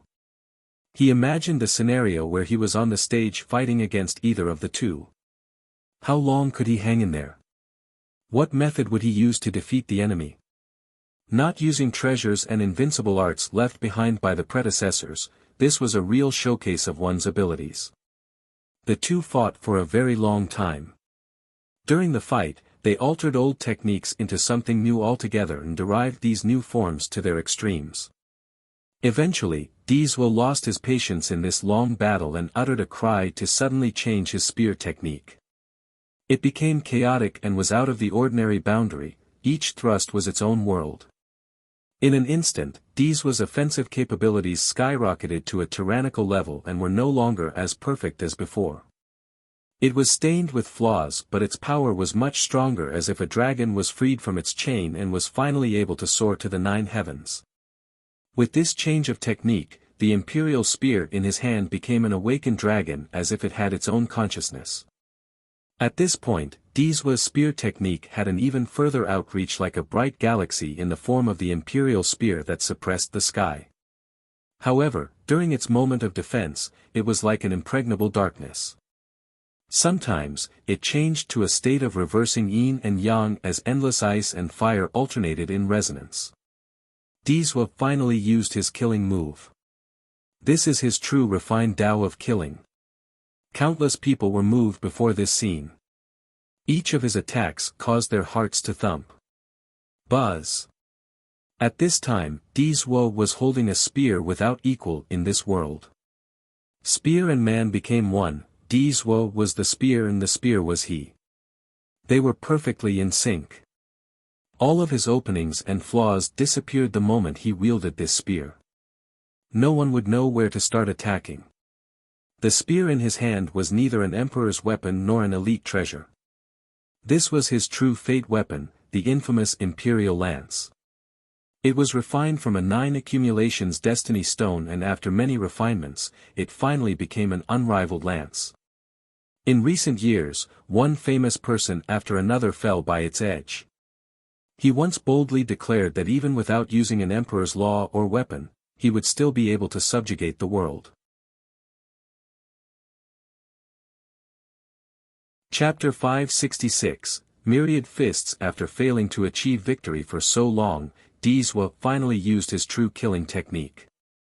He didn't only create a Tao of the spear, he also created an invincible technique for this particular Tao. His Tao was refined from a 9 accumulations destiny stone, so it would have 9 Tao, meaning that Dizwa also specifically created 9 techniques for it. Until now, cultivators only picked the most suitable destiny stones. Only by doing this would they be able to exert the true power of their weapon as well as themselves. Dizwa took it a step further. He used his true fate weapon to create new unbeatable techniques, one for each of the stone's Tao. Such a heaven-defying action was only doable by a genius like him. Buzz. When Dizwa unleashed his new 9 unbeatable techniques, Wuxia, who was fighting on even ground, suddenly fell into a disadvantage. He was repeatedly pushed back and his fire laws couldn't withstand the ferocious spear techniques anymore. In just a minute, Wuxia's freestyle counterattacks became insufficient, so he was pushed into a dead end and couldn't break through. It is not looking good for Wuxia. A person murmured after seeing Wuxia in this dangerous situation. The ghost cultivators who wanted nothing more than his death started to sneer despite the fact that none of them was qualified to do so, especially after witnessing this battle. Gwar. A dragon roar emerged as a true dragon appeared in the sky, while Dizwa's spear technique turned into countless dragons and the body of the spear itself turned into a golden one.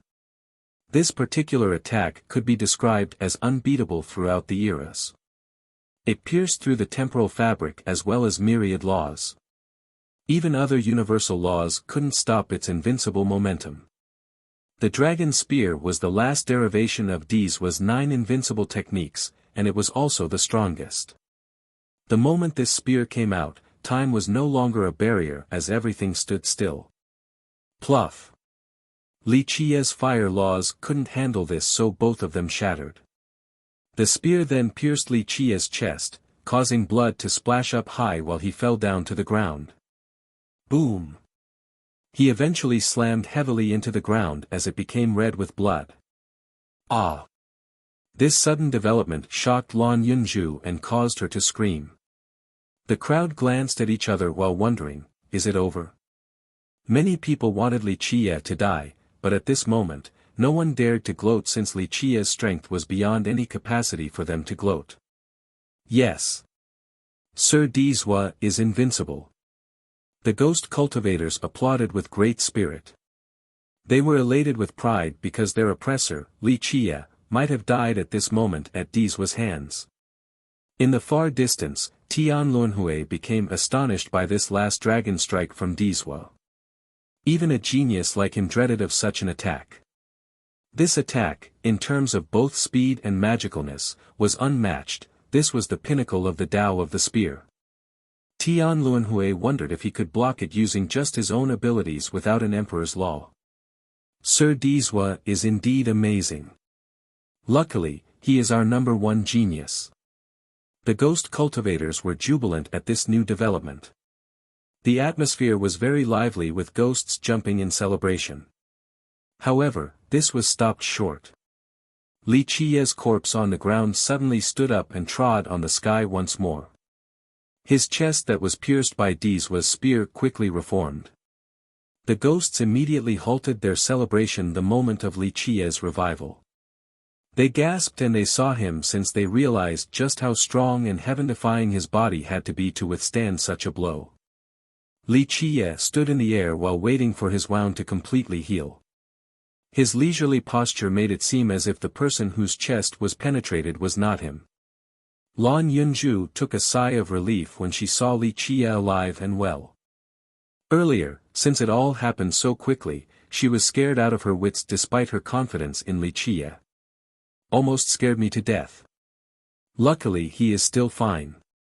Daoist Bao Gui and the elders from the river sect also felt relieved. This older generation was also scared to death just now. Everyone then watched with bated breaths to witness the next part of this great battle. Amazing. After his wound closed, Li Qiye praised Dizwa, "It is indeed amazing to create such a great Tao of the spear. Even if you don't become an immortal emperor in the future, this Tao of the spear will be enough to be listed among the emperor's laws." Li Qiye's praise showed that Dizwa was a brilliant genius. Very few ever enjoyed his hard-earned approval. Dizwa pointed his spear at Li Qiye and tyrannically declared, "Use whatever skills you have left now, or else there won't be another chance. The next spear strike will not penetrate your chest but your head." Li Qiye smiled and said, "Since you truly want to duel without using emperor's laws or relying on the Tao of those before you, then I should also show some sincerity. I appreciate powerful and gifted enemies such as yourself, so even if I kill you, I won't use my ace move lest others call me a bully." Dizwa snorted. He was very unhappy about Li Qiye's words. His eyes became serious as his murderous intent became even clearer. Until now, no one had ever called themselves a bully before Dizwa. Li Qiye was the first. However, Li Qiye was speaking the truth. He still hadn't used either of his immortal physiques. The warm-up is over. I have seen your Tao of the spear. Now, it is your turn to observe my Tao of the fist. With that, the 1,000 hands appeared behind his back. This was not the 1,000 hands against the 9 worlds from the myriad form tribe but an art that belonged to Li Qiye. Each of his arms was unlike the ones from the old technique. Instead, they were capable of raising a world by themselves. At this moment, Li Qiye's 1,000 hands appeared very tangible. It was as if myriad hands made from flesh and blood were on his back. "Die!" Dizwa shouted, then thrusted his spear.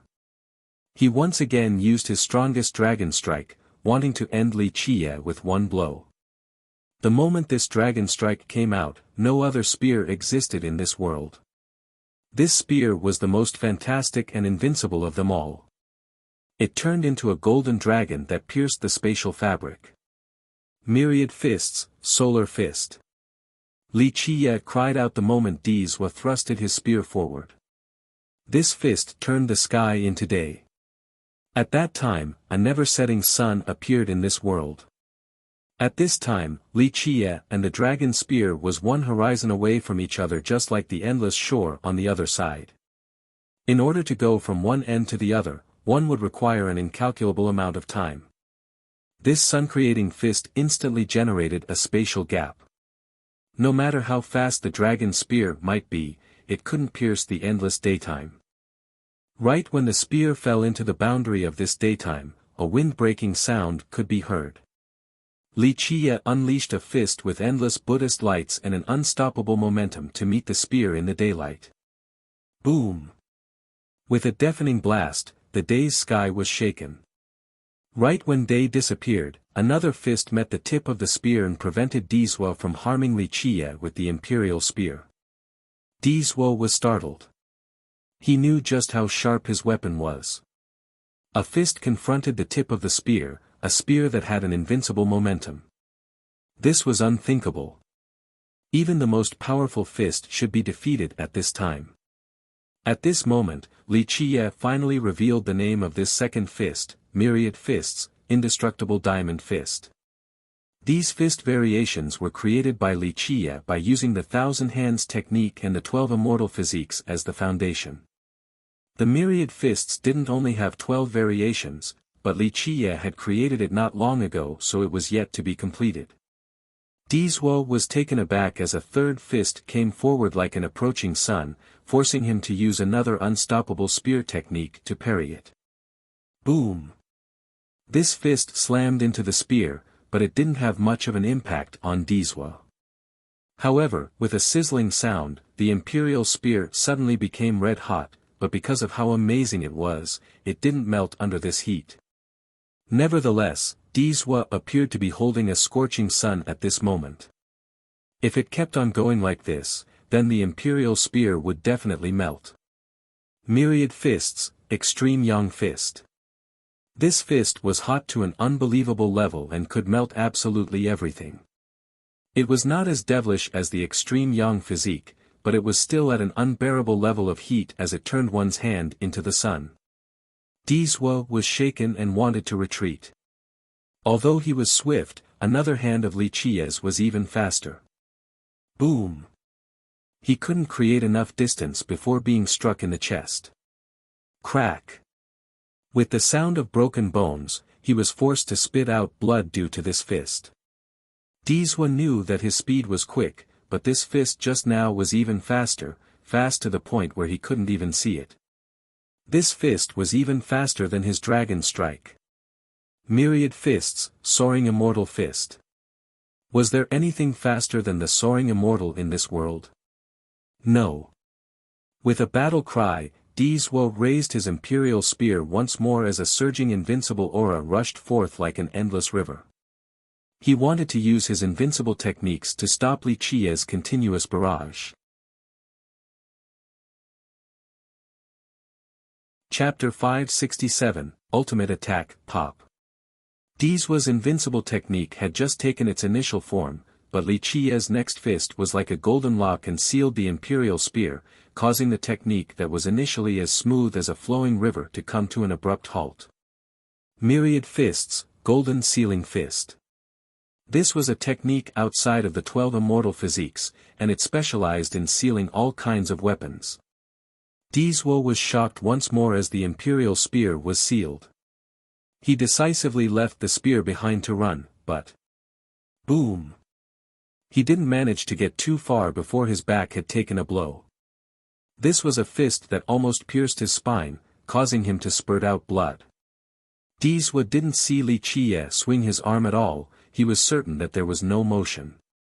It was so strange, although there was no visual cue, his back was still assaulted as if there was another Li Qiye standing behind him.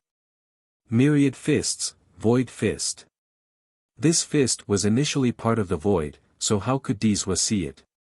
Bang, bang, bang, bang. In an instant, Dizhuo found himself in a troubled state as Li Qiye kept on chasing him. Although Dizhuo managed to use a great method to regain control of his spear, after unleashing all 9 of his great spear techniques he still couldn't stop the Myriad Fists. He initially wanted to use his spear to regain the momentum but ended up being struck repeatedly by Li Qiye. His Tao of the spear was not a match for Li Qiye's Tao of the fist. Bam! Eventually, Li Qiye knocked Dizhuo down from up high with another fist and pinned him down to the ground. At this moment, Dizhuo gave up using his spear to retaliate because his Tao had indeed lost to Li Qiye's fists. Boom! His body heavily slammed into the ground. His wounds were even worse than Li Qiye's. His figure was stained with blood as all the bones in his body were crushed. If it was anyone else, then they would have been dead long ago since they wouldn't be able to withstand such a beating. However, Dizhuo's body was extremely tough and could still withstand Li Qiye's ferocious bombardment. Suddenly, the world became silent again as all the spectators from all the races became quiet and glanced at each other. No one spoke at this moment because it seemed as if their voices had been taken away due to the domineering scene earlier. Li Qie chasing and beating down Dizhua was much more stimulating than Dizhua using his 9 invincible spear techniques to push Li Qie back. The ghosts quivered on the inside. If Dizhua were to lose to Li Qie, then no one amongst the ghosts' younger generation would be able to compete with him, and they would no longer be able to hold their heads up high. Tian Luanhui was also dumbfounded to see Li Qie's myriad fists. It instilled fear into a genius like him. If it was him instead of Dizhua, the result still wouldn't have been much better. However, Dizhua was not dead since Li Qie was in no hurry to kill him. Dizhua took this chance to stand up straight and walked into the sky again before engaging in a standoff with Li Qie. Clack clack. A series of the sounds of bones joining together appeared as Dizhua, with great spirit, reconnected his broken bones. Li Qie cheerfully smiled at Dizhua. He was not in a rush to take action. He was waiting for Dizhua's wounds to recover before fighting again. The ghost race enjoyed a much-needed moment of respite after seeing Dizhua fine and well. As long as Dizhua was still alive, there would still be a chance for a reversal to kill Li Qie. Such young heroes. The heart of an ancestor from a great power was beating fast as he had this thought in mind. They were secretly startled in horror. Both Li Qie and Dizhua caused these undyings who had lived for millions of years to have a sense of dread and wariness because these two were simply too strong. They began to imagine the day when both of them would become even stronger. It could be said that their rise was imminent. The moment they grew stronger, their cultivation wouldn't be the only thing that surpassed these old undyings. Once they reached virtuous paragon, these ancestors could only stand by powerlessly and take beatings from these two. Even legendary masters would become discolored the moment they heard the names of these two. The future generation will always surpass the previous. We are now old, it is no longer our world. An ancestor from a great power murmured. At this point, these ancestors just wanted to leave in order to grab some nice items from the prime ominous grave before going back to their deep slumber. They didn't want the day when Dizhua or Li Qie loomed over them to come. The prestige and dignity of these ancestors that had been established for millions of years would immediately be broken. To them, this was not a figment of their imagination since it truly was not far-fetched. 10 years would be short while 30 years would be long. When heaven's proud sons like these two grew up, the ancestors of the great powers could only take their beatings soundlessly. A mysterious continent that belonged to the Alira's ancient kingdom flew closer, and an ancient voice came from within, "Today's young ones are extraordinary." At this moment, Dizhua and Li Qie were still gazing at each other in the sky. Their battle so far had been spectacular, and their self-created merit laws had been eye-opening. Everyone waited for the next round as Dizhua's wounds slowly healed. They all knew the fight was about to start again, and they were eager to see what killing moves these two would use next. Use all of your methods. Li Qie looked at Dizhua and leisurely spoke, "We have been fighting for too long and are starting wasting everyone's time.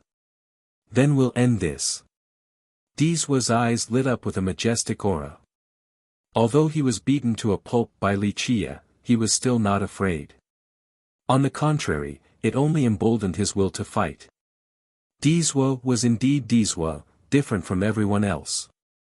He only became fiercer in the face of a tough opponent and would exert even more of his untapped potential. He had never been afraid of a strong enemy. Li Qie was very happy to see Dizhua still emblazoned with the will to fight, so he said, "Then we'll do one last bout. You better use your best move now." Dizhua gazed at Li Qie with a very serious expression. He took a deep breath and, with a blast, his life will appeared and turned into a sea of blood. At this moment, he no longer held back as all of his blood energy poured into his body. To Dizhua, this was his last battle, so if his enemy didn't die, the one lying dead on the ground would be him. His blood energy was endless and created roaring explosions. When his life will spun, his longevity blood became extremely radiant. Each of the drops contained a unique worldly energy and carried boundless life energy. Each drop was as heavy as a mountain, and their descent caused the Grand Tao to roar. At this time, Dizhuo was spending his longevity blood since he wanted to use his strongest Tao art to kill Li Qie. What merit law is Dizhuo going to use? Will it be an emperor's law, a heaven's will secret law, or a forbidden technique? Everyone was shaken to see Dizhuo spending his longevity blood to empower this upcoming art. An expert who knew Dizhuo shook his head in response, "No way. Dizhuo is a very proud person. Since Li Qie is not using any of these kinds of techniques to defeat him, he will not rely on an invincible art created by someone else to defeat Li Qie. Dizhuo will use his own art to suppress his enemy." Could it be that other than the Tao of the spear, Dizhuo had also created another amazing art? This speculation caused everyone to change their expressions. For many people and even ancestors, creating arts like the Tao of the spear or the Qilan steps were already an amazing thing and worthy of pride. But now, it seemed that Dizhuo's achievements didn't only stop there, he also had another invincible art. This caused everyone's hearts to beat even faster. What could this other technique be? Could it be even stronger than the 9 spear techniques? People found this very incredulous while the ancestors felt that creating the 9 spear techniques was Dizhuo's limit. At least, this was the limit for a genius who had yet to reach virtuous paragon. If he actually had an even greater technique, then this would be too terrifying. It would be no wonder why he was called the #1 genius of the sacred netherworld. Buzz.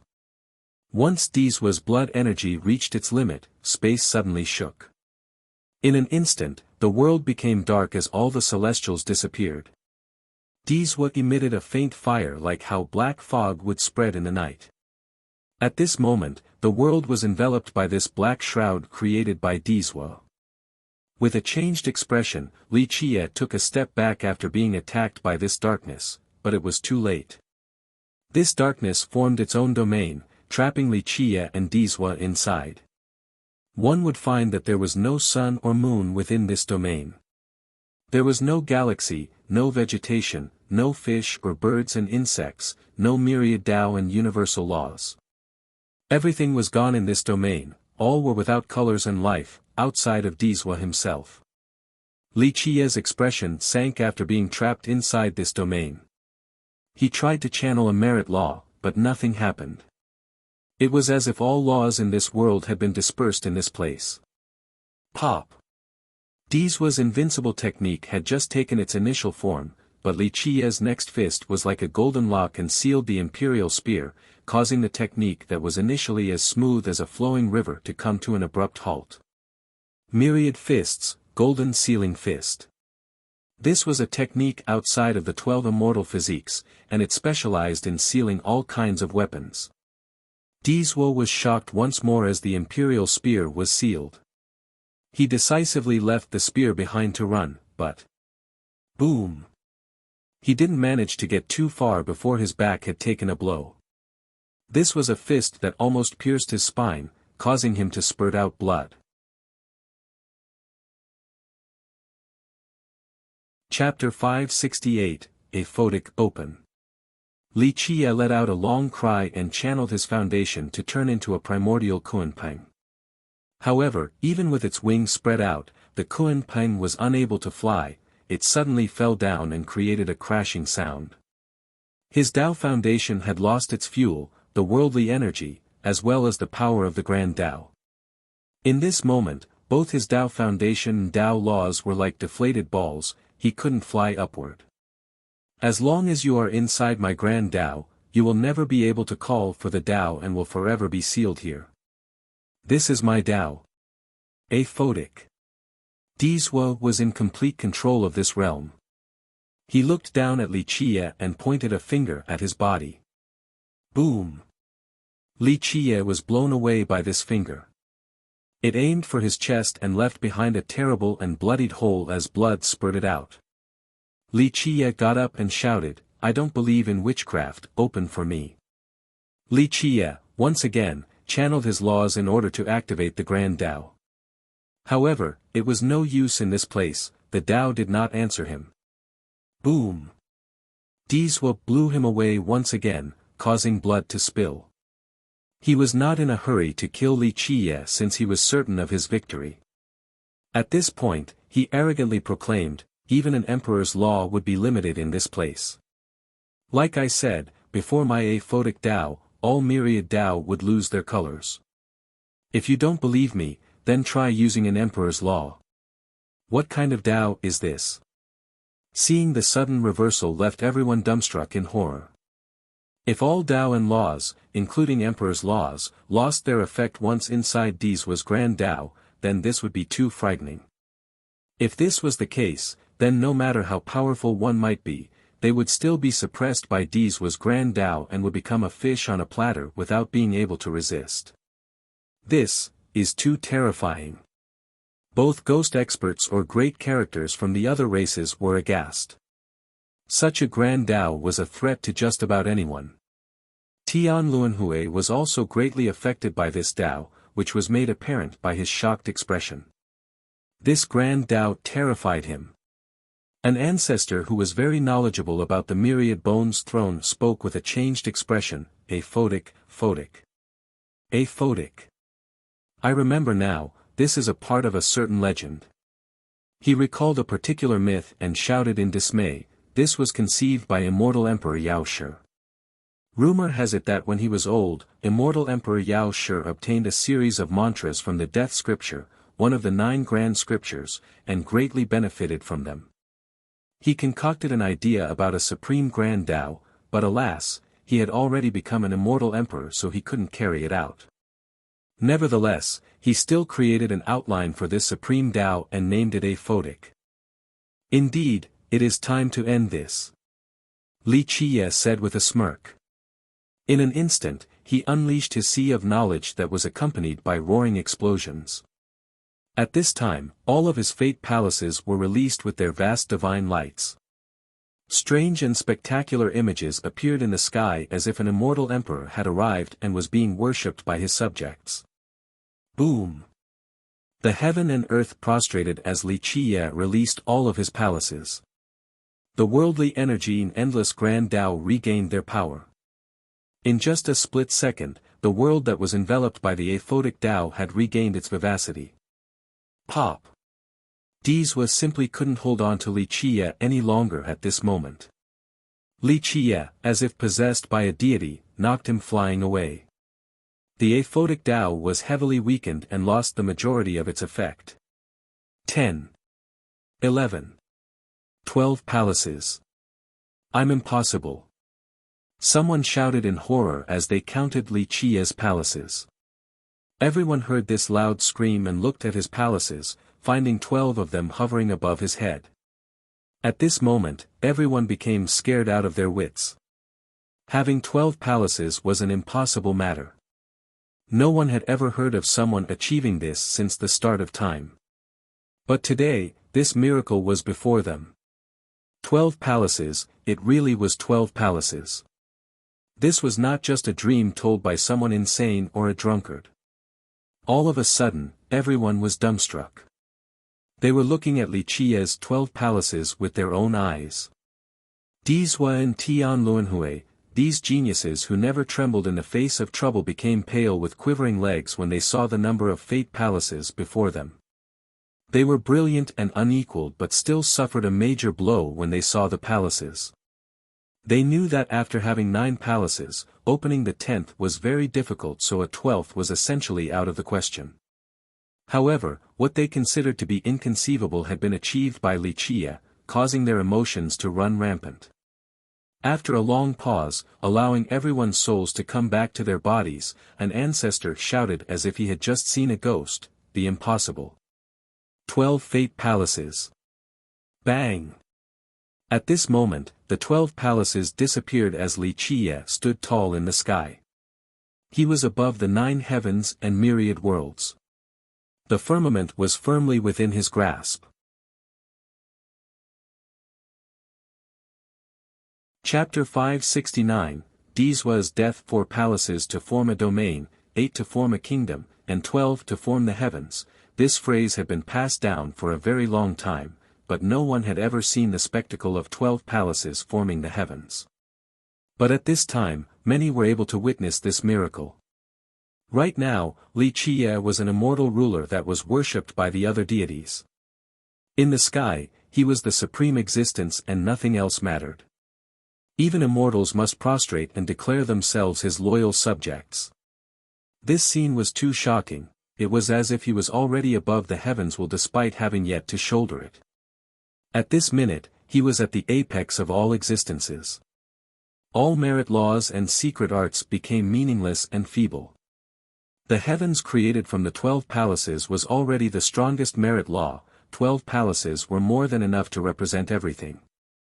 What merit law or art could be more heaven-defying than having one's own heavens? All the laws and Tao were beneath the heavens. Li Qiye, with his own heavens, was beyond anyone's imagination. This was unable to be described with mere words. He finally succeeded in opening the 12th palace. Lan Yunju murmured. She knew that sooner or later, he would be able to do so, but she didn't expect this day to come so quickly.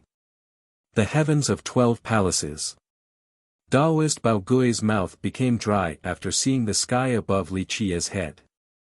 At this minute, he and the ancestors of the great powers were completely pale from astonishment. No one would be able to stop Li Qiye's rise, neither Dizwa nor Tian Luanhui would be able to do so. Time to end this. Li Qiye said with a smile. There were no techniques or laws since Li Qiye's sky was plenty enough. Once it spread its influence, nothing could deter its path. No. Dizwa exclaimed with a shocked expression, but he was powerless. Boom. He was blown away as blood spurted everywhere, causing his expression to pale. The aphotic Tao had been completely suppressed by Li Qiye's sky without any effort. Everything became insignificant. What was stronger and higher than the heavens? The suppression of the sky caused everyone to take a deep breath as they felt their spines being frozen. Anyone would break out in a cold sweat while watching this scene. They all felt that Dizwa's aphotic Tao was extremely terrifying. Anyone would die for sure when met with such a Tao. However, it became so feeble and weak and was completely suppressed before Li Qiye's sky. Dizwa was stunned. He knew his Tao the best, which was why he was being driven mad. He didn't want to lose in such a manner. I command you to open. Dizwa crazily shouted as he decided to risk it all. Clack, at this time, the heavy sound of a gate opening appeared as Dizwa's longevity blood dyed the golden gate behind him red. A golden light filled the world once the doors were opened. A shadow stepped out from the door.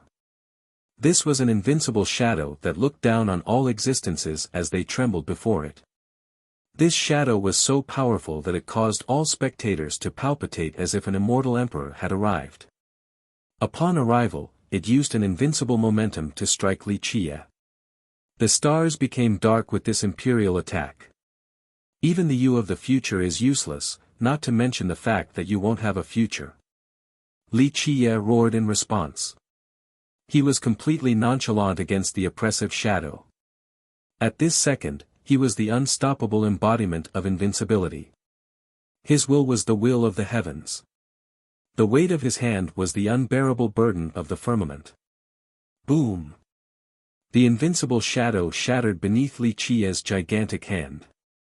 Against the absolute will and crushing force of the sky, even Dizwa's battle intent from the future was of no use. Pop! Li Qiye's hand struck Dizwa's body, bloodying it and blowing it away.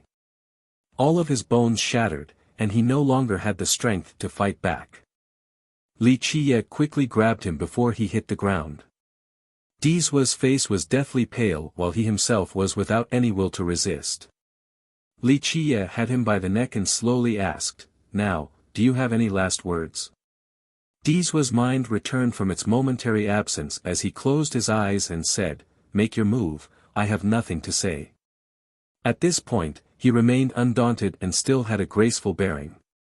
Dizwa was indeed Dizwa, death was nothing to him. Wait! The Myriad Bones Throne's ancestor shouted in horror from the ancestral mountain. So? Do we old geezers have to get involved as well? A feeble voice immediately responded from the river sect's divine coffin. As your god monarch, that is not my intention. The Myriad Bones ancestor forced a laugh and said in a serious manner, fellow Taoistly, let go of our disciple and we can talk about any conditions. We will definitely satisfy your demands. This ancestor wanted to save Dizwa since it was not easy to train a descendant. Dizwa had the highest potential in the throne of bones, so even if he didn't become an immortal emperor, his achievements would still be quite grand. His talents and Tao aptitude were the most precious treasure of the throne. Because of this, no matter what happened next, the ancestor hoped to save him. That is a bit interesting. Li Qiye slowly said as he looked at Dizwa. But at this time, Dizwa opened his eyes and shook his head to say, no, ancestor, let me go. I have let you ancestors and the Myriad Bones Throne down. I apologize for my defeat today. An old man stepped out from the ancestral mountain and replied with a majestic aura, no, child. Winning and losing are part of life. What is so devastating about losing one battle? Who has ever truly been undefeated since the start of time? Not even immortal emperors would claim such a thing. Your achievement today has already been amazing and no less than any achievements of young emperors. It is fine to lose once. No, ancestor. My heart is dead. Dizwa bitterly smiled and continued, this is not just about losing once, I have truly become powerless. What is the point of temporarily living in this world without becoming an immortal emperor? Ancestor, I am unfilial and have done wrong to the throne as well as the seniors who took care of me. It is better to let me die with dignity than to live on in shame. Ancestor, please bury me with the Phoenix Maiden on the mountain, that is enough for me. The ancestor's expression greatly changed. He understood that his disciple wanted to die and that it was not just because of one lost battle. It was because Dizwa couldn't surpass Li Qiye. A genius like him couldn't handle this reality, it was a pain worse than failure. Whether he wanted to die to meet the Phoenix Maiden again or because he would never be able to surpass Li Qiye, it was better to die now than to live in agony. His ultimate choice was not due to shame from losing a single battle to Li Qiye. The ancestor only sighed and slowly closed his eyes. He knew his disciple the best and no longer tried to convince him. In the end, this ancestor quietly went back into the ancestral mountain. At this moment, everyone remained silent. Although Dizwa had been defeated, he had lost in a brilliant manner and was worthy of pride. No one felt that this was shameful. In fact, they thought that it was amazing that he managed to persevere for so long. No one else could do the same. A sense of respect for Dizwa rose at this moment. Whether he was an enemy or friend, he was a supreme genius and a worthy rival. Dizwa closed his eyes again and spoke with gravity, do it. I have nothing else to say about my own lack of abilities. Li Qiye looked at him and let him go before nonchalantly saying, if your heart is dead, then I'll let you have a dignified death. End it yourself. Dizwa then stood up straight and opened his eyes. He took a deep breath to take one last look at the world before closing them again. Without any hesitation or unwillingness, Dizwa's body shook as blood dripped down from the corners of his mouth before directly falling down. The world was silent, a heaven's proud son had committed suicide. This ending caused others to lament. Is it time to end it? Li Qiye stood next to the pond while looking at everyone else in his leisurely manner. This time, however, no one responded, not even the ghost race. No young ghost could compete with Li Qiye anymore after Dizwa had lost, not even Tian Luanhui.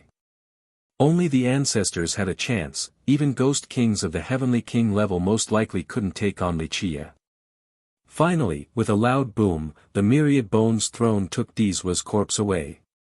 In the blink of an eye, the ancestral mountain disappeared from everyone's eyes.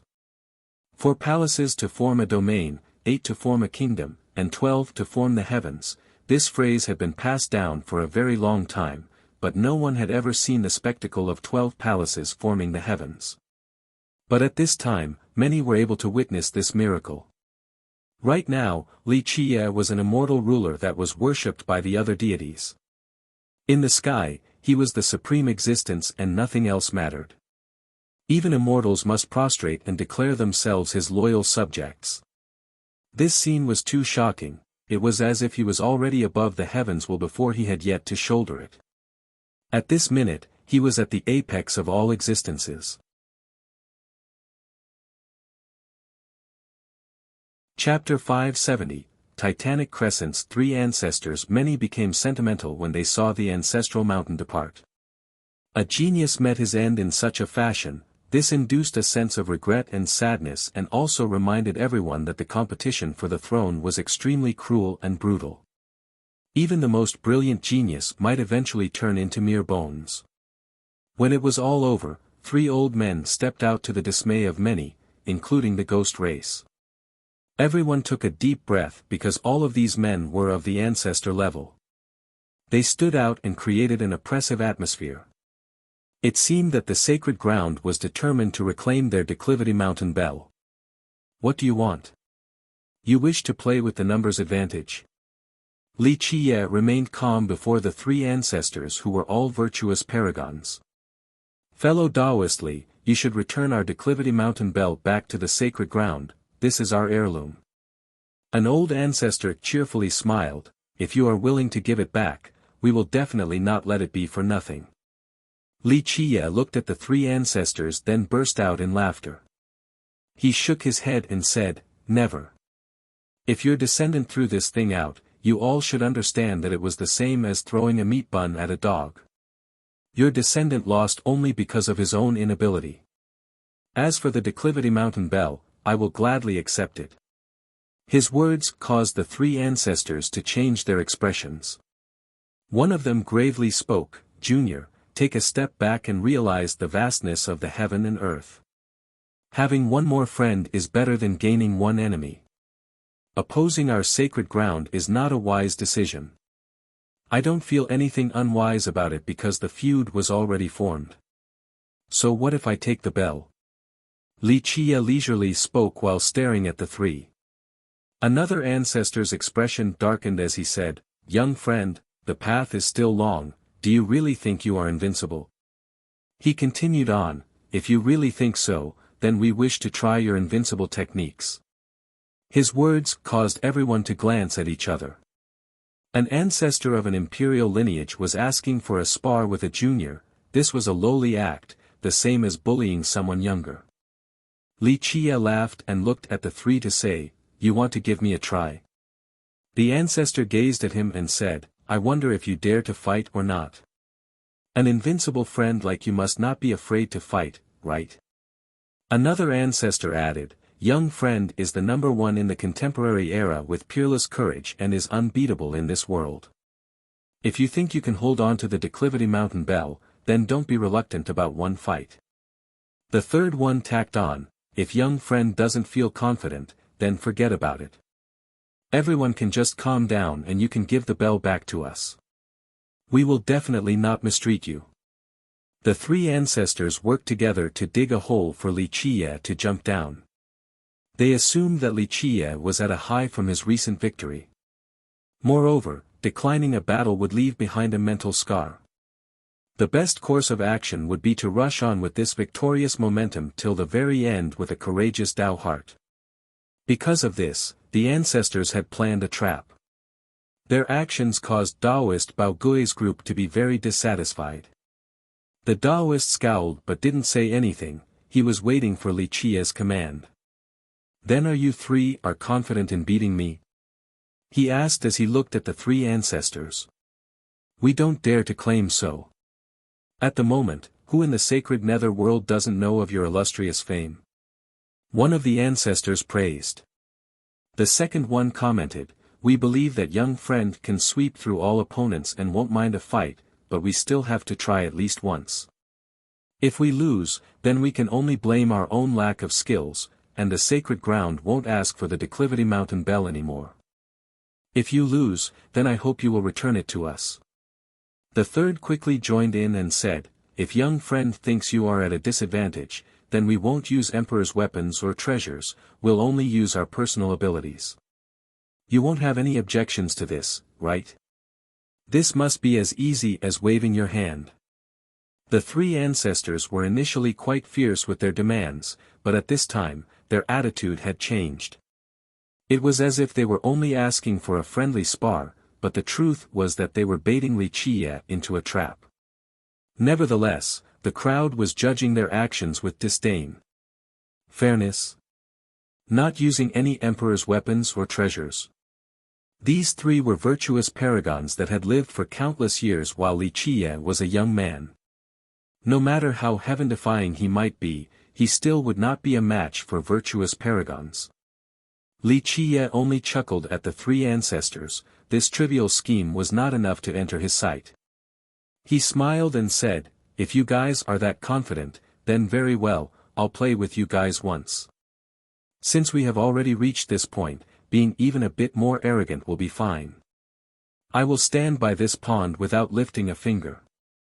If you guys are so great, then come over here. If you can take it, then the bell will belong to you. All three of you can come at once so that we won't waste everyone's time. Li Qie's response truly shocked the three ancestors. Although they were trapping Li Qie, them scheming against him was one thing, but being looked down by him was a different matter. Young friend is so confident with such a big tone. One ancestor annoyingly said. Fierce Li Qie was strong till the point where others were in awe of him, but that was only to other young experts. The ancestors of the great powers were all undyings that had lived for countless moons and were not necessarily afraid of Li Qie, at least, not at this moment. They were virtuous paragons after all. Moreover, the sacred ground was an emperor's lineage, and its ancestors had weathered countless storms and life and death experiences. However, they were victims of this junior's derision. This made them quite annoyed. Li Qie glanced at the three of them and said, spare me the polite pretense that aims to lead me to jump in. If you don't want to keep any face, then I'll satisfy your wish. There is no need to scheme back and forth. All three of you just come here. If you can take the bell, then it will belong to you again. Young friend, you must keep your word. The three ancestors were quite exasperated. One of them even latched on this opportunity while the iron was still hot and said, we will not take responsibility if you are hurt, as the saying goes, weapons do not have eyes. Li Qie interrupted him and waved his sleeve dismissively, okay, I know what you want to say, so spare me these pretentious words. Just come over here, I am waiting by the pond. I won't lift even a finger. Li Qie's response raised a lot of questions. He proved his strength by beating Diswa just now, but he was about to face three ancestors. Moreover, they were from an emperor's lineage. All of them were extremely powerful existences. At the very least, they were virtuous paragons of the first level. It was impossible for any young person, no matter how powerful and devilish they might be, to challenge ancestors from emperors' lineages. There was a huge gap between virtuous paragons and heavenly kings. Even a peak heavenly king would be easily slain by an ordinary virtuous paragon. It was an insurmountable gap between the heaven and earth. Challenging one paragon alone was enough to make others think that Li Qie was crazy, but challenging three at once was simply too arrogant and domineering. What was even more overbearing was his declaration to not lift even a finger while awaiting their attack. Even Daoist Bao Gui's group jumped out of their skins due to Li Qie's declaration because they felt that this was an impossible venture. Li Qie was absolutely brilliant, but there was still a distance between him and paragons. In that case, we'll do as you wish. One Titanic Crescent ancestor spoke right away. To these three ancestors, this was a chance given to them by the heavens. It was too fortunate and they would never let it go. Who could they blame if Li Qie had a death wish? Everyone heard Li Qia's words, so even if the three of them killed Li Qia together, the river sect couldn't say anything. The three slowly surrounded him with a very cautious attitudes without the slightest hint of carelessness. If another young man challenged the three of them in this manner, then they would immediately reach out with their hands to instantly kill that courageous fool. However, they had all seen Li Qia's devilishness. Although they didn't believe that he alone could challenge three ancestors, they still acted with vigilance. They wanted to slowly figure out his plan to avoid an unfavorable scenario. At this point, everyone held their breaths while concentrating on watching the scene play out.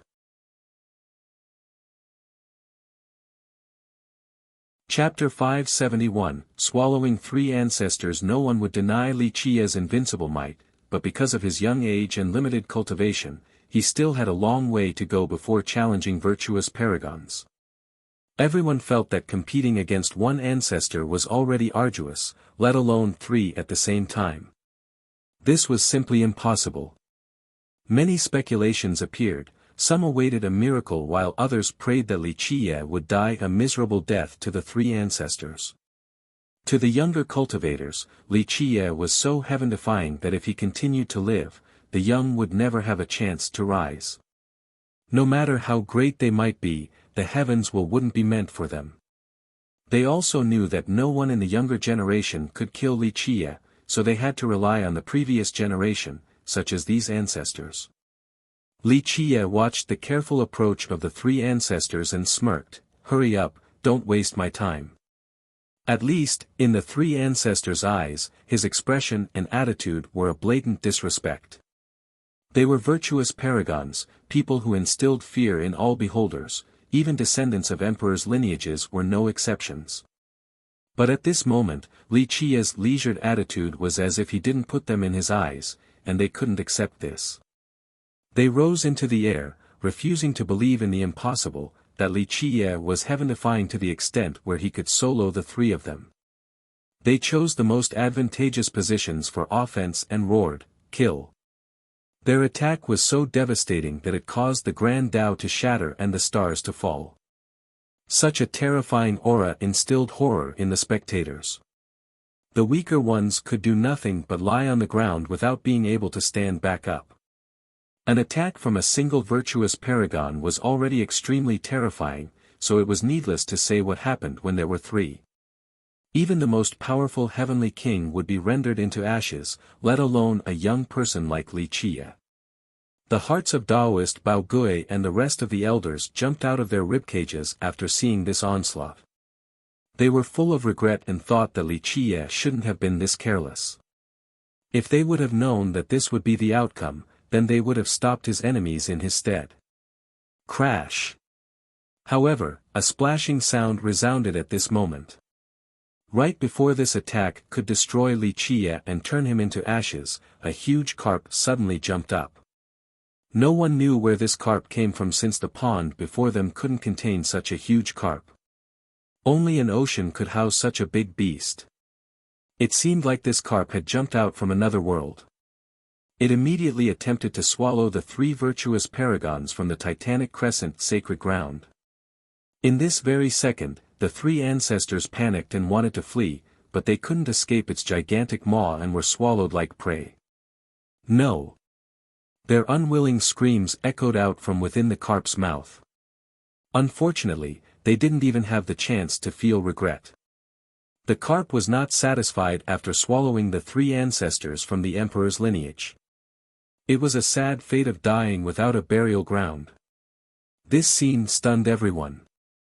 No one expected for a huge carp to come out, but they were even more shocked that it swallowed three paragons like three little flies. "It's the diamond carp." A person calmed down and shouted. Then, the crowd all ran far away to keep a distance. No one dared to come any closer. The diamond carp. Daoist Bao Gui's group was also quivering with fear.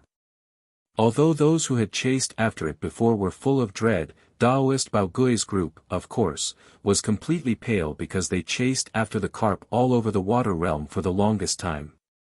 During their chase, they had never seen it attack anyone because it was very mild-tempered and wouldn't take the initiative to attack. Its speed was also very fast, much faster than a heavenly king. Moreover, they didn't expect for it to be strong to the point of being able to swallow 3 ancestors so easily. How frightening was this? If they knew that it was this dangerous, they wouldn't have been courageous enough to chase after it. Think about it, who would dare to chase after an existence that could kill 3 paragons? If it became annoyed, then it would swallow the entire group. Those who previously had intentions of attacking it were now drenched in cold sweat. Luckily, they didn't successfully chase it down, or else the result of the 3 ancestors would be repeated on them. No. The sacred lord from the Titanic Crescent camp bellowed miserably. His countenance was as white as paper. He thought that if the 3 ancestors came into being, they would be able to take back the mountain bell. How could he have known that not only would they fail to do so, but they would also become food for the diamond carp? The sacred ground suffered a heavy loss at the moment after their failed gamble. Who doesn't know an old trick of baiting people with words? Li Qie said and smiled after seeing the diamond carp swallow the ancestors. He slowly continued, "If you want me to jump into your trap, then I'll dig one for you as well. We'll see who will die in the pit." Li Qie's slow words caused everyone to feel a chilling sensation. The 3 ancestors wanted to entrap Li Qie with praises, but Li Qie also did the same. Finally, the ancestors failed to kill him and only jumped into his trap. It was just like Li Qie had said, he could still fight 1 on 3 without lifting a finger. This brat wasn't going to do anything from the start. A great character from the previous generation of the ghost race spoke while quivering. What puzzled everyone was how Li Qie managed to control the diamond carp. Only Lan Yunzhu knew the answer to this question. Splash! When everyone was still terrified, a clear splashing sound appeared. The whirlpool in the middle of the pond was receding. The water fish and turtle that carried the tablet slowly swam back to the middle to return to their nest. Splash! The whirlpool became smaller and smaller as the diamond carp roared with a dragon-like cry. Li Qie rubbed its head and said, "Go, you won't be able to go back if it closes." The diamond carp didn't want to leave and kept on rubbing on Li Qie's hand, but it eventually jumped back into the pond. With a loud splash, it disappeared before everyone's eyes. It was difficult to believe that such a little pond could contain the huge diamond carp, but maybe it wasn't so strange after all, since each step was a single world in this pond. Crash! The whirlpool spiraled with ripples and eventually disappeared like it had never been there at all. No, an unwilling person let out a cry, but he was powerless and could only watch it disappear. The group also realized that the big fortune was now gone. Many were unhappy since they spent so much time here to no avail. They desired a big fortune but couldn't harvest anything. Lan Yunzhu, alone, obtained the biggest harvest, the unique Night Era flower. At the very least, the outsiders seemed to think so. They were not as lucky as her since they had no way of entering the pond. Goddamned pond, it is better to leave this creepy place. Many people gave up and started to curse before leaving. Although they knew that there were treasures inside, the only thing they could do was to watch while sighing in disappointment. What could they do since they couldn't even take 60 steps, let alone 100 steps? Some were able to take 100 steps, like Tian Luanhui for example. However, he came from the Alira's ancient kingdom, so treasures were not as tempting to him. Unless it was a huge creation from the legends, Tian Luanhui wouldn't make a move. Chapter 572, Earth Realm. Some still tried to stay to test their luck, but the majority left for other places in the Water Realm while many left it altogether. This was because the best treasures in the Water Realm had been taken by the Thousand Carp River and other treasures were hard to obtain, so they might as well test their luck in other places. "It's time to go," Li Qie said as he jumped on the big carp. Daoist Bao Gui commanded the carp as it took the river sex group into the sky, leaving the pond. It flew very quickly above the vast ocean. "Young noble, where do we go next?" Daoist Bao Gui asked. You guys got a great harvest this time, and the prime ominous grave will close very soon. Li Qiye said, leave the grave and return to the 1,000-carp river. What about young noble? The Taoist asked, how about we wait here and wait for the closing of the grave? Maybe you will require our assistance in the future. Li Qiye narrowed his eyes while gazing at the far horizon and said, no, you guys won't be able to help since I plan on going to the heavenly cemetery. Heavenly cemetery? How about I go with you? Lan Yunju quickly said. No, I can't bring you along. I'm going to the path of death, so you can't come, I have to go alone. The path of death in the heavenly cemetery. Upon hearing this, not just Lan Yunju, but the Taoist and all the elders were scared out of their minds. Lan Yunju thought she had misheard and tried to clarify, you really want to go on the path of death? That is suicidal. Yes. I have to go to the path of death. Li Qiye seriously nodded his head in response. The group's expression greatly changed, and the Taoist said with worries, young noble, you're talking about the path of death, it is hard to leave alive. If you want to train or find a big fortune, then pick the path of life. At the very least, there is a chance of coming out alive even if it is only 10%. In contrast, the path of death is simply impossible to survive. No one will come out from it. That's right. Young noble, just pick the path of life, don't go to the path of death. Another high elder of the river sect advised, there is still a chance to come out of the path of life, but the other one is hopeless. The heavenly cemetery was located in the earth realm, and some called it the center of the entire realm. When someone with the prime ominous key entered, they could exchange it there for a fortune. There were two entrances, one was the path of life and the other the path of death. Although the former was called the path of life, it was also extremely dangerous with only 10% of survival. Nevertheless, many experts and geniuses still tried to walk on this road. Besides searching for big fortunes and the mythical method of everlasting life, it was also a great place to train. But as for the path of death, no one had ever returned alive. No one knew what was inside since it was covered in an aura of death all year round. Some said that it was the lair of evil apparitions, and any trespasser would be killed.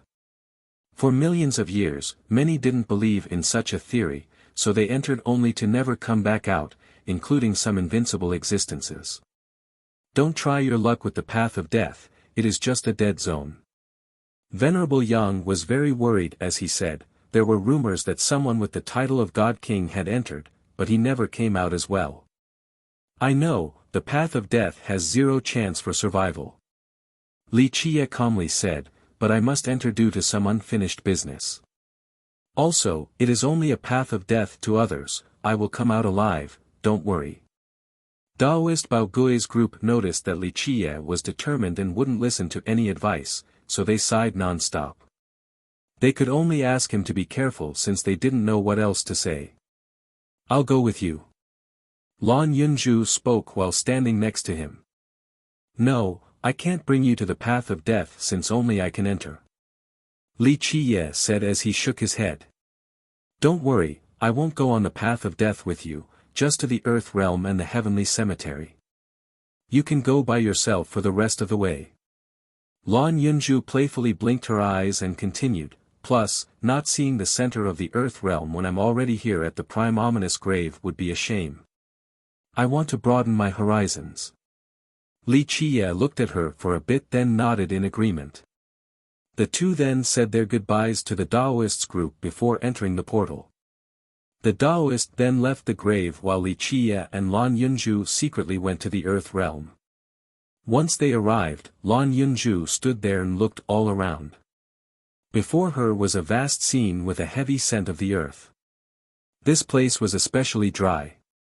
However, it was also covered entirely by a layer of fog that didn't seem to be dissipating at all in the sky. It consisted of a wide terrain with rolling mountains. There was a grave tablet in the middle of the land. Countless graves were here in this place, some appeared very humble, some were even bigger than mountains, and some stood proudly next to the sky. One of them lingered mysteriously in the high sky while another hung in the middle of two great veins. One was in the middle of a river with its water flowing around and entering it. To sum it up, there were all types of strange graves. If one could imagine a coffin with a certain design, then they could find it here at the Earth realm. It was as if all graves in the 9 worlds were here. Despite the variations in the designs, they all had one thing in common. All of them had a headstone without any words engraved on it, they were just empty grave tablets. Because of this, no one knew who these graves buried or from which era they originated from. Lan Yunzhu was quite shaken to see so many graves. How many people were buried here? She took a deep breath and murmured, could this be the accumulation of millions of years? Or were they all buried at the same time? No one knows the answer to this. At the very least, since the time when the ghost race discovered this place, there were already millions of graves here. Perhaps they were buried here from many eras ago, or maybe from an even more archaic age. Something happened so countless existences were buried here. Li Qie answered after he looked at the grave.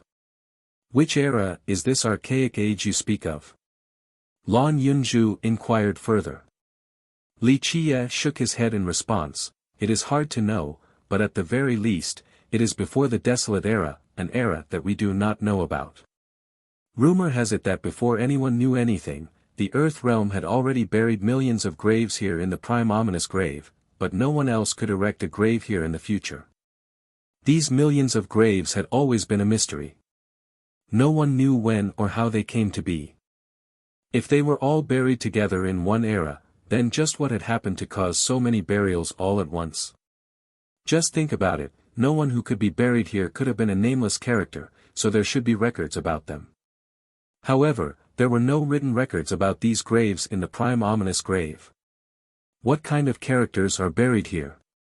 Lan Yunzhu asked while in a daze. I'm afraid no one can give you the answer to this either. Li Qie smiled and said while shaking his head, but there is one thing that's certain. Anyone who was buried here was extremely amazing when they were alive.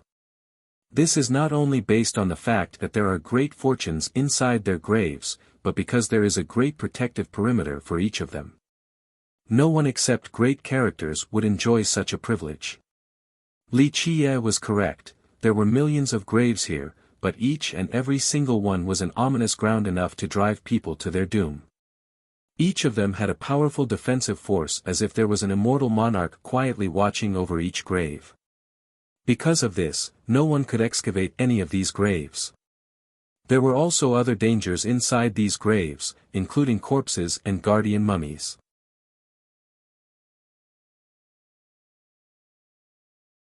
Chapter 573, Heavenly Cemetery legends state that these corpses and mummies were all heaven-defying experts when they were alive.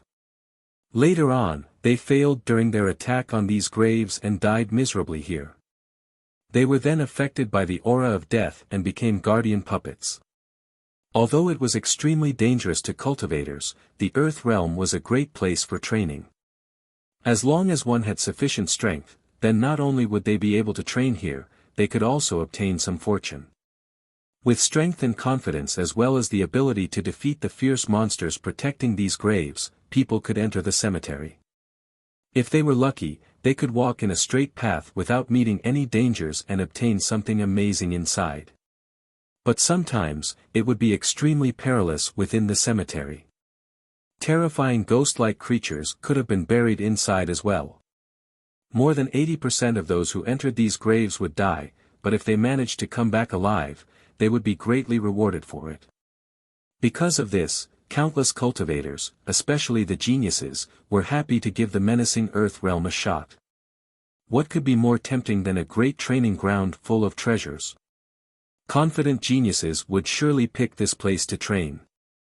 After seeing Lan Yunzhu's dumbfounded expression, Li Qie smiled and said while looking at the graves, "Come, you won't be able to solve the mysteries here. No one knows who was buried here or when. What about Uncle?" Lan Yunzhu gave him a look and asked, "Don't tell me Uncle doesn't know a thing or two about this." You have read so many books and know so many things in this world, so could there really be a secret that you, someone who knows everything and can't not do anything, don't know about? Li Qiye only responded by chuckling and flicking her forehead before saying, "Girl, don't dream about egging me on. If I said I don't know, then I don't know." Lan Yunju only angrily glared at him with a charming and playful demeanor, showing a beauty capable of taking others' breaths away. Li Qiye led Lan Yunju deeper inside. They didn't come here for the fortunes inside the graves, so they only passed by a few while heading straight for the heavenly cemetery. After walking past some fortunes, she asked, "Doesn't Uncle want to take a look at some of these ominous graves? Legend states that there are some very unbelievable mummies inside. Some even said that a few of them are of the immortal emperor level. Do you not want to broaden your horizons?" Li Qiye shook his head and said, "This time, we didn't come here for treasures. We wasted too much time in the other realms, so we can't go to another grave. It is just you, not us." Lan Yunju looked at him with one eye and continued, "If you are not here for the graves, then why are you going to the path of death? If you know that it is suicidal, then why must you still tread it?" Lan Yunju didn't want him to go there since it was a terrible place of certain doom. For millions of years, even god kings had died inside since they didn't trust the tales. Lan Yunju believed that Li Qiye could come out alive by creating a miracle, but this matter was still too risky. Something unexpected might happen. Li Qiye looked at her and understood her thoughts, so he smiled and said, "Don't stop me, I can't afford not to go there.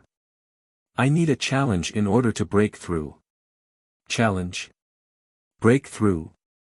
Lan Yunju asked, "Do you not have enough challenges yet? Defeating Dizhua and achieving 12 palaces are not enough. Having 12 palaces is the most brilliant achievement since time immemorial. Like you said, only immortal Emperor Jiaoheng had obtained 12 palaces, so your accomplishment is on the same level as the Emperor. You are right, but that is not enough since this is not my limit just yet. I need to take one step further beyond the boundary and defeat all those before me, even the unknown." Such domineering words did not sound arrogant from Li Qiye. Instead, they were rather natural. Lan Yunju only sighed. Other people would be satisfied with 12 palaces and defeating a number one genius like Dizhua. What could be greater achievements than these? However, she knew that if Li Qiye was satisfied, then he would no longer be Li Qiye, no longer the person who created miracles. She felt that Immortal Emperor was the final apex for other people, but to Li Qiye, perhaps Immortal Emperor was just the beginning. This was Li Qiye, a unique being across time. However, she didn't give up and said, "Even if you want to break through, you shouldn't be suicidal to the point of going on the certain death path." Li Qiye shook his head and said, "No, I must go to the path of death in order to break through. It is one of my 2 goals before entering the grave." "Is there no other choice?" Lan Yunju curiously asked, "What is so special about the path of death?" "You are right." Li Qiye nodded and said, "There is one thing inside the path of death, and I need that to train. Only that thing will be able to help me." She continued with more questions. "What is it? Is it like a different realm? Something like a secret among secrets like the wooden nest or the lost alchemy garden? Or is it like that one black star in the celestial sea inside the water realm?" Li Qiye answered by shaking his head, "All wrong. I'll let you know that the secret among secrets inside the earth realm is not located at the path of death, but rather the path of life. If you want the method for everlasting life, then go to the path of life. If you are extremely lucky, then maybe you will meet the legendary secret realm." Lan Yunju softly sighed. She knew that Li Qiye had made up his mind and wouldn't listen. Nevertheless, she still didn't want him to go. Li Qiye gently tousled her hair and said, "Okay, little girl. Don't worry about me, I am confident in leaving alive." "Who am I?" "I am Li Qiye. Even the path of death won't be able to take my life." She glared at him as she retorted, "Humph. I certainly hope so. If you die here, I won't bother to pick up your corpse so that it can rot in the wild. What could she do when Li Qiye had made his choice? Li Qiye, on the other hand, only smiled while looking at her expression without saying anything back. The heavenly cemetery was also called the central plane of the earth realm. The entrance was a basin of sorts. From a higher vantage overlook, one would see the heavenly cemetery as a huge mausoleum shrouded in fog. The basin was decorated with stone pebbles that led to a monument that towered all the way to the sky. It was very similar to the prime ominous graves tablet, an object without any runes. If one used the key to exchange for a fortune in front of this monument, then maybe one could obtain an unparalleled treasure. To the sides of the cemetery were two bottomless abysses, and above them were two small paths. One was the path of death and the other the path of life. These two paths led the way into the cemetery. For millions of years now, countless experts had entered both paths. Very few left the path of life alive, while the only rumors about the path of death was that once one enters, there would be no leaving. The most recent person to come out of the path of life successfully was Dizwa. Not long before, he entered it for self-training. Alas, due to the death of the Phoenix Maiden, he gave up infiltrating further into the cemetery. Another person who left the path of life alive was the famous immortal Emperor Du. At a young age, he once entered the path of life, and people believed that he made it very far through all the trials. But of course, there were also speculations saying that he didn't make it all the way to the end. These speculations were not important. The crucial part was that he had obtained an immense fortune in the path of life that was possibly the method for everlasting life. Because of this, geniuses and ancestors that were near their death all came to the path of life to try their luck. In summary, whether it was for training or for the method of everlasting life, those who dared to come to the path of life were all amazing characters. Needless to say, those who managed to return alive were even more incredible. At this moment, Li Qiye and Lan Yunzhu were standing on a high peak outside of the basin while gazing at the distant heavenly cemetery. Seeing the two tiny paths on top of the abysses took away Lan Yunzhu's breath. Calling this place the most dangerous location in the world was not enough to describe its treacherousness. However, the heavenly cemetery had one noticeable difference in contrast to before. Above the huge tablet at the entrance was a floating island that covered the entire cemetery. Legend states that these corpses and mummies were all heaven-defying experts when they were alive. Later on, they failed during their attack on these graves and died miserably here. They were then affected by the aura of death and became guardian puppets. Although it was extremely dangerous to cultivators, the Earth realm was a great place for training. As long as one had sufficient strength, then not only would they be able to train here, they could also obtain some fortune.